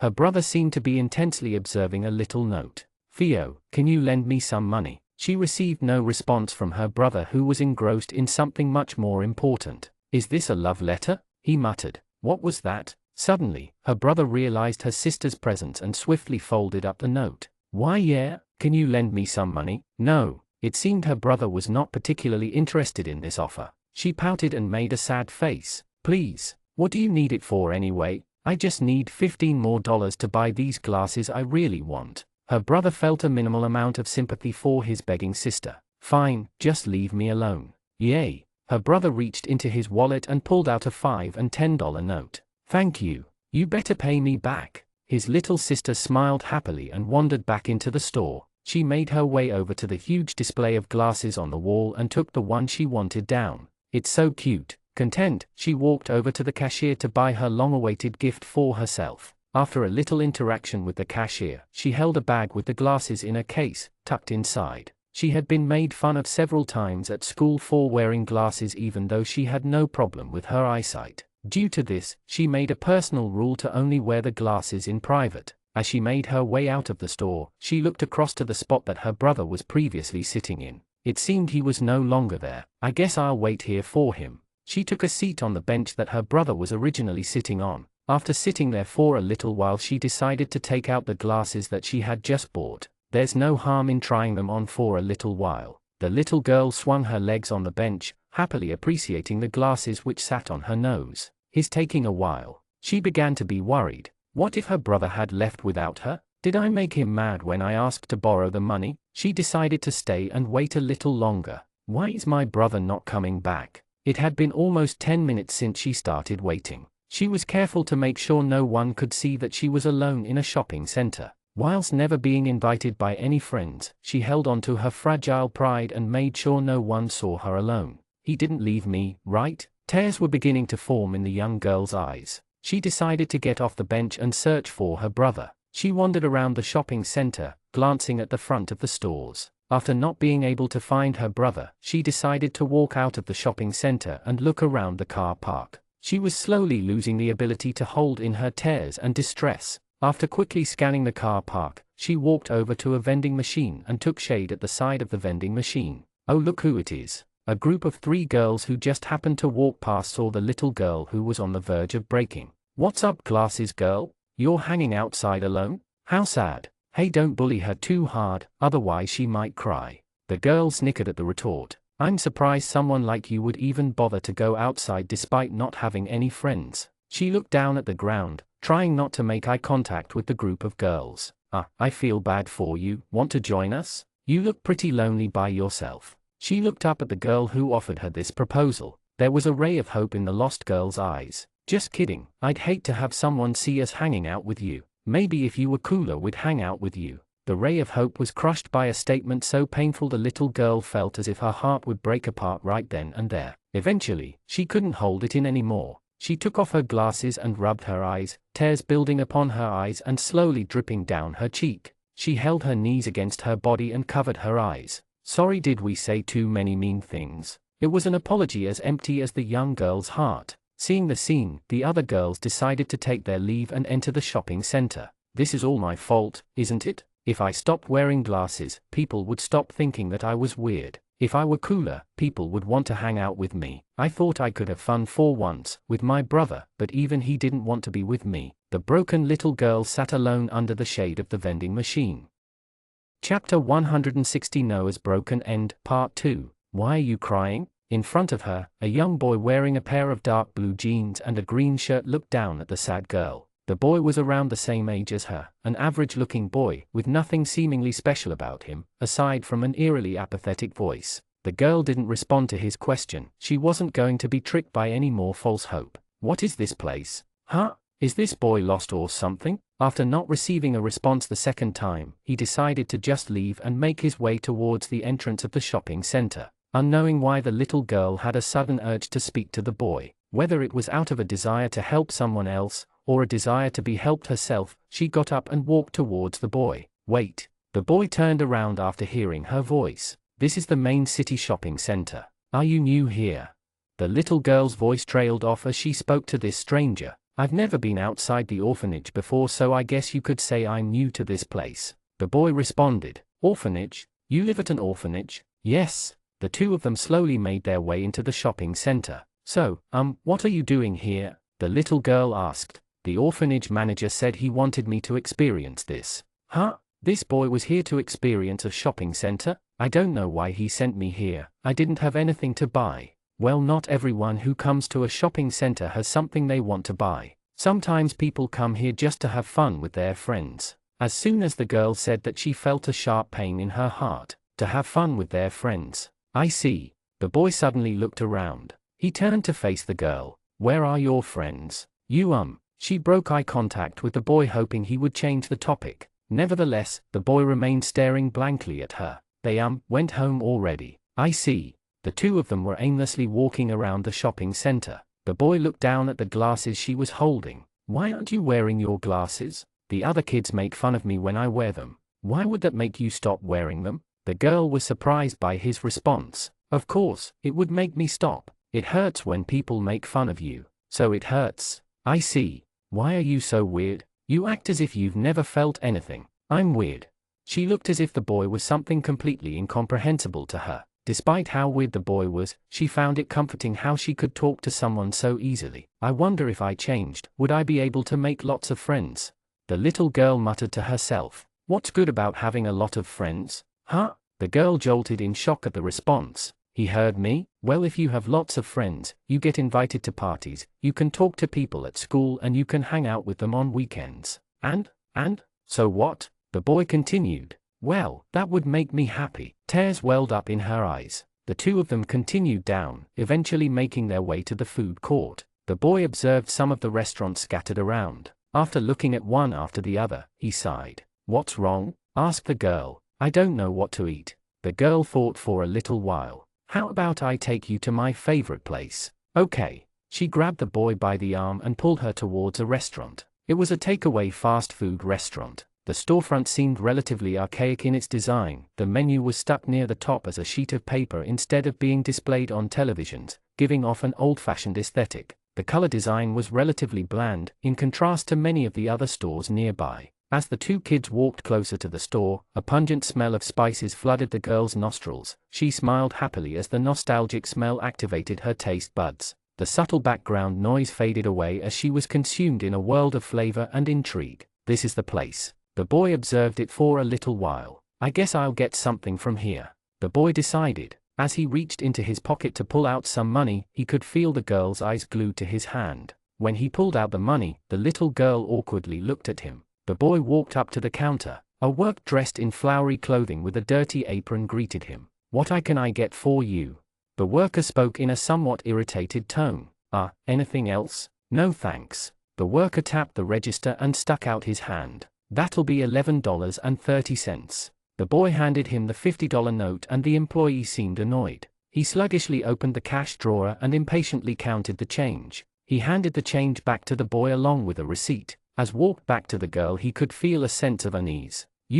I don't have any money left. The girl was unable to make eye contact with him. Could you possibly lend me some money? I promise I'll pay you back. She was slowly accumulating quite a large quantity of debt. The boy looked over at her. She still had her head down, unable to look him in the eyes. That's fine, I guess. He handed her a $20 note. Thank you so much. She walked over to the counter and made her order. After a while, the two of them collected their orders. The curry was stored in a little plastic container with a lid. The rice and curry were pretty crudely squished into the containers, with a little bit of sauce leaking from it and getting over their hands. The two of them walked over to an empty table and sat down. I know it doesn't look like much, but it tastes really good, the girl assured. The two of them opened their containers and began eating the food. Steam was escaping from her mouth as she scuffed down the food. She carefully covered her mouth while she was chewing to make sure she was presentable. After a little while, the girl decided to start talking with him. So is it good?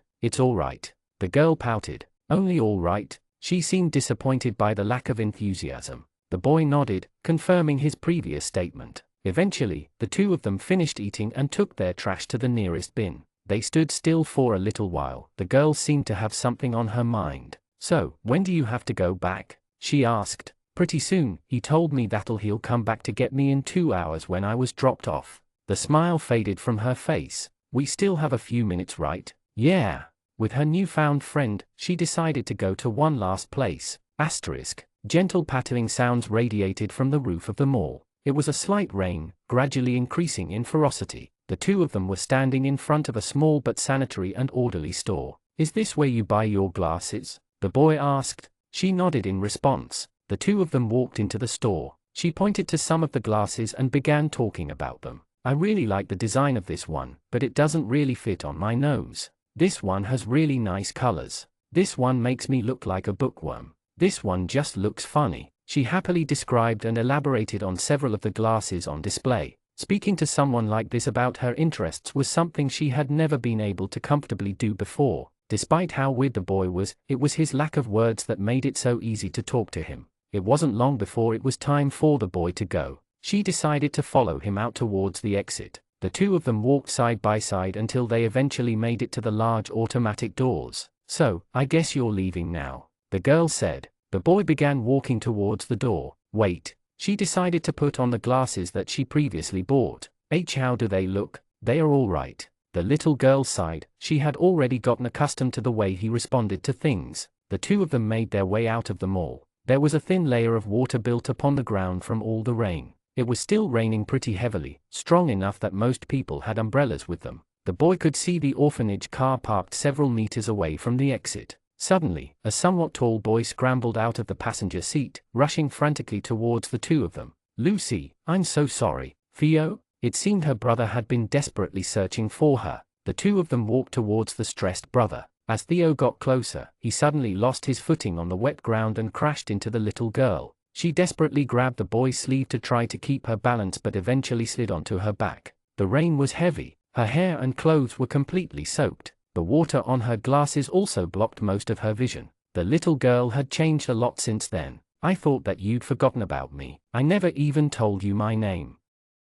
Chapter 161 The Past Part. It wasn't even like I was surprised at this point. Someone like this can only hide in the shadows for so long. But then again, it takes one to know one. An emotionless girl looked up towards me, from beside the dead bodies scattered around her. It was quite a gruesome sight, although one I've seen many times before. She was one of us. Her eyes were cold and apathetic, truly the face of a killer. "So you're from the facility as well." She gradually pulled herself off the ground. Her uniform was tainted with the blood of those around her. Her skirt was a vivid shade of red. It would have been quite a scary sight for any innocent onlooker. She didn't deny my accusation, not that it would have changed anything. It wouldn't take any outcome of the facility much time to see what had happened here. They attacked me first, anyways. It was the loose sense of morality that all of us outcomes of the facility share. We weren't made to be serial killers after all. Any outsider would have been shocked to the bone if they saw the eerie transformation from the cute happy-go-lucky girl to this cold-blooded psychopath. Well, I wouldn't exactly call us psychopaths, more like outcomes, cruel, misled outcomes.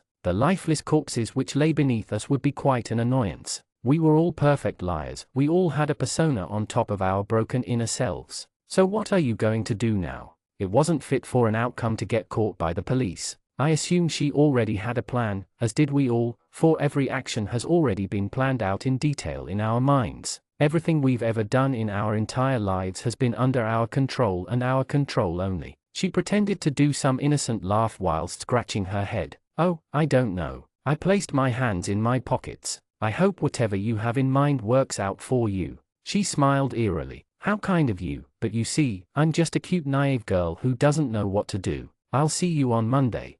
How mean. Her facade was honestly quite impressive. Even I couldn't tell that she was an outcome until just a few moments ago. She managed to blend in pretty well as an innocent young girl. "Aren't you going to give me a goodbye kiss?" "Sorry, but I'm not really interested in lifeless killers." A little giggle came out of her mouth. "All right, how about a pretty, naive girl?" Her demeanor changed like the flick of a switch. There was no sign of bloodlust or hatred on her face. It was almost like she had become a completely different person, a smiling happy girl. "Whatever do you mean? I had enough casual chit-chat for one day." Every person from the facility has a mission. Although we can't really be controlled by the higher-ups, most of us accept it, only for the purpose of holding on to our humanity. Even though we don't want to be serial killers, destroying the world, all of us hold the mission we're given quite close to our hearts. It was like the only sign that we were still human. Most of us only kill or even just use our abilities to the fullest when either our lives are threatened or if it would further us in completing our respective missions. We also had an unspoken rule to not interfere with each other. It was the final class of the day and as usual, I sat at the very back, listening to the lesson. I did this just to fit in, to feel what it's like to act as a normal child. Most of us do this anyways. It's a mixture of keeping attention off ourselves so achieving our missions is easier and also a small intrinsic desire to experience a normal life. I obviously didn't need to listen to the class. I already knew all the content they taught and will ever teach, and it wasn't even like I cared about test scores or anything of the like. I only cared about my mission, in the end. In the past, outcomes would often try to find each other's missions. There was once an outcome whose mission was to kill all of us. Obviously, he failed. He was one of the weaker ones as well. Ever since then, the unspoken rule meant that us outcomes never really spoke or interacted with each other. It was better that way. If a situation broke out where outcomes are fighting each other, that would cause massive collateral damage, interfering and ruining the lives of many. Despite meeting another outcome, it didn't really change my daily life. I had seen her around from time to time. Even though we had some light small talk at the beach, neither of us felt the urge to speak to the other. We just went on as usual. She acted like the girl who was walking on the sand, cute, outgoing and sometimes bashful, but that was not the real her. Eventually, the class came to a close. I put all my books, which I hadn't ever written into my bag and began making my way out. It was raining pretty heavily, so all the students either had umbrellas or dashed towards the bus stops. I didn't have either, so I decided to sit in the hallway for a little while, as I waited for the rain to die down.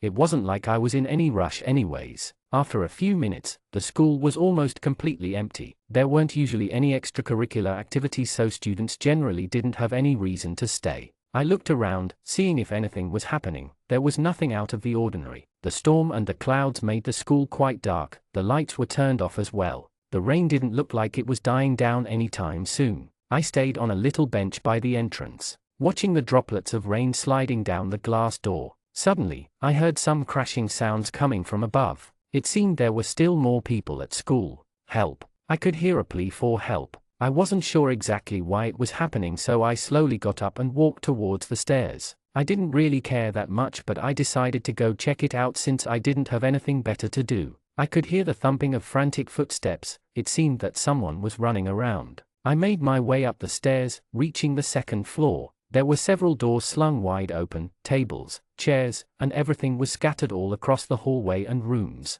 The noise had died down for some reason. Judging by the orientation and positioning of the equipment all over the ground, I figured that the person was likely in the room to my right. I slowly walked inside, and as expected, there was a girl hiding behind a jumble of chairs and tables, looking fearfully at me. My entry came as a shock to her. Her entire body jolted as I entered the room. It was cowering in pure anguish. From what I could tell, it was likely that someone was chasing her. Please help me. Chapter 162. Rest before the operation. It was relatively late at night and the offensive operation was set for the next day. We were told to get plenty of rest since there might not be many opportunities to do so once we start pushing into the vampires' lairs. I decided to take this chance to walk around the commercial district and just have some fun. I had plenty of money to spare and I probably wasn't going to be running out anytime soon. It was pretty dark outside, however, there was plenty of night from the various street lights. It was a short walk from my house to the commercial zone and I took the opportunity to breathe some fresh air. My two swords were clanging as I walked, but I had more than gotten used to their weight. From all the soul mark upgrades I've received, I could hardly even notice that they were still there. Walking through the street, I looked around at whatever stores were still open at this time. There was the bar I went to a few days ago and some other random restaurants, but I want to find something interesting. Eventually, I found a group of humans who were playing some soccer on a pitch which was so dimly lit, I could hardly even see the ball. It had been so long since I last played, but watching them having fun together, I couldn't help myself. Awkwardly, I asked to join in, and they accepted me without hesitation. A few minutes later, the teams were somewhat evenly distributed. We had one less player, but based on the reactions of some of the people, our team was definitely the stronger one. The team split up and began sorting out the positions to some degree. After some group discussions, they announced that the game would start. Kickoff was given to the other team. It was somewhat difficult to run in the weird grass, but that also meant it was harder to both defend and attack. On their team, there wasn't a lot of passing as a bulky man began charging toward our goal. He quickly lost his footing as several of our players tackled the ball off of him. There were a few passes around before the ball was slowly passed back to me. I controlled it and quickly scanned the area before passing it back off. The pace of this soccer was significantly slower than that of normal soccer. It was like everyone was running in slow motion. I could hear the cheers of the girls on the sidelines. I guess this was a bigger event than I realized. I stayed back in defense for most of the time. It had been quite a while since I last played and I didn't really want to go all out here. The ball zipped between players as our team managed to pull off some decent teamwork. Finally, the ball was crossed in and our player managed to head the ball into the back of the small net. He landed splat on the ground, covering himself with sand. Our teammates rushed to celebrate with him. Why can't you guys defend better? Exclaimed the bulky man to his team. We're not all pro soccer players, you know. It seemed he was definitely not a very amiable person. There was a bit more of a commotion before someone kicked the ball and started the game back up. Their team did a little bit of passing around the back, but as soon as the bulky man got the ball, he immediately began charging towards our goal. He managed to actually dribble past several of our players. As I looked at him, I noticed that he had a very determined look on his face. I guess he was pumped up from all the anger. I drifted toward the center and prepared to tackle him. He managed to get past another one of our players, but he had lost most of his control of the ball due to the fact that he needed to take a really long touch. The ball began rolling toward me as he charged at full speed. He was determined to get the ball no matter what it took. When he was close enough to me, he instantly came in for a big slide tackle. I saw that coming from a mile away and flicked the ball up a little so it went over his body. Dirt and grass splashed all over the place as I regained control of the ball. He was really angry now. I dribbled the ball a little so he wouldn't be able to tackle it off me. He kicked my ankle several times as he tried to desperately get the ball. I passed it off and took a few steps back. He scrambled up from the ground and began sprinting at the player with the ball.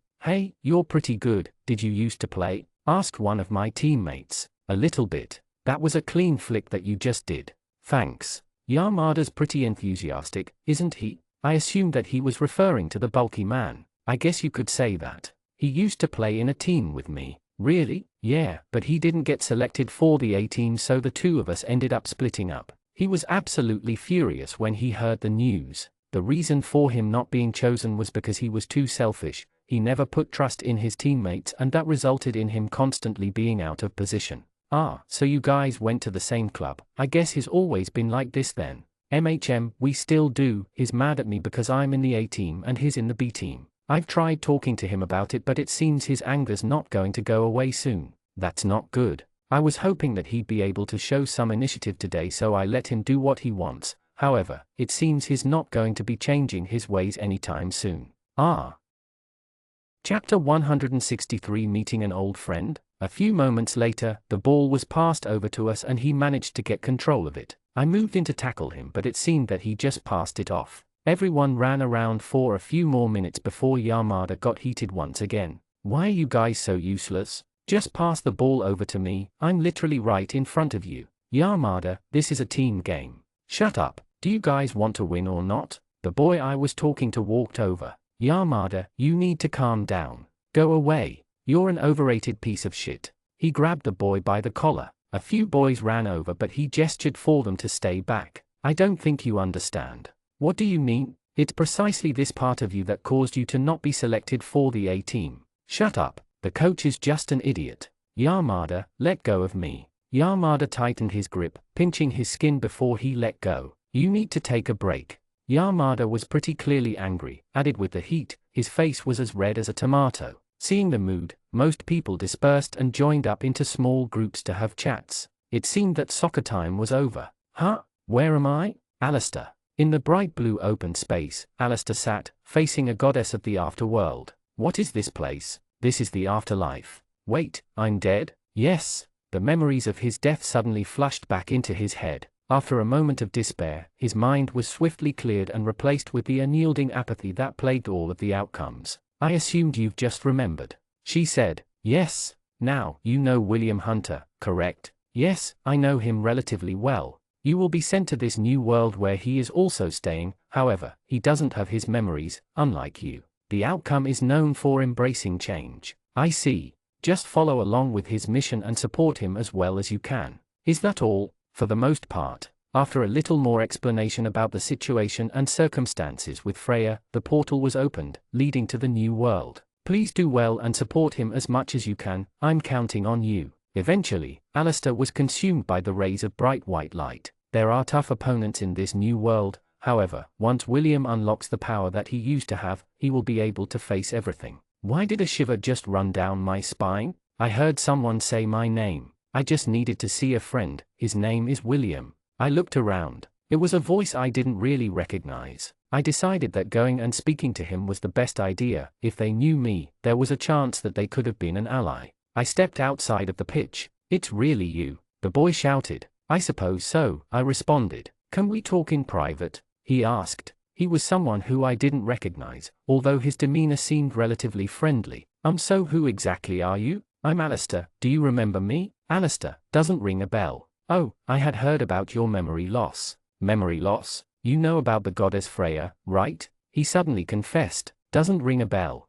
No." I asked. "Well, I was reincarnated. So, you also come from another world? Honestly, at this point, I wasn't even surprised. Yes, the same one you came from. Huh? What was going on? Wasn't everyone just sent here? Me. I don't understand. Who exactly are you referring to? Freya didn't explain it to me very well. But it's something to do with your past lives. Hold on. Past lives? Plural? Hold on, that might just be a mistake. I had multiple lives in the past. Yeah, you had 2 lives before this one. What? My brain was boggled. Who was this person? I didn't understand. William, do you remember anything about your past lives? Not that I know of. That's a shame, we were good friends, you know. Well, kind of friends. You never thought of me as one, but I did grudgingly accept you as an ally. I don't understand. I'm not surprised, you don't sound a lot like the William the First knew. If Freya hadn't told me, I would have never guessed that you were him. I wondered about how much information he had. Do you remember much about your past life? I asked. Me? Well, I have some memories of us working together. You were really someone special. Me? Someone special? I assume you'd want to know, so no, like you I don't possess a system, so I've had to fight the traditional way. No way, he's been surviving all this time without a system? But how? It's not hard to kill someone who is dumber than you, as long as I don't get led out into the open, it's not that hard. But what if you get into a fight head-on? I'll steal a quote from the old you. A smart person can simply be killed by a bullet from any random person, but a smart person would never get in a position where he can be killed by a bullet. Despite you giving me that advice, you never followed it yourself. A quote from me. I'd say I'm pretty smart. The people from this world don't even compare to the people of our old world in terms of intelligence. As smart as I think I am, however, I'm not you. My risk-taking and calculating abilities aren't even close to what you used to be capable of. Though, seeing you in this state, I'm both hurt and a little relieved. I don't understand. Of course, you don't, but hopefully one day you will. The 2 of us stood there silently. Nothing was really making sense. However, he left without saying another word to me. I guess I'll think about this later. The offensive operation is tomorrow after all. I need to prepare for that. Chapter 164 Attack Squad. I was awoken by the sound of someone knocking on my door. Lethargically, I got out of bed and put on some clothes. Today's the day, I guess. I opened the door to the sight of Robbie. You ready? He asked. As much as I'll ever be, I guess. Haha, alright, let's go. Ilana is waiting for us. I followed him outside as we walked onto the bright open path. It was much busier than usual. A large number of military personnel were all making their way down the street. Elves and humans were slowly getting into formation in the middle of the road as they organized the teams. Our group was a little further down, with our own separate tent. After a few minutes, we arrived. It seemed that we were the last 2 to arrive since everyone else was already waiting. Chloe, Alikar, Maya, Ilana and her elves were already preparing their equipment. Now that everyone's here, I'm going to explain everything. Alikar stood in front of us and began talking about the operation. I'll lead the way, don't mind what the other regiments are doing. We have a very detailed plan of how we're going to penetrate the vampire hideouts. Behind our group will be a support regiment carrying everything that we'll need and any necessary supplies including food and medical equipment. He rolled down a map and showed us a very intricate plan of the entire operation. There were so many symbols and lines that it was practically impossible to understand what was happening. He pointed at a specific path and showed it to us. It seemed that our group was going to be going straight into their lair. Now, I'm going to talk about the important part. Once we enter the vampire lair, no other support personnel will join us. From our scouting missions, we've deduced that bringing more people will only increase the casualties for very minimal benefit. This means that we will be by ourselves. He took a breath and continued. Our plan in terms of engagements is this. Everyone will engage a vampire royal if they are spotted. At the moment, if a progenitor is seen, do not engage it. Our only chance of beating a progenitor is if we all work together, and our chances are slim at that. I repeat, do not engage a progenitor until we are together. Is the plan that we have to fight a vampire royal one-on-one? Asked Chloe. At the moment, that's all we can do. We'll have to do everything in our power to beat them by ourselves, since it's very likely that we'll have to engage quite a few at the same time. Do you know approximately how many strong vampires they have? Based on our recon, we predict that each of us is going to fight a Marquis rank or above. It may seem dire, but you will do everything in your power to win. There are no rules. The odds appeared very slim. We struggled to fight a Marquis as a group, and now we were going to have to kill them by ourselves. To be fair, there wasn't much else we could do. This plan relied on very small probabilities. We have to engage them now, otherwise, they'll keep reproducing and we'll never have another chance. We've made contact with some of the highest-ranking humans who say they are going to deal with the other progenitors. Our target is the second progenitor. Wait, if you've made contact with the highest-ranking humans, shouldn't they be fighting a stronger progenitor? The main difference is that we have the manpower.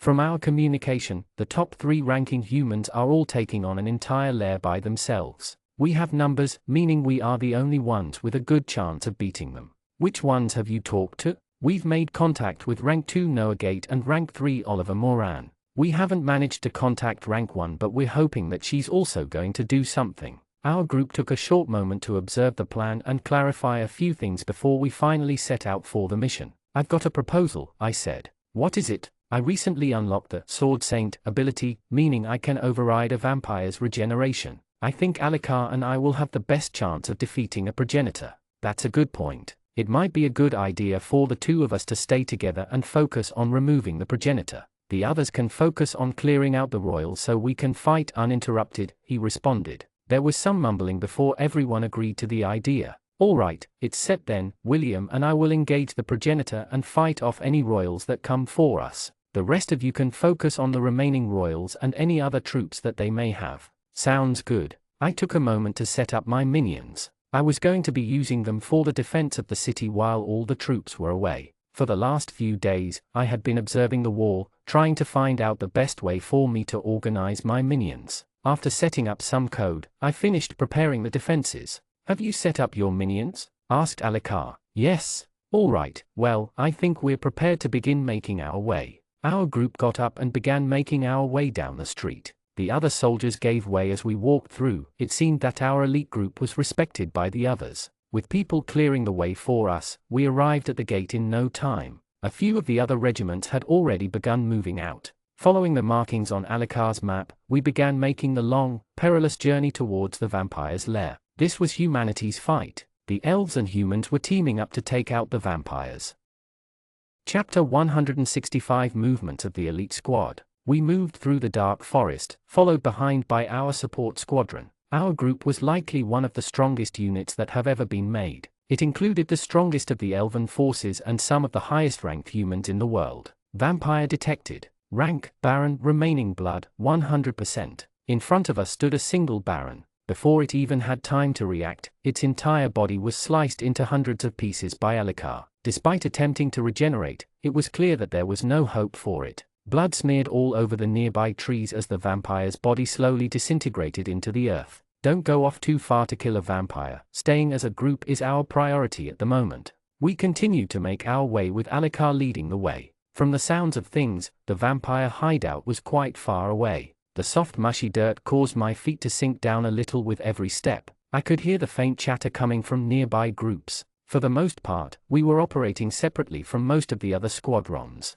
Whilst they worked as one big unit at its core, we were separate from that. Trekking through the forest, I looked around for any other vampires that may have been nearby. Despite the immense strength of our group, a sneak attack could still prove problematic. Unlike vampires, we can't regenerate our injuries. Vampire detected. Rank, Baron, remaining blood, 100%. Another Baron. Like before, Alikar made easy work of it, slaying it in mere seconds. The vampire disintegrated as well, disappearing into the air. We're getting closer, be wary, there are likely going to be some stronger vampires. I drew Mayor Lakii and looked around in anticipation. Vampire detected. Rank, Earl, remaining blood, 100%. A stronger vampire had appeared. As soon as he saw us, his face changed. What on earth is this? It mumbled. Before we could make a move against it, it suddenly turned and ran, bolting through the woods. It must have noticed that there was too much of a power difference. I looked over at Alikar. Are we going to chase it? No, another group can deal with it. We need to keep moving. Ignoring the vampire, we kept moving forwards, slowly making our way closer to their lair. Apparently, it was supposed to be a large opening in a cave or something like that. With that in mind, it would likely be a part of the large mountain that stood in the distance. Vampire detected. Rank, Viscount, remaining blood, 100%. Another vampire came close to engaging with us. Unlike before, however, Robbie caught it with his vines. With nowhere to go, Alikar quickly made dashed over and sliced it into pieces. From what I could see, anything below a Marquis rank was incredibly easy for us to defeat. It was clear that the density of vampires was increasing as we got closer. Not even a minute later, another vampire was spotted. Vampire detected. Rank, Earl, remaining blood, 100%. It was another Earl, different from the one we saw before. Robbie acted quickly again and conjured vines underneath its feet. Wrapping around its legs, the vampire was unable to escape. The Earl was still pretty strong, so it slowly broke free, but Alucard quickly engaged it. The vampire drew its crimson sword, managing to block a few of Alucard's attacks. However, Alucard was on a whole different level. After a few feints, he broke through the vampire's defense, slashing away at its flesh. Rank, Earl, remaining blood, 87%. Rank, Earl, remaining blood, 61%. Rank, Earl, remaining blood, 33%. It wasn't long before the vampire was completely out of strength. Alucard was just too powerful for it. The rest of us just watched from the side as he easily slew the vampire with ease. Rank, Earl, remaining blood, 1%. After defeating the vampire, our group continued marching onward. The mountain was getting larger and larger as we got closer to its base. Even the number of trees was starting to die down as we got closer to the vampire's lair. Carefully looking around, we observed the general area. Vampire detected. Vampire detected. Vampire detected. My ability was going like crazy. There were a lot of vampires nearby. What are we going to do about all of these vampires?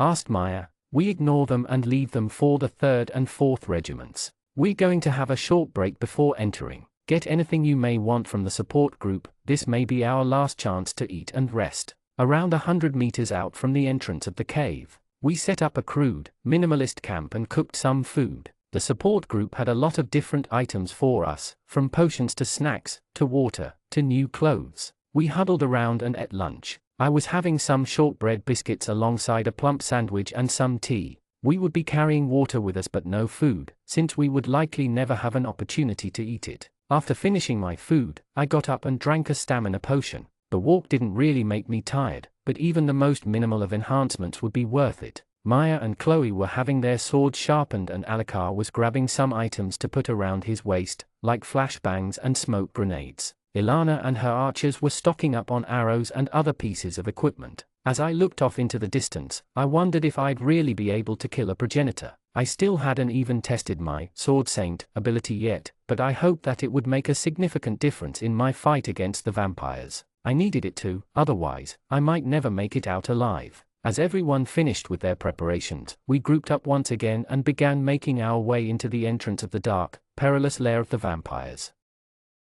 Chapter 166 The Vampire's Lair. Our group quickly split apart upon entering the dark cave. There were numerous different paths and directions to move. The other regiments were engaging the vampires which were outside, allowing us to enter without too much issue. A few moments later, only Alucard was still with me, as per the plan. My Darkness Hatred ability was going crazy due to all of the vampires nearby. It wouldn't be long until we got into a fight. Vampire detected. Rank, Marquis, remaining blood, 100%. Ah, there it was. A vampire with long black hair. William, are you ready? I'm going to distract it while you try to cut away at it as much as you can. Make sure to keep looking around you as well. We don't know what else might be lurking nearby. Alright. This would be the first time I'll see my legendary Sword Saint ability in action. The Marquis charged at us. What are you doing in here? How did you guys find this place? I swung at the vampire's neck. She quickly blocked the attack and took a step back.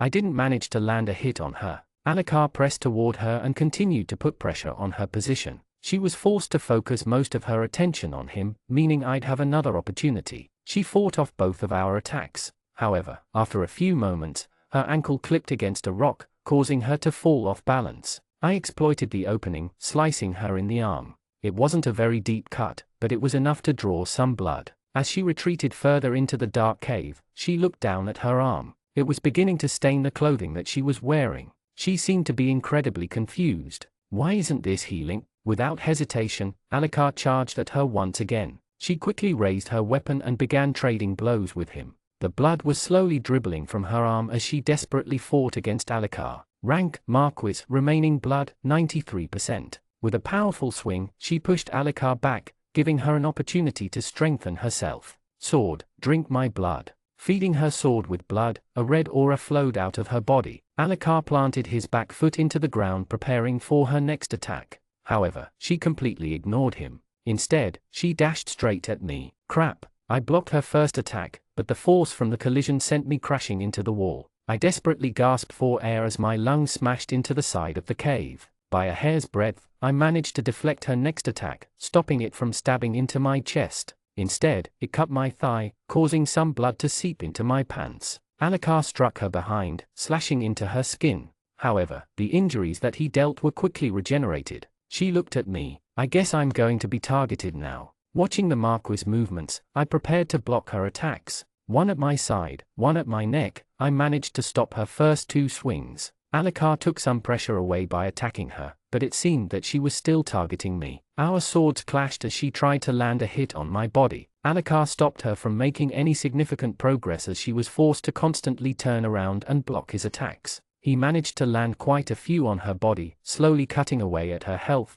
but her injuries didn't take very long to heal. Suddenly, her blade swung past my face. It made such slight contact that I didn't even notice at first, but I could taste the metallic flavor of blood in my mouth. She turned and engaged Alucard as I ran towards her. With attacks coming from all different directions, she was unable to stop Mayor slashing straight into her back. I felt the sword slice into her clothing, into her skin and into her muscles. Blood gushed out of the wound as she fell to the ground. Gah! You little livestock. Rank, Marquis, remaining blood, 53%. At this point, there wasn't much fighting back that she could do. Due to the fact that she couldn't regenerate the injuries I caused, she was constantly in pain. Swing after swing, Alucard stabbed at her, eventually cutting away more and more of her health. With the last bit of energy that she had, she jumped up and raised her deep red blade. Sword, drink the rest of my blood, all of it. It was her last-ditch effort. William, get out of the way. Huh? Alucard kicked me in the side, causing me to crash into the side wall once again. Little bits of rubble fell on my head as I looked up at what was going on. A huge red shockwave traveled through the cave, lighting it up with a deep scarlet color. I watched as the attack cleaved the roof of the cave, causing large pieces of stone to smash into the ground. After that, the vampire fell to her knees. Rank, Marquis, remaining blood, 0.01%. She slowly began evaporating into the air. I quickly got up. Alucard, are you all right? There was a moment of silence. However, through the smoke, I heard a voice. Yeah, I just barely avoided that attack. He made his way over to me. You have to watch out. When vampires feed all of their blood to their sword, it becomes incredibly powerful. You don't want to get caught in the attack, otherwise, it's guaranteed death. You almost got me killed. Sorry, I didn't realize how powerful it was going to be. Whatever, let's keep going deeper into this base. Chapter 167 The Past, Part 7. We wandered around the mall for a little longer before I decided that it was time to leave. Are you going now? She asked me. Yeah.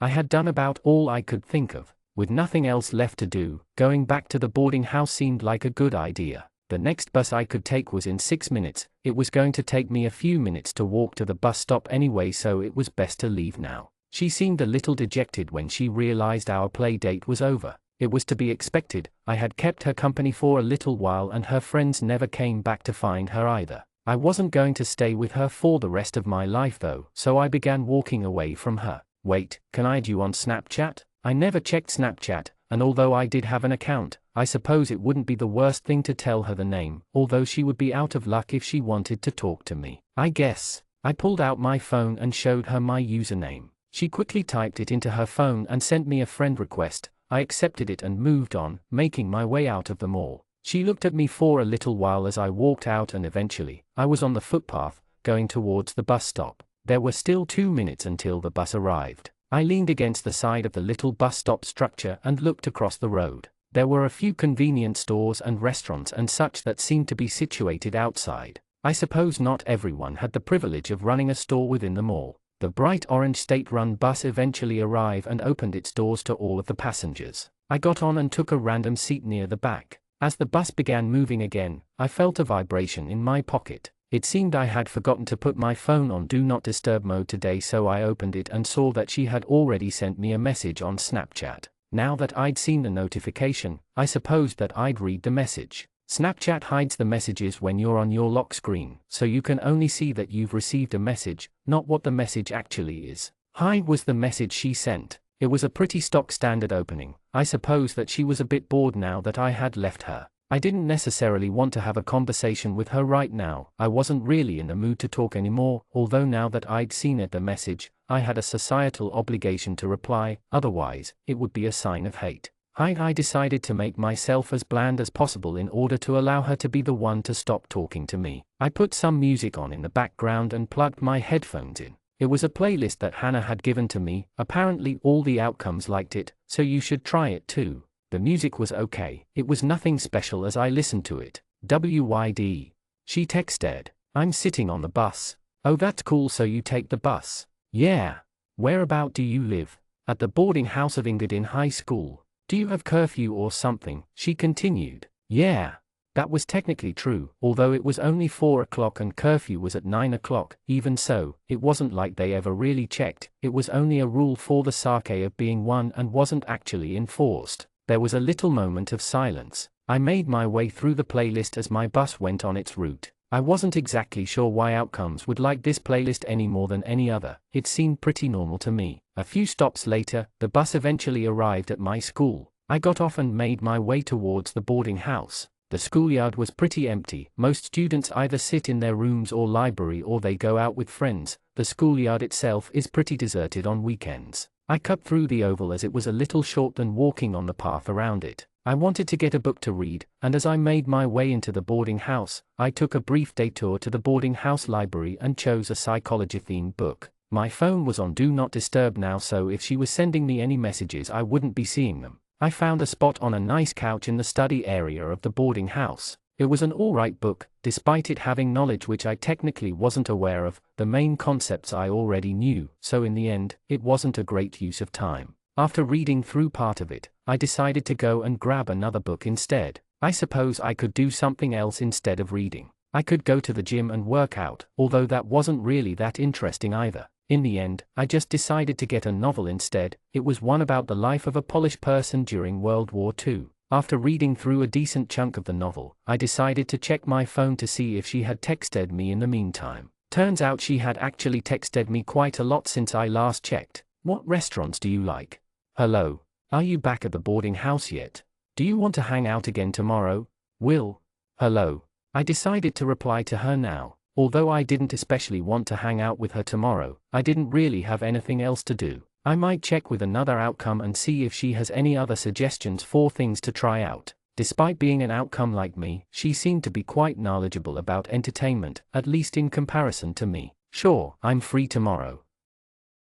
Chapter 168 The Past, Part 8. Eventually, she seemed to be listening to every word I had to say. My words did not reflect my feelings whatsoever. I was merely reciting the best method to calm her down. Though, it was nearly impossible to notice that there was a distinct distance in my words. After a little while, I decided that I'd ask her for more details on why she was curled up in a ball before. That should have been my final step before I decided to leave. Hey, why were you sad before? All of my friends thought it was funny to ditch me. You think they were just joking? Maybe they came back to look for you after. No, I know they don't like me, but I hang around them anyways. I see now. What were you doing here? I was just bored. I don't have much to do on the weekends. Do you hang out with your friends? I guess not. I didn't really have friends. A necessary part of being an outcome is being able to adapt to any situation. Lingering feelings like love and friendship usually cause problems in decision-making in difficult situations. Sometimes you might be able to escape, but if you're too busy worrying about others and trying to protect them, you might just trap yourself.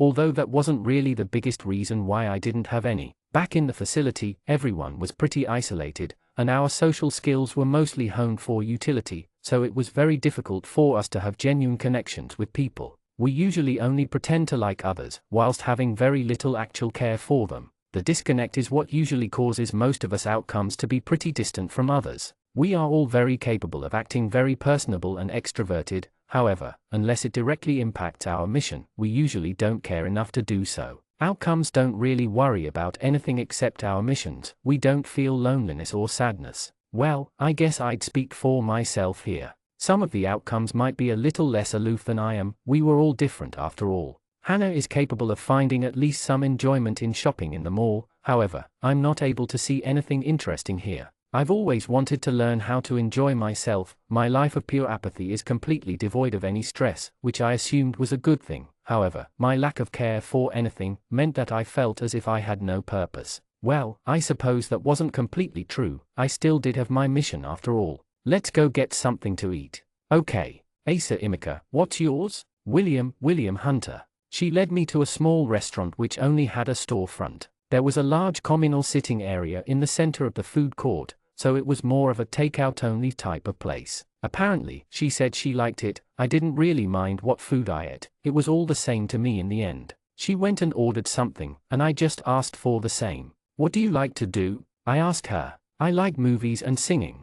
It was a pretty generic response for what a teenage girl around my age would answer. She still hasn't asked me why I talked to her in the first place. I guess she just doesn't want to accidentally push me away. I had watched quite a few movies back in the facility, although I never really got invested in any. I watched them more for educational purposes, like knowing more about pop culture for the purpose of helping me in the future. We always thought of everything as an opportunity to better our own knowledge and capabilities. We never seemed to enjoy something for what it was. We slowly finished our food. I wasn't really sure what we were going to do at this point. I wanted to go back soon because it was getting pretty boring here. At least back at the boarding house, I could read a book or something. I only wanted to help her get back onto her feet. Becoming her friend wasn't really my intention from the start. The two of us sat silently as we looked at each other. It seemed she didn't know what to do either. I suppose I could go into the bookstore and have a look around. Although our school library already had a pretty large collection, purchasing one wasn't all that necessary. I heard that some people enjoyed the feel or the smell of new books, although I didn't really mind. Either way, I cared more for the content than the feel. My life was pretty pointless though. I would read books all the time although I never really used the information for anything.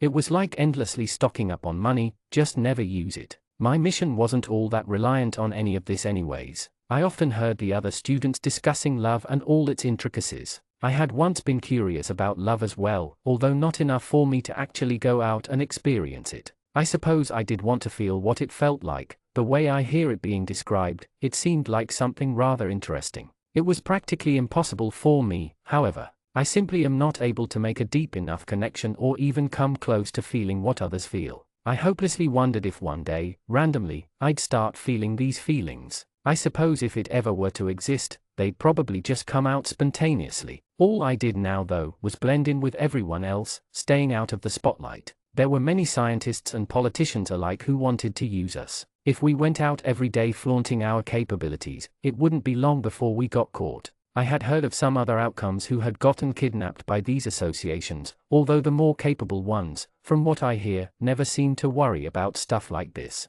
I was always confused when people said I was special. I'm just another outcome, aren't I? Why would I be special? Chapter 169 The Past, Part 9. As promised, I decided to meet up with her again. She had asked me where I wanted to go, and I responded with, I don't mind, and as a result, we were at the mall again. However, it was pretty early in the morning today, and most of the shops weren't even open yet or were just going through their opening routines. There were maybe 10 people walking around. Most of the people walking around were workers for the mall or for the various stores. I wasn't exactly sure why she asked me to come so early. It didn't really matter though. It wasn't like I wanted to go to any particular store in the first place. She was wearing a very casual outfit, a long oversized shirt with shorts so short that you could hardly see them. It was a nice look, but then again, I wasn't exactly the best judge of fashion. The two of us walked side by side through the mall, reaching an escalator which went down to the lower section of the mall. There were several entertainment places, although only 2 were open, a fancy, bright bowling alley and a laser tag area. I just continued to follow her, since I didn't really care what we did. She noticed there was a small group of people near the laser tag area. As soon as they saw us, they signaled for us to go over. As we got closer, I saw that it was a group of 6, 3 boys and 3 girls. Please come play with us. The minimum number of participants is 8. We'll pay for you so you don't have to pay anything. She looked over at me. I didn't mind what we did, so we agreed with them and the worker led us into a little dark room with a video playing. I know these are technically the rules, but no one really cares if you break them. The machinery can't detect it, so do what you like. There was a little chant of hooray before we were led into the next room where we got to choose our weapon. There were 3 main weapons, one which looked like a World War II era rifle, a pistol and a shotgun. Next to each of the weapons was a little description. Pistol, short range, relatively fast firing speed, holds 6 shots before reloading. Light rifle, long range, slow firing speed, holds 4 shots before reloading. Heavy shotgun, short range, spray, slow firing speed, holds 1 shot before reloading. Heavy. We didn't have to actually reload, there would just be a 6-second cooldown where we can't shoot. All of us put on large vests with flashing lights on them. We were supposed to shoot at the sensors or something. Let me explain the rules. Every round, everyone has 3 lives. Once you have been shot 3 times, your gun will turn off and you have to exit the playing field. The shotgun spray can take all 3 lives off at once if you're not careful. For the first round, we will have teams of 2. There will be a 60-second grace period in the beginning so you can't get hit. I had noticed that everyone here was a couple, so it made sense that it was teams of 2. I was with her obviously and we made our way into the arena. It was pitch black, with a huge variety of obstacles like stairs and walls and windows all scattered around. As soon as everyone stepped in, several disco lights went on, illuminating the area a little, but still not substantial enough to allow for good vision. The 60-second countdown started immediately. Where do we go? She was sticking very close to me, following me wherever I went. I looked around for an appropriate hiding spot. The rules of the game didn't reward you for eliminations, so the best strategy was to hide and shoot at them from far away. There was a little area which was covered on 3 of the 4 sides by walls, with one of them having a window. I got her to guard the only entrance to the little area and I poked my rifle out the window. The countdown had just about ended and I could already hear the guns' hots in the distance. A little while went by without much action near us. I shot at a few people from afar but all the obstacles and the great distance meant I wasn't able to land any hits. Suddenly, someone was running through the center of the stage, wide open. I pulled the trigger twice, aiming my rifle through the window at him. I managed to easily land 2 hits on him, however, my gun needed 6 seconds to reload. I ducked behind the window again as I noticed lasers flying through the window. The position was good to the point that it was practically impossible to hit us unless we were standing in front of the window. The only other way was to charge at us from the only entrance into the space. My gun soon reloaded, the guy still hadn't decided to find cover and I eliminated him with 1 more shot of the rifle as I swiftly poked my head out the window. He let out a disappointed groan and began making his way towards the exit. It seemed his teammate wasn't nearby. I assumed that she was already eliminated. A brief moment after that skirmish, several people ran out of cover and frantically fired at each other across the center of the map. It was like a light show, lasers of all colors flew across the stage. I could hear the tag sound, signaling that people were being hit. I fired a few shots into the mix, landing one on an unsuspecting target. It was still probably best not to draw attention to us at the moment. It wasn't that I necessarily enjoyed the game but I had decided that I would try at least, and see if I can find enjoyment in something. At the moment, however, it felt more like a chore than a game, not that I necessarily disliked it either. It was just, the game continued, and more people were being eliminated. Chapter 170 The Past, Part 10. This will be the last flashback chapter for a while. By the way, I highly recommend reading My Devil System. More information is in the author's note. After a little skirmish, the playing field went quiet. I gathered that there were either 2 or 3 other players remaining aside from me and her. They were likely hiding just like us. There wasn't any rule stating that the game couldn't go on forever, so unless something happened we'd just forever be in this stalemate. I decided to leave my hiding place and start approaching the remaining players. I didn't want to stay here for the rest of my life, so I wanted to finish this soon. I made sure to stick close to the wall as I made my way around. The others didn't seem to be showing any sign of coming out of their hiding spots. The place was almost dead quiet at this point. I listened out for faint sounds which could signify there was someone nearby. No one shot at us while we traversed the place. It seemed everyone was determined to hide until the end. I could hear the slight sounds of footsteps coming from the side. Whilst it was true that I could easily win the game, I decided to hold back on many of the plethoras of tricks I had up my sleeve. If I wanted to know exactly where everyone was, I could simply remember and trace back each of their movements from the last moment I saw them and predict their location.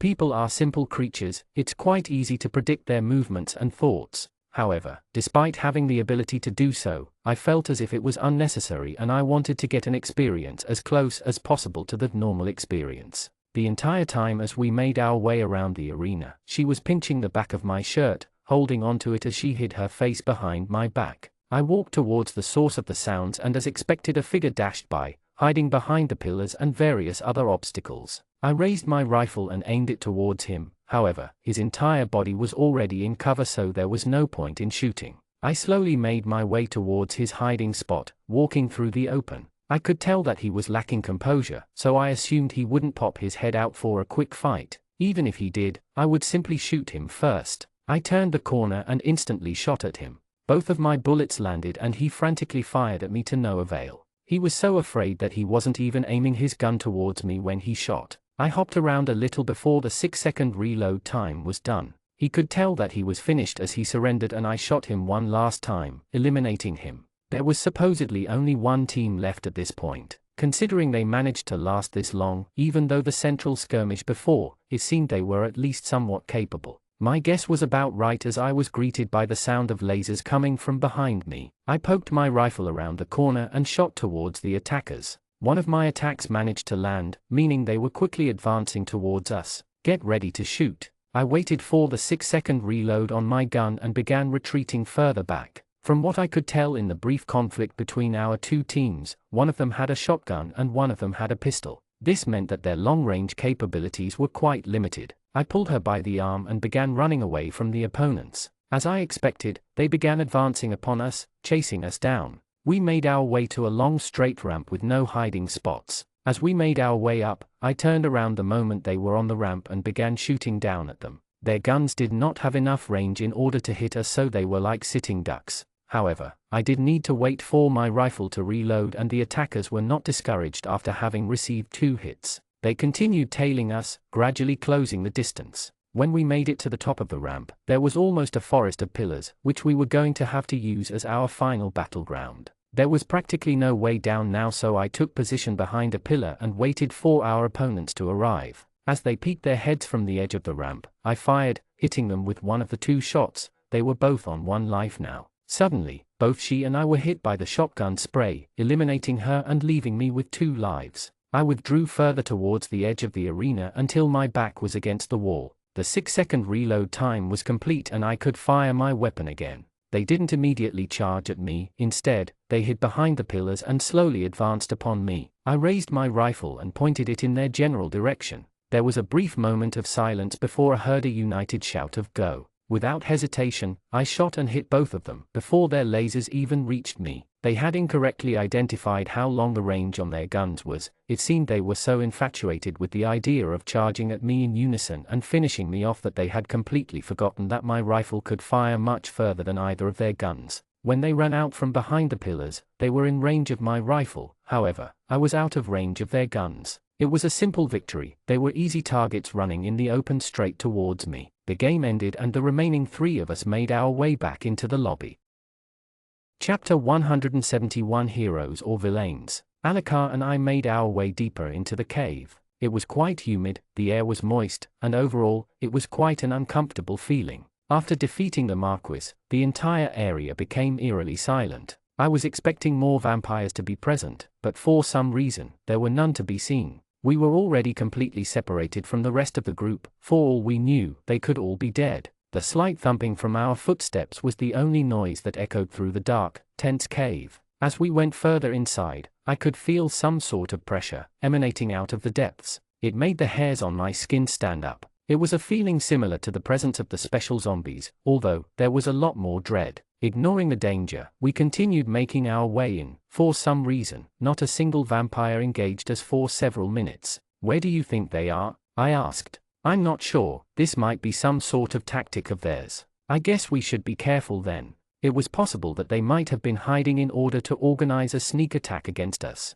My darkness hatred ability should be able to stop anything like that happen though, since I'd be notified if there was a high concentration of vampires. We trekked further into the cave. As I looked back, the entrance was only a tiny smudge in the distance. Vampire detected. Rank, Marquis, remaining blood, 100%. Ah, finally, a vampire and a strong one at that. Beside him were a few other vampires, ranging from barons to earls. It looked like a pretty big fight was about to be underway. "You take care of the Marquis, I'll wipe out the others first," said Alucard. "All right, I'll join you once I clear the area." Without any time to breathe, the Marquis charged straight at me. I planted my back foot into the ground and prepared to parry his attack. Alucard had run off, clearing some of the weaker vampires behind. Clang! My rich purple sword clashed with the vampire's crimson blade. Bracing myself, I blocked a few more of his attacks. "Sword, drink my blood." Seeing the blood leaking from his arm, I jumped back.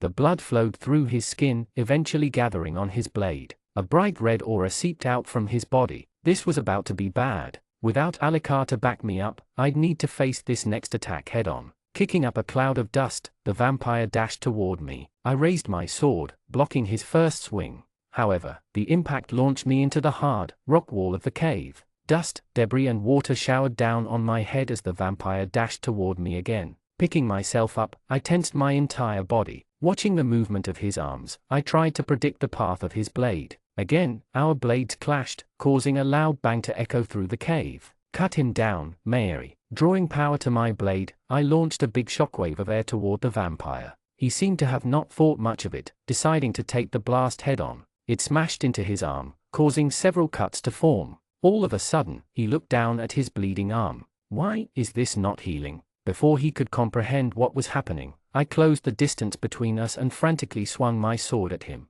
He blocked a few of my attacks before kicking me down onto the ground. As he tried to land another attack on me, I rolled out of the way and got back onto my feet. "Ah, that hurt." Vampire detected. Rank, Marquis, remaining blood, 79%. "Cut him down, Mary." Again, I launched a shockwave of air at the vampire. He quickly jumped out of the way this time. However, I charged in and swung at his chest. In the chaos, I managed to knock his blade out of the way and land a slash on his body. My sword cleaved through the edge of his skin, cutting through his clothes, and drawing out his blood. He looked down in shock as the wound didn't heal itself. He was starting to lose more and more blood as it stained his clothes. Vampire detected. Rank, Marquis, remaining blood, 56%. The Sword Saint ability was incredibly powerful. Every single attack of mine is extremely potent, even against vampires. Without the ability to regenerate their wounds, eventually, they'll just bleed out like a human. "Why can't I regenerate?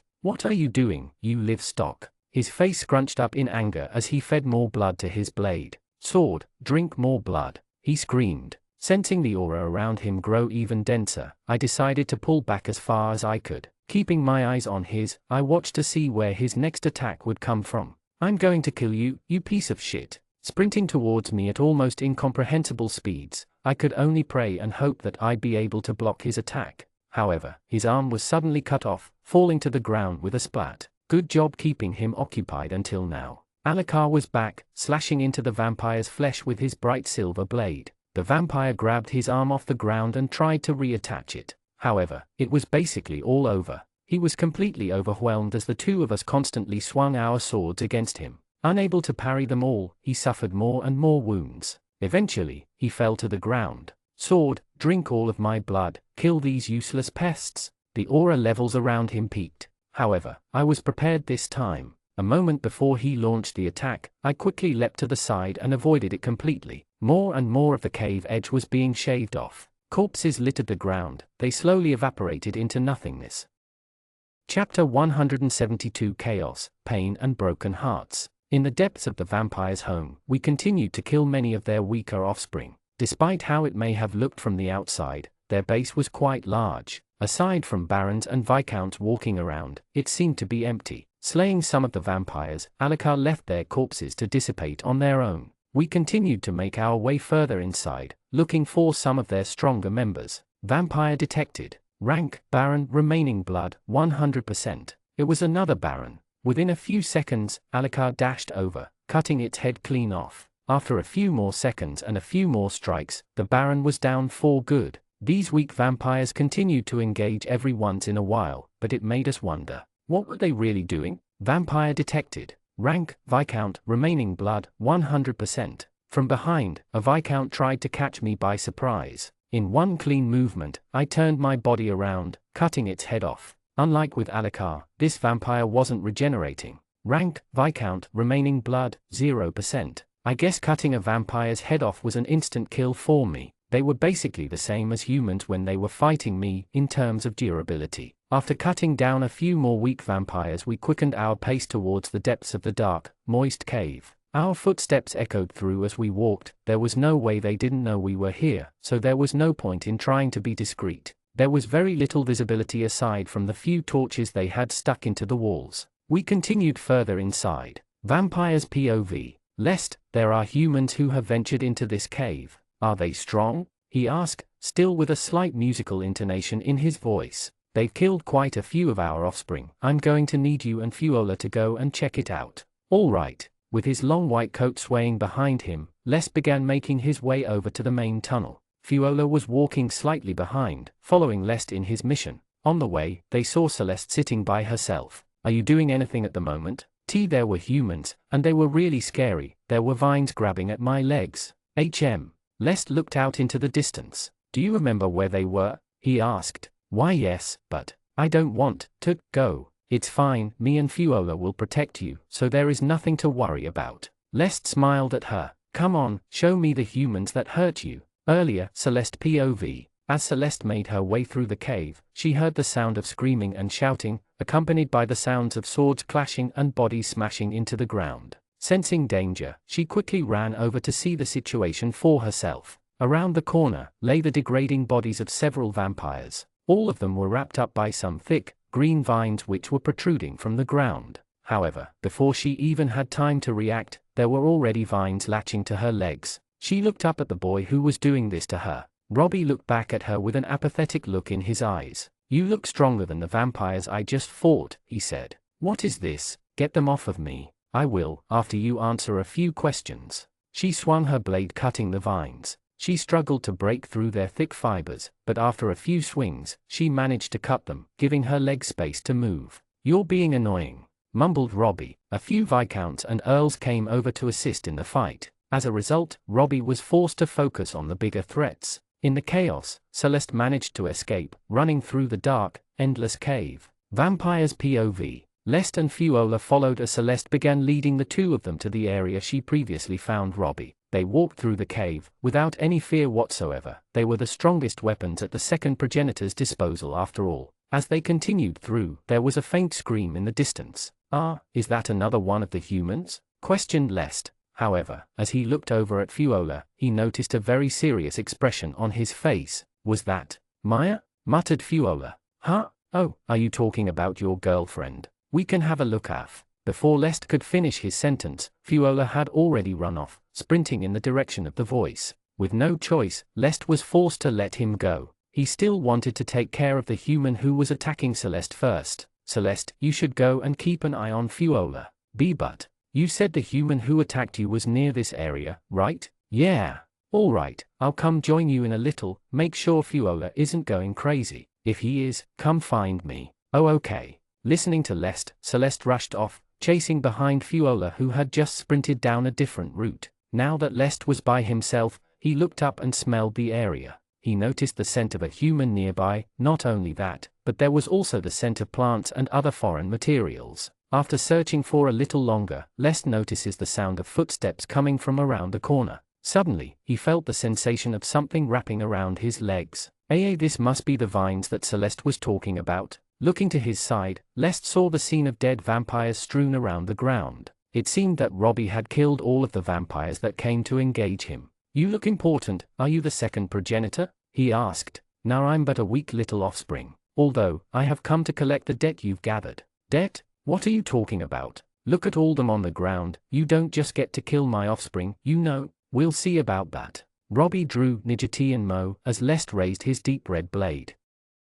Chapter 173 Duke vs Nijatan Mo, Reign all Camilla. Suddenly, grass appeared on the previously dull, rough stone floor. It was a bright green, in complete contrast to the dark, grey coloring of the cave. Both of them stepped into the soft grass. They raised their weapons in anticipation of the upcoming battle. You know we don't have to do this. I wouldn't mind making you one of my offspring after you apologize for what you did to Celeste. Shut up, bloodsucker. I hate annoying things, and you're annoying me. Or, that wasn't very nice. We could be friends, you know. Robbie held out his hand. Rain Helleborus. A flurry of vines was extruded from his palm. They traveled straight towards Lest. However, it didn't seem that he was the least concerned. With one swift movement, he managed to slice every single vine with his dark red blade. A reddish aura was left in the air, in the trail of his swing. The strong vines were all sent crashing into the ground. "You're a duke, aren't you? Whatever do you mean? I came prepared for this." Suddenly, Robbie summoned a potion from his inventory and popped off the lid.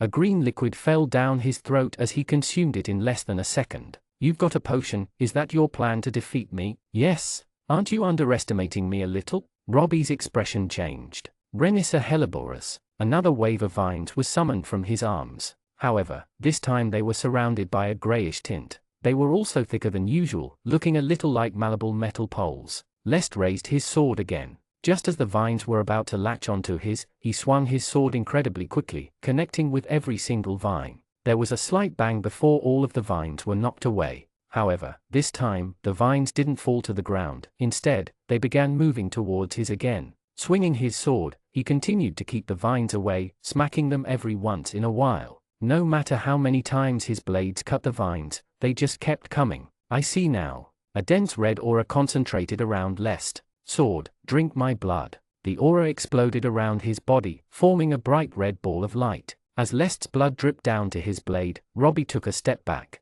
Swiftly, Lest cut every single vine. His blade pierced straight through the fibers of the strengthened vines. A moment later, the vines fell to the ground, slowly withering away. "Why you even managed to break those? Eh? Don't tell me that was all you got." A smile formed on Lest's face. "Come on, show me more." With no other choice, Robbie raised his sword. "Ninja, give me more power, as much as you can." With that, the spirit of a young girl appeared in front of him. She was invisible to Lest, however, he continued to wait for Robbie to do something. "Please hurry." "All right, I'll be taking some of your lifespan. Are you sure about this?" "Yes, do it." With that, she vanished back into thin air. More power circulated through Robbie's body as he braced himself to attack Lest again. Dashing at Lest, he swung his sword at him. Their swords clashed as Lest blocked his attacks without much issue. Robbie planted his feet into the ground and swung his sword as quickly as possible, trying to break through Lest's defenses. However, it was clear that he wasn't making much progress. "Let's go, Ninja."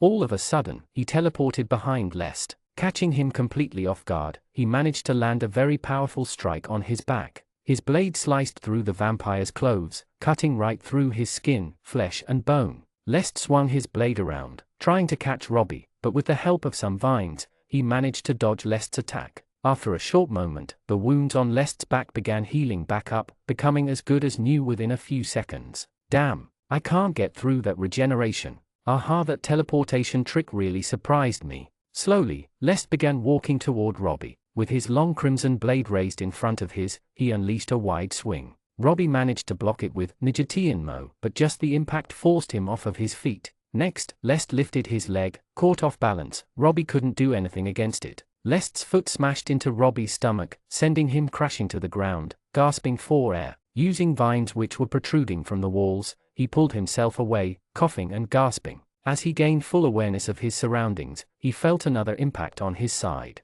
He was launched off of his feet, smashing into the rough side wall of the cave. "Come on, aren't you going to show me any more tricks?" "Shit." Without hesitation, Lest grabbed him by the collar and slammed into the rock wall again. Rubble and debris began raining down as the impact caused a large dent in the side. A severely wounded Robbie looked up at the vampire. There was blood dripping from his arms and legs. "Ah, have you finally decided that you've lost? Let's go, Ninja." "Huh?" Robbie suddenly vanished from Lest's sight. Renissa Helleborus. A huge wave of vines was conjured from Robbie's palm. He was only a few centimeters behind Lest. The vines needed to only travel a tiny distance before they were able to clutch onto Lest, rendering him immobilized. However, Lest wasn't fazed. He simply turned around and swung his blade, launching a huge red shockwave into the air. It crashed into the vines, causing them to separate from each other. Right after, Lest cut through every single one with his crimson blade. A moment later, the vines all fell to the ground. "Nice trick, you almost got me there." Without even enough energy to continue standing, Robbie fell to the ground. "Oh well, you'll make a nice offspring." Lest started walking over to Robbie. Picking him up by the neck, Lest brought him closer to his jaws. Chapter 174 Curse of the Duke. Suddenly, Lest was interrupted by the sound of footsteps behind him. Do you hear the sound of fighting in the distance? I think so. Alucard and I began making our way to the source of the noise. Along with the sound of blades smashing each other, I could also hear the distinct sound of vines being cut. I think that's Robbie. You think he's all right? I think I can hear the sound of his vines being cut through. That's not a good sign. Vampire detected. Rank, Duke, remaining blood, 86%. Crap, it's a Duke. After a little while, the two of us turned the corner. We were met by the sight of Robbie's injured body being held up by the neck. The white-haired vampire turned and looked at us. Looks like you've got backup. He dropped Robbie onto the ground. Alucard and I raised our weapons in preparation for the upcoming fight. This was not going to be an easy one. This was the first ever time I'd be fighting face to face with a Duke-ranked vampire. Suddenly, the vampire quickly turned and dashed towards us. Alucard stood in front to block the attacks, however, he was quickly overwhelmed. I stepped in and swung, Mayor Lucky Eye, trying to land a hit on the vampire. His movements were incredibly swift and efficient. It felt as if we'd never be able to break through. Both of us were forced to quickly jump back as he launched a shockwave of air towards us. What a hassle. I wanted to go check on Fuola as well. All of a sudden, he was forced to swing his sword, knocking down a wave of arrows that came from the sky. As I turned to look, I noticed that Ilana was holding a larger bow than normal, grabbing 5 arrows at a time.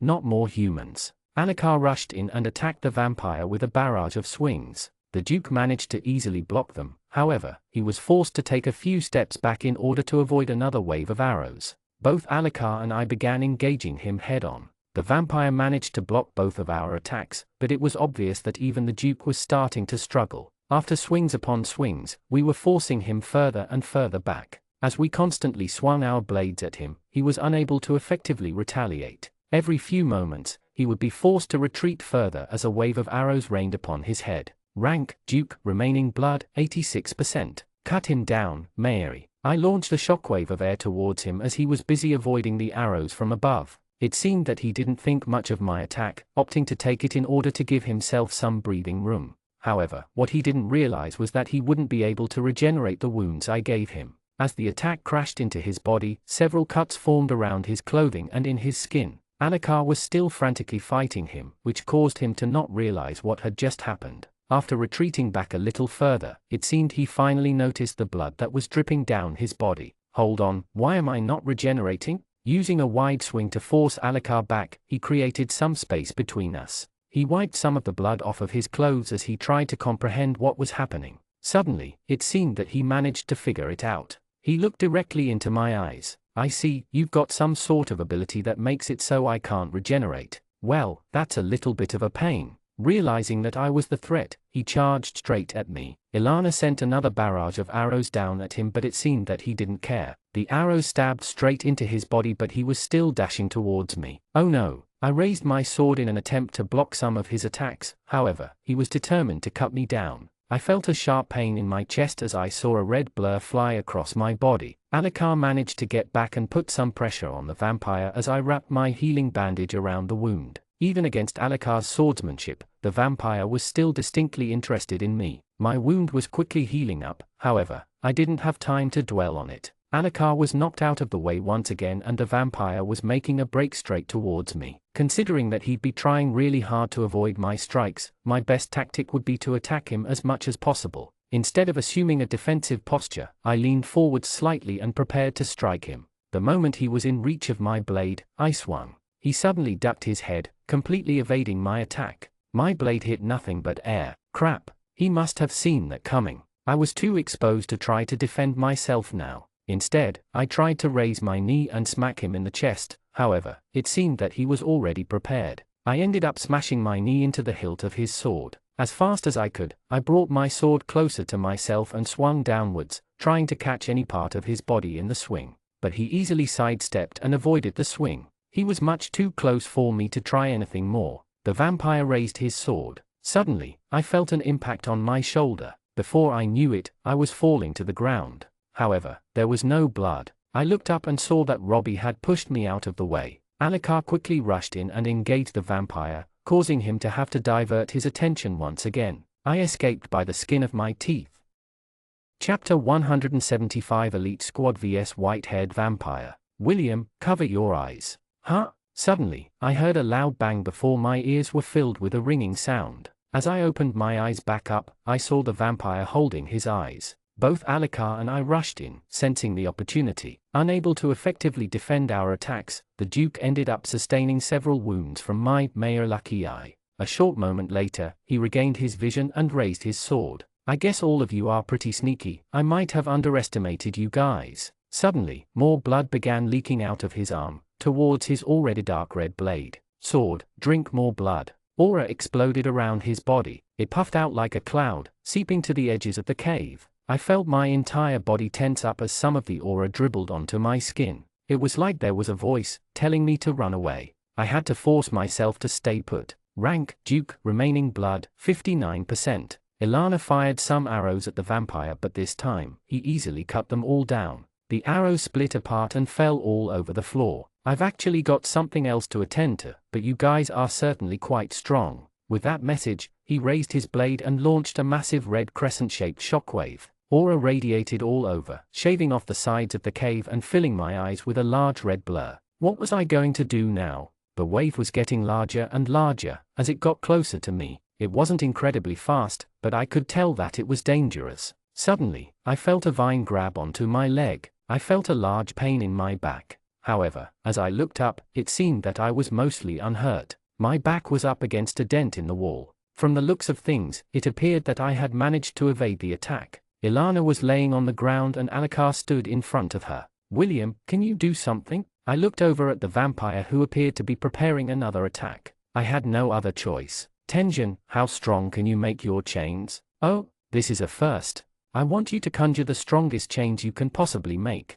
I can do that, but do you know the payment? I do not. I'm not as terrible as Mary, but you'll be seeing nightmares for a few nights. That's fine. Okay. Chain him down, Tension. All of a sudden, the thickest chains I've ever produced wrapped around the arms and legs of the vampire. They were dense, grey chains surrounded by a dark aura. Oh, you've got more left in the tank. He jerked his arm, but the chains managed to withstand the strain. With a loud clang, they managed to keep him from moving his arms. Not bad. As fast as I could, I raised Mayor Lucky Eye and charged at the vampire. Alucard also got up and dashed towards the immobilized vampire. For the first time in the entire fight, the vampire showed an expression which appeared to be stressed. AIE, sword, drink my. Mary, cut him down. From a point-blank distance, I launched the strongest attack I possibly could. The vampire was too slow to react. The shockwave smashed directly into his body. A huge gush of blood spurted out of the wound. There was even blood dribbling out of the vampire's mouth as he looked up in despair. Why can't I break out of these chains? Suddenly, one of the chains snapped, freeing his right arm. Before I could land another attack, he retaliated, swinging his powerful red blade at me. I was forced to dive to the side to avoid the shockwave that was launched from his swing. My back hit the wall of the cave as I looked up at the bleeding vampire. With a few quick swings, he cut off the rest of my chains. I didn't expect them to last all that long anyways. I had achieved my goal. Since he couldn't regenerate any of the wounds I gave, he would slowly bleed out. There was a huge gash right in the middle of his chest where I cut him and blood was frantically leaking out. Rank, Duke, remaining blood, 23%. Very rapidly, he was becoming weaker. Damn. He quickly scanned the area before quickly turning around. He was trying to flee. Before he managed to leave, Alucard got around to the other side of him. He was now stuck in the middle of us, unable to escape. I braced myself for the last skirmish. The vampires had a tendency of drawing out extreme power when they are on the brink of death. I was quite worried about what type of strength this Duke was going to unleash. I give up. Huh? He dropped his weapon on the ground and threw his hands up. Are you messing with us? Alucard asked. Honestly, I'm not. I had a fight with the seventh progenitor, and as a result, I ended up getting a curse which stops me from drawing out my full power. I've already lost to you. He didn't seem to be lying, but it still felt too suspicious. His weapon was lying on the ground and his hand were in the air. From the looks of things, it didn't seem like he had any way to attack us. Alucard and I stayed on guard, watching him from afar. I guess you'd be cautious. I really am surrendering, you know. I don't really want to die if it's possible. I had no idea what to do. He was surrendering himself to us, but was it even worth keeping him? He seemed to be too dangerous to be kept alive. Trying to catch him off guard, I quickly charged in and cut off his right up. My blade sliced right through, causing his dismembered arm to drop to the ground. he still didn't move, looking at me with the same neutral expression. Chapter 176 Fuola and Maya. Running through the dark cave, Fuola tracked the source of the sound with his vampiric sense. He could tell that the voice was Maya's. If there was one thing that he couldn't forget, it was the sound of her voice. His cape swayed behind him as he darted around corners. There was nothing else on his mind. Someone. Hearing it once again, he ran the fastest he had ever run. Finally, turning the final corner, he saw Maya, frantically defending herself from the onslaught of vampires who were swinging their swords. Without a moment of hesitation, Fuola drew his crimson blade. Sword, drink my blood. With a dark look in his eyes, he dashed through the crowd, cutting down every single vampire in his way. Blood splattered all across the ground, limbs, flesh and bone exploded from every direction. The other vampires all looked at him in confusion and anger. A marquis who was still standing decided to confront him. Fuola, what's gotten into you? Shut up, I order you to leave. Heh? I know you're a duke, but that doesn't give you the power to order me around. Only the progenitor is allowed to do th. Fuola charged at the marquis. Their swords clashed before the marquis was sent crashing into the side wall. Rocks fell from the ceiling as the impact echoed through the cave. What are you doing, you spoilt brat? The marquis muttered. I told you to leave. You're a traitor. I hate traitors. Both of them fed more blood to their blades. Sword, sword, drink my blood, they shouted in unison. Again, the two of them dashed at each other. The marquis struggled to keep up with the speed of Fuola's attacks. Being a duke, he was much stronger than the marquis. However, several other vampires got up from the ground and joined in the fight. Fuola was now surrounded by several earls and a marquis. Invoke, magic armor, type 2. A rich red aura surrounded his body as he activated his magic armor. Together, the various vampires charged straight at Fuola. However, in one big swing, Fuola knocked all of them down aside from the marquis. A shockwave exploded through the area as dust and debris filled the air.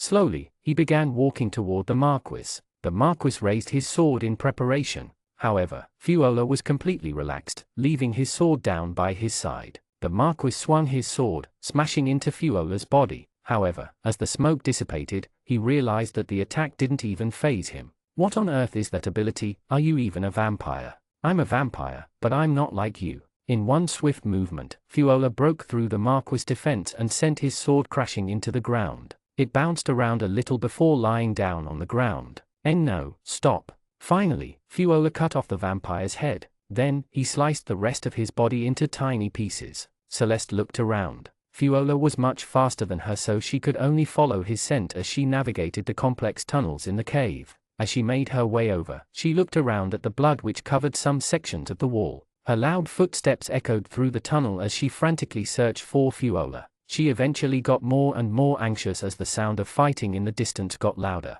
Hugging her back against the wall, she peeked around the corner. To her horror, she saw the scene of Fuola, surrounded by a sea of vampire corpses. They were all slowly evaporating into the air. Fuola, what are you doing? He didn't respond to her. He looked so scary. She began running back through the cave, in search of Lest. I need to tell him about Fuola. She hurried through, trying to decipher where his scent was coming from. Her nose wasn't as good as his, so she struggled to locate his exact position. After making several wrong turns and running through long hallways, she turned and made her way to where he was. Her heart dropped. She was met by the sight of a heavily bleeding and injured Lest. His arm was on the ground beside him, dismembered from his body. Standing around him were several humans, all with various weapons in their hands. No, no, no.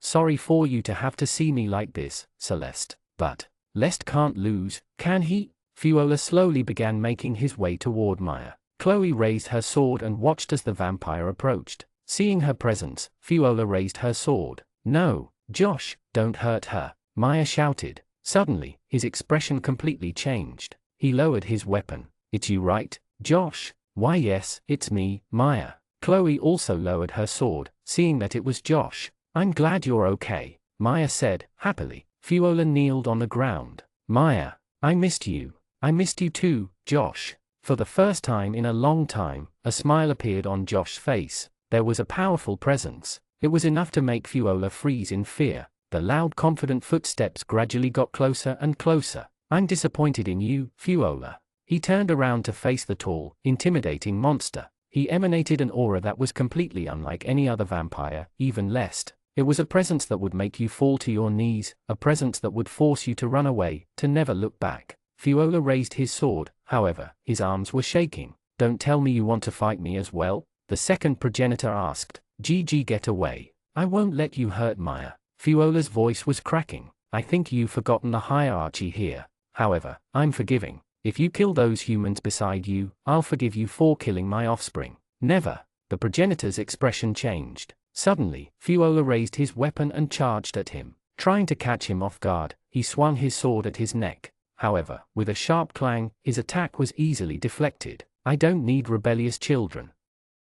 Chapter 177 Noah Gates Information System Part 1 Noah Gates POV. Let me ask you a question. Do you ever feel as if there's a God, a very spiteful God, who, for some reason, always ruins your life? Let me elaborate. There are people in this world who suffer, there are people who live paycheck to paycheck, there are children who wonder if there will be food on the table for dinner, and there are people who genuinely live a hard life, a miserable life. I am not one of those people. I neither have to fight for every bite of food nor worry that I'll be sleeping on the street because I can't pay my rent. For anyone who looks at my life from the outside, it may seem like I'm living a great life. I go to a good school, I get good grades, I eat nice food, and for all literal purposes, my life is good. However, the deeper one looks, the worse my life seems. Nonetheless, there's only a single person who knows how truly awful my life is, and that person is me. Asterisk. It was around 5:45 a.m. I was awoken by the blaring sound of my alarm. Just a little longer. I reach across my bed, feeling all around the bedside table, covering my hand with dust and other residues on it. Eventually, my hand reaches the phone, vibrating erratically, and I tap my finger all over, eventually hitting the snooze button. The phone alarm begins blaring again. Really? Already? This time I grab my phone and open it, flooding my eyes with a wave of burning light. 6 a.m. I drag myself out of bed and walk over to the clothes that I had pulled out the night before. It had almost been a month since I last wore my long comforting green soccer socks. I put on my clothes, strapping the shin guards to my leg. Third year's the charm. I felt an immense feeling of despair as soon as I remember what had happened the prior year. I slowly began feeling literally sick. I felt like throwing up and my stomach tensed so hard I thought that there might have been a bird flying around inside. I leaned against the wall as I supported myself from falling over. I packed my bags for school that day and began making my way toward the living room.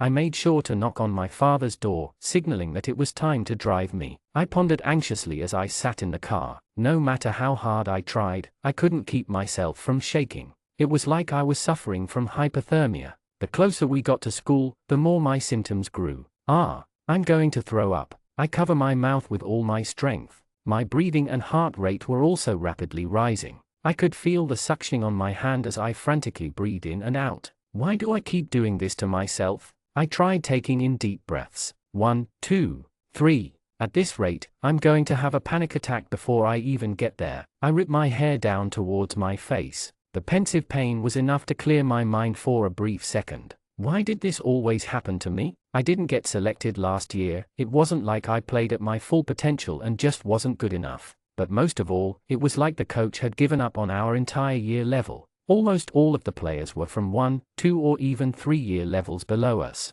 Investing for the future, are we now? I looked out at the soccer field. My stomach tensed and sweat dribbled down my face. My sister was playing in the highest girl leagues in the entire state and I couldn't even get into a worthless school team. I got out of the car and began walking towards the seats beside the oval. I could feel my sports bag grazing against my knee as I made my way over. It was still barely dawn. There seemed to be a large black shadow cast over the entire field with a little circle of yellow light, not strong enough yet to penetrate the darkness. No one else had arrived yet. Of course, it was nearly 30 minutes before the designated time. Why was I putting myself through this? Did someone say something inspirational to me when I was younger? Was someone telling me to not give up, telling me that I can do anything if I put my mind to it? Of course not. I was the only person who was still pushing myself. I am by all measures, completely and utterly, alone. The cold bitter wind blew against my legs. The chill was enough to make me get goosebumps. I made my way to a bench on the side of the oval. I put down my bag and rummaged through the various items I put inside. I pulled out my boots which I had placed in the bag. I probably could have just warned them from the get-go, removing the need for sneakers, but my craving for professionalism didn't allow it. As I changed my shoes, I looked over at the road. There was a scarce stream of cars, probably for early morning work or something. I didn't care to think too much. I sat alone on the cold dew-covered bench. It was a sad sight to behold, but one I was much too familiar with. I put in some earphones and hoped that the music would somehow drown out all my sorrows and despair. Eventually, almost 20 minutes later, someone else arrived. They were from the year level above, so I didn't really talk to them. I awkwardly looked over at them as they typed something on their phone. "Hey, are you here for the tryouts?" I asked. "Yeah." It wasn't an enthusiastic response, but it was enough to somewhat confirm that I was at the right place at the right time. Slowly but surely, more and more people arrived. Many of them I could observe were already basically part of the squad. Several of them had been in the team for several years in a row, practically guaranteeing themselves a spot like some self-fulfilling cycle. People huddled up in groups and chatted amongst themselves as they put on their gear. I also had a little group of my own. They weren't my closest friends, but they were closer to me than they were to the other students. Before long, the coaches also arrived, carrying big sacks of soccer balls and other training equipment. "All right everyone, come over here so we can tick your names off." It was a relatively orderly roll call. There was the occasional awkward comedy skit pulled off by very unfunny upperclassmen, but overall it went through relatively smoothly. We all made our way onto the pitch and stretched our legs, preparing for the session. It was not until nearly the end of the tryouts before I confirmed it. The world was against me. Nothing would ever go my way. It was honestly impressive how such misfortune could fall upon one person. At the end of the day, not a single coach even asked for my name. Oh well. It was probably karma or something. I wish I could run away from this world. There's nothing I wish for more than for someone, maybe some god, to be looking down at me. I want someone to see my suffering, someone to see my pain. Surely I'm not all alone. Is anyone there? Chapter 178, The Past, Part 11. It was early on Saturday morning when I received a rather frightening message. "Meet me in the locker area, we need to have a talk." It was sent by someone I didn't know very well, considering the fact that I only got my phone at the beginning of the year. I have no idea how she managed to get my number. After all, not a single person has my number at the moment. She must really be quite sly. Well, there was no point in me declining. I thought that she would leave me alone for a little while at least, but it seemed my wishes were unfounded. It would likely only get escalated if I decided to evade her request, so I put on some clothes and began making my way out of the dormitory. Once again, I was back at the lockers. I was starting to get flashbacks of Tachibana-san's bullying. I really didn't know what she wanted me to gather here for. Maybe she was going to try to kill me with a bomb or something. So you finally showed up. You're the one who called me here. Hey now, I had no other choice. No other choice? She took out her phone and handed it to me. On the screen, there was an address. You've memorized it, right? Someone wants to talk to you. Go meet them there. What is it that they want? Just go there and you'll find out. Now leave. She was just as cold as I expected. It was a little suspicious that she was trying to get me to a random address I had never seen before. However, judging by her expression, it seemed that her intent was not to kill me. She left without saying another word, so I was not going to be getting any clarification. I assumed that there was someone else trying to contact me through her. Why would someone want to contact me? With basically no other choice, I decided to make my way over. It was only a few minutes on foot and the general area was relatively safe. It appeared to be a pretty rich neighborhood, so I doubt that I'd end up getting kidnapped. I made sure to stay on high alert just in case something were to happen. As I arrived in front of a very large high-rise apartment, I was finally getting the gist of what was going on. From the outside, it looked extremely luxurious. It was something that the very rich would live in. There were huge automatic doors with electronic locks and a very lavish reception area staffed with several people in suits. Why was I needed here? Suddenly, a man walked out of the apartment towards me. "You're William Hunter, right?" "Yes. I just want to have a chat with you. Come inside." He scanned his personal keycard on the electronic lock by the door, and after a slight beep, the glass door slid wide open, revealing the giant, modern reception area. He led me over to some seating just around the corner, and the two of us sat down opposite each other on some elegant couches. He was holding a cup of coffee in his hand. "You're probably wondering why I called for you." "Yes. I'll cut right to the chase. I want you to be a tutor for my daughter." "Huh? I don't understand. Why me?" I see what was going on now. Don't worry, your efforts won't be unrewarded. I will pay you $300 an hour to tutor her. You're pretty low on cash, I would assume," he continued. "I don't see why you couldn't just hire another better tutor with that type of money." "Well, there's a reason I've come for you. You're my last resort. I've tried everything else I possibly can." "Everything else you possibly could?" With that type of money, he could hire some of the best tutors in the world. It was pretty obvious that money was not an issue for him. I just didn't see how he knew of me and why he thinks I'd be a good tutor. "I still don't see why you would want me. I wouldn't be a very good tutor. You were part of the Ideal Human Project. I don't mind putting a little faith in you." "Why do you know so much about me?" "Oh, it's no big deal. I was the biggest sponsor of the Ideal Human Project. After all, it's to be expected that I'd want to see some return on my investment." "Ah, sure, I'll be her tutor, but don't expect anything from me." "Sorry, but I'm expecting quite a lot. I want her to pass all of her exams at the end of this semester." "Are you going to fire me if I can't do it?" "I know something like that wouldn't motivate you." He placed his cup of coffee on the table. "If she doesn't pass all of her exams, I'll reveal your secret to the entire school. Don't expect to have a normal life after that." "What secret might you be referring to?" "Ah, you know exactly what I'm referring to. What did they call it again? The incident, was it?" "Oh, I remember now. They called it the incident that ruined the outcomes." This must have been his trump card from the beginning.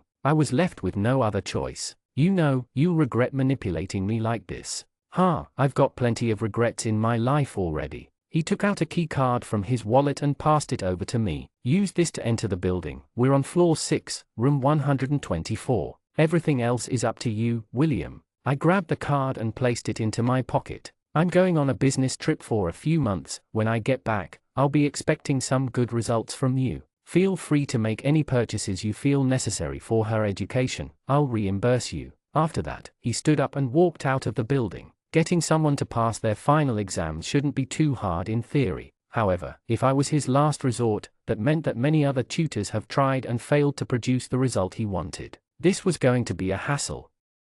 Chapter 179: Fuola's Last Stand. His arms were quivering, but he still stood in front of Maya, holding his sword. "I won't let you lay a finger on her." "That's a big statement. Can you back it up?" Fuola's expression became darker. His entire body tensed up as he braced himself to use every last bit of his strength. Pointing his sword at the second progenitor, he gathered everything he had. "Invoke magic armor, type 0. Aura burst out from his body, layering himself in a bright white barrier. In return, the progenitor raised his sword. "Drink my blood, Beelzebub." Fuola felt what could only be described as the darkest despair in the world. A pure black aura circulated around the progenitor's elegant blade. Faced against the peril that was the completely overwhelming strength of the progenitor, he could only watch in horror. Step by step, the progenitor walked forwards. Emanating an immense crushing pressure, he made his way closer to Fuola. All of a sudden, the progenitor's sword fell upon Fuola. He tried to block it, however, the attack was way too heavy. The edge of Fuola's sword began to chip away as the terrifying aura began eating away at his blade.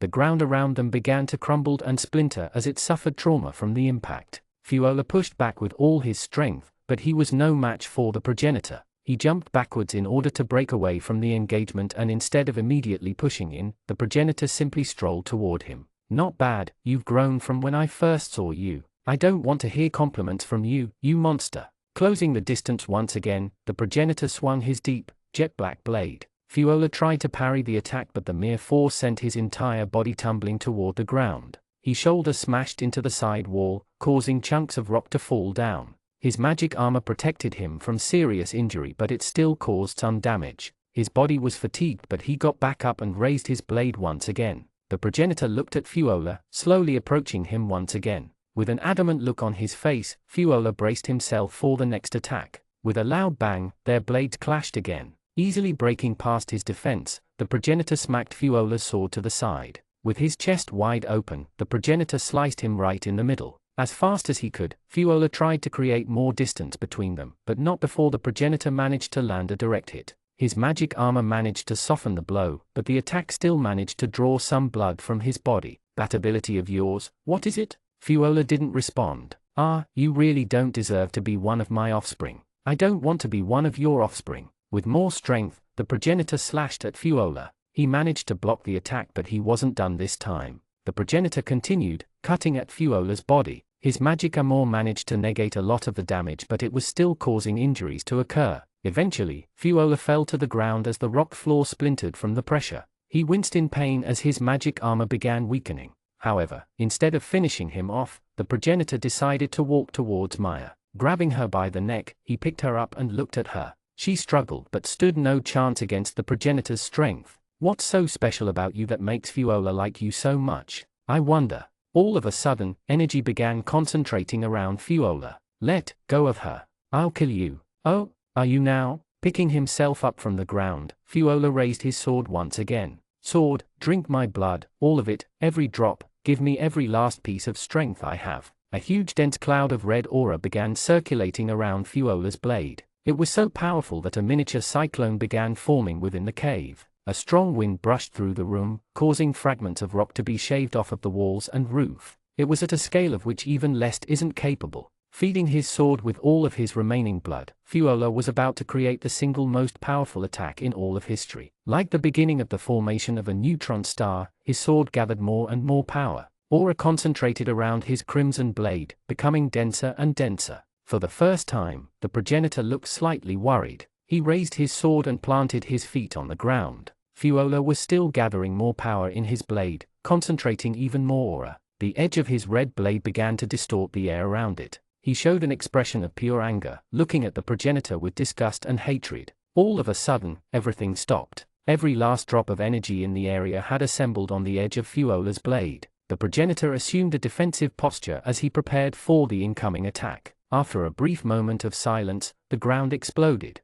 Fuola kicked off of the ground, sending a huge shockwave ripping apart the floor. On the uneven ground, he dashed straight toward the progenitor. There was no technique in his swing, the only thing he had at this moment. In one big swing, the sword cut straight into his stomach. Despite trying to block with his sword, even it was not enough to stop the attack. His blade split in two, falling to the ground. A huge amount of blood began gushing out as the progenitor held his stomach in pain. The dark red liquid splattered all over the ground, leaking out like a broken dam. "Gah, that hurts." Suddenly, Fuola fell to the ground as his body went limp. He had used up all the energy in his body.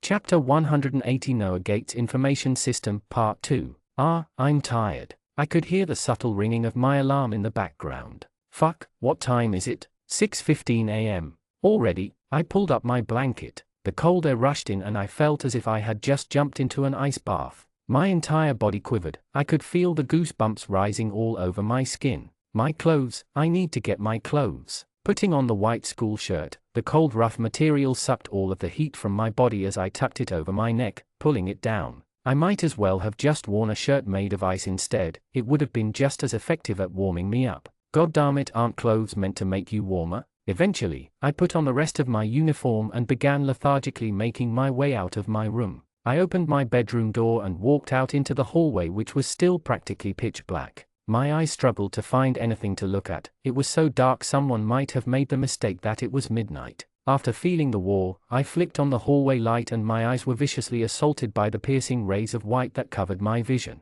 Does life ever get better? I don't understand. There's no point for me to be doing all this, right? Does everyone feel so miserable? As I made my way toward the living room, I was greeted by a loud banging noise. Fuck, I jolted as a tense pain shot up from my toe. I don't want to do this anymore. Hey Oliver, you're smart, aren't you? How do you do this question? I looked down at the sheet of paper that the boy was showing me. It was a question from standard maths, or as most people called it, potato maths. It was a pretty basic question. Anyone with any knowledge of maths should be able to solve it.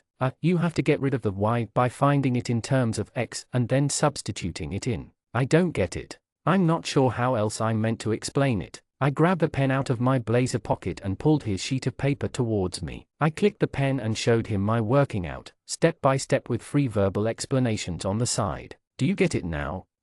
I see the issue here. There's too much to take in at once. If you don't have the fundamentals down, there's no way you'd be able to follow all of the steps. I think it'd be better to ask the teacher. I'm not really that good at teaching. Oh, I just thought that you were smart. That's not really how it works. This was my chance. Trials for the state team. My entire life, I've been seemingly held back. I always thought my skills were good. No, I knew they were good. I was no less capable than any person in all the teams I'd been excluded from. I eventually made up a little story to keep my mental state from collapsing. There's this God, somewhere in the sky, who was stopping me at every turn whenever I wanted to progress further. It was this God who made my parents stop me from attending practice. It was this God who made the coaches turn away every time I did something impressive. It was this God who pushed me down every time I was at a trial for a higher team. It was this spiteful God who hated the thought of me ever playing for a higher team or ever being able to show the world what I could achieve.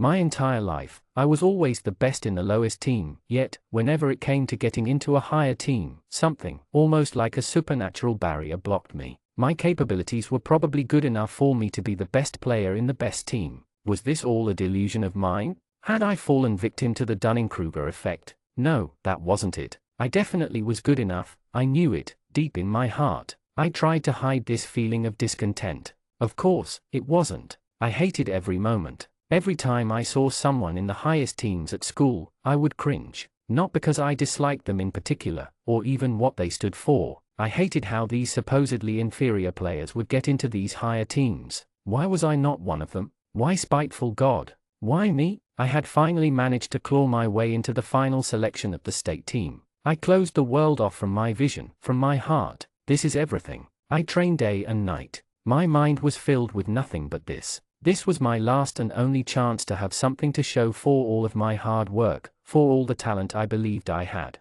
We were split into two teams. I was wearing a white bib, meaning I was still in the lower section of the team. This didn't matter, however, because the orange bib team, the higher section of the team, did not have enough players to fill the squad. Around half of the white bib team would make it into the final team. The whistle blew. I put in my everything, my heart, my soul, every last bit of energy I had left. The whistle blew again, signifying the end of the match. Everyone walked off, back into the change rooms. As I took a seat on the bench and began changing back into my normal clothes, it felt weird. However, I felt a sense of imposter syndrome in these change rooms. I felt as if I didn't belong here. So many times, I was excluded from something like this. I never felt the feeling of being in a team that wasn't the bottom, a team that actually had some sort of selection of vetting. It was weird. Why had the spiteful God allowed me to get this far? Why didn't they stop me during the first stage of the trial? The spiteful God usually would have ended my ill-founded hopes and dreams right there. I packed my bags and began walking back towards the car. My father had come to pick me up, indifferent as always.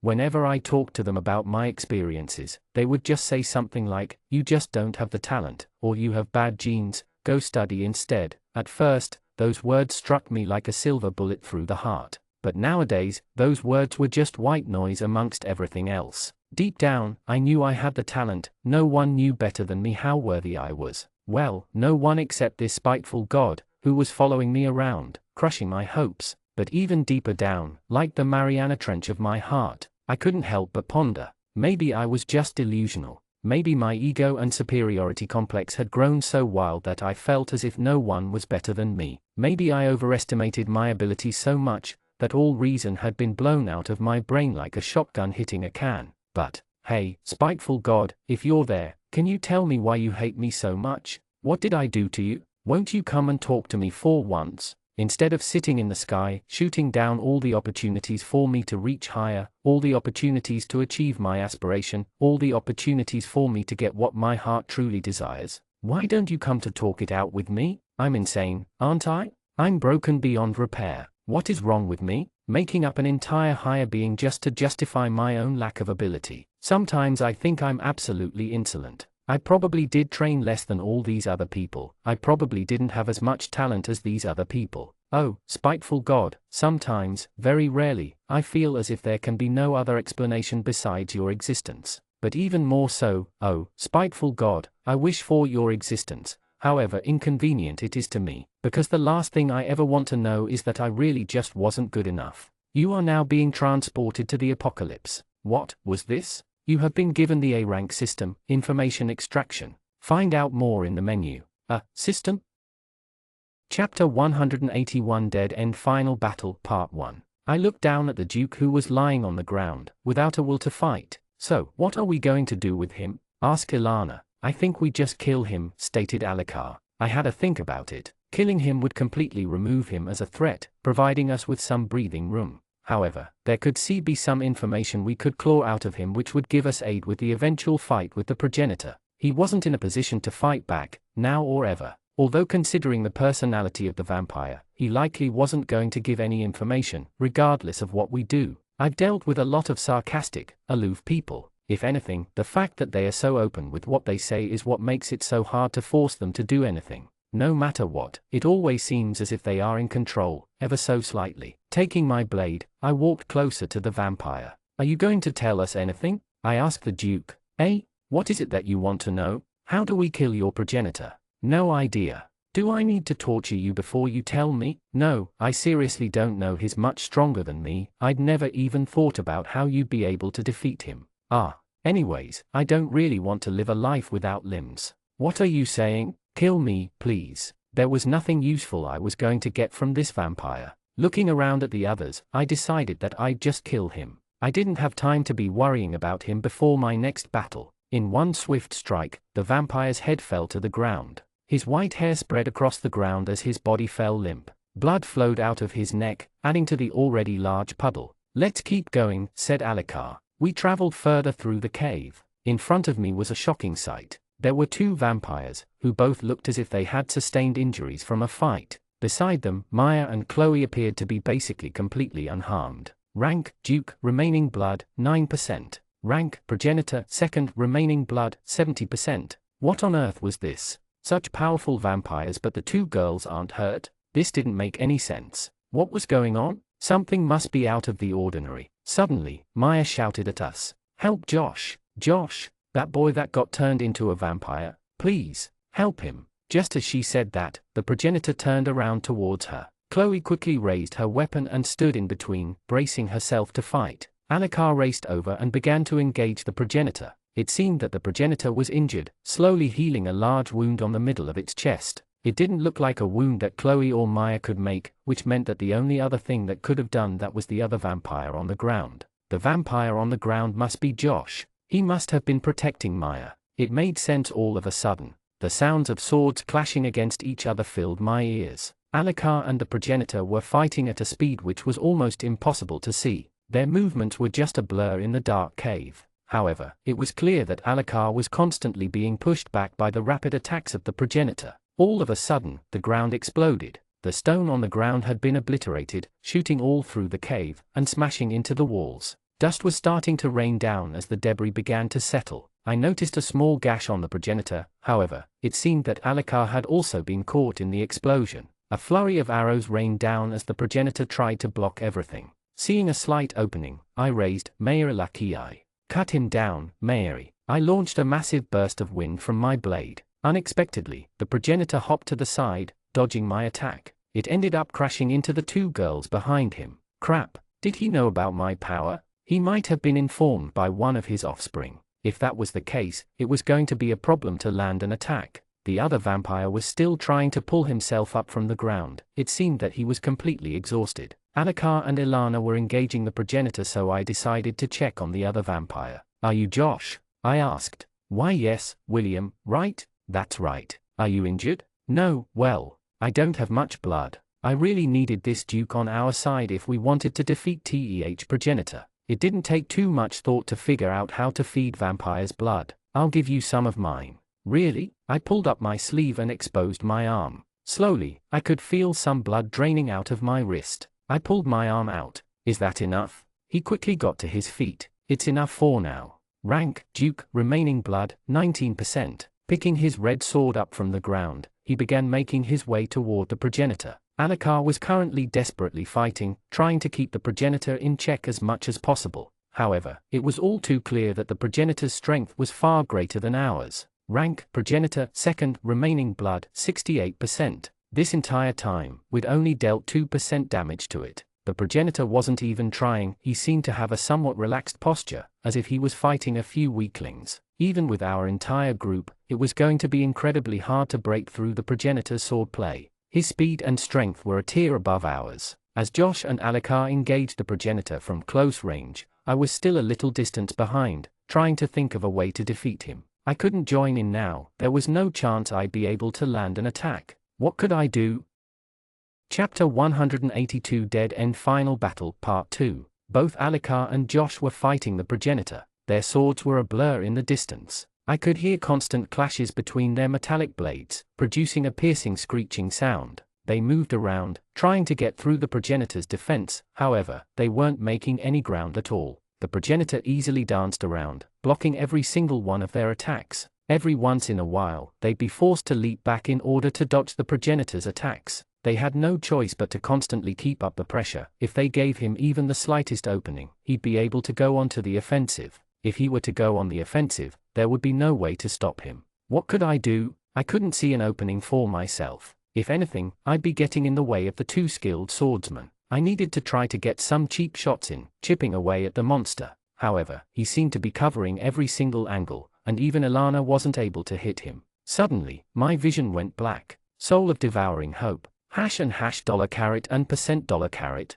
What was happening? Was this my power? All of a sudden, my vision came back. Hash and dollar percent caret asterisk dollar? What? The sight I saw shocked me to my core. A thick black aura surrounded everything around me. Everyone was on the floor, unconscious. The only thing that was still standing was the second progenitor. There was some presence that made me feel uncomfortable, but I couldn't tell where it was coming from. Slowly, I took a step forward. For some reason, the progenitor was frozen still. No, everything was frozen. It was like time had been stopped. I looked around, nothing was moving. I continued to make my way forwards, but suddenly, my legs felt as if they were being chained down. I was losing my strength. I was tired. My vision was getting blurry again. What? Shadow reality. Hash dollar and caret percent and asterisk dollar path rewards. Level 26, soul markstra dollar, hash asterisk percent and dollar hash percent, ET equals. Level 67, so dollar asterisk percent and dollar asterisk hash, inf increase plus. Level 8, soul mark string, asterisk dollar percent and asterisk, dollar underscore.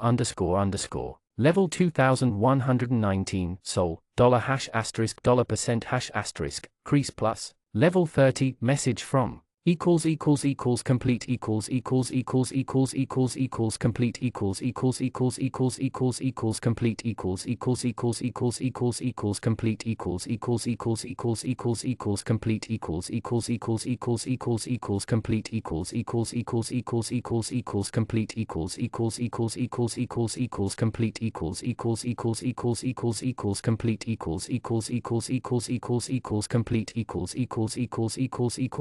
Complete complete complete Next pag, E. I felt my knees hit the hard, jagged ground. For some reason, I couldn't feel any of the strength I used to have. I noticed that there was some blood coming out of the tip of my knee. Even the rock had managed to cut through my skin. Usually, such a small injury would never be enough to hurt me. It hurt, a level of pain I hadn't felt in a long time. It was slightly tangy, spicy, a burning feeling. What? I didn't understand anything that was happening. Suddenly, I heard a voice. Oliver, this is a message to you, from me. I wonder if you can recognize my voice. I don't really know how this system works, either. It's pretty fun to think about this.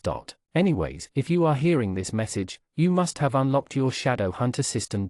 You're still far from becoming strong enough to see me again, but I believe in you. There was nothing that could ever break you, so I doubt anything this world can throw at you would be enough. Well, I'm not going to waste this chance just to drop some exposition. I miss you, you know. It's lonely up here. Being at the top, it's a feeling that everyone wants, but once you actually get up here, you feel empty. You understand, don't you? Anyways, whether you end up a hero or a villain, I don't care. You're my brother, and I'm interested to see what you become.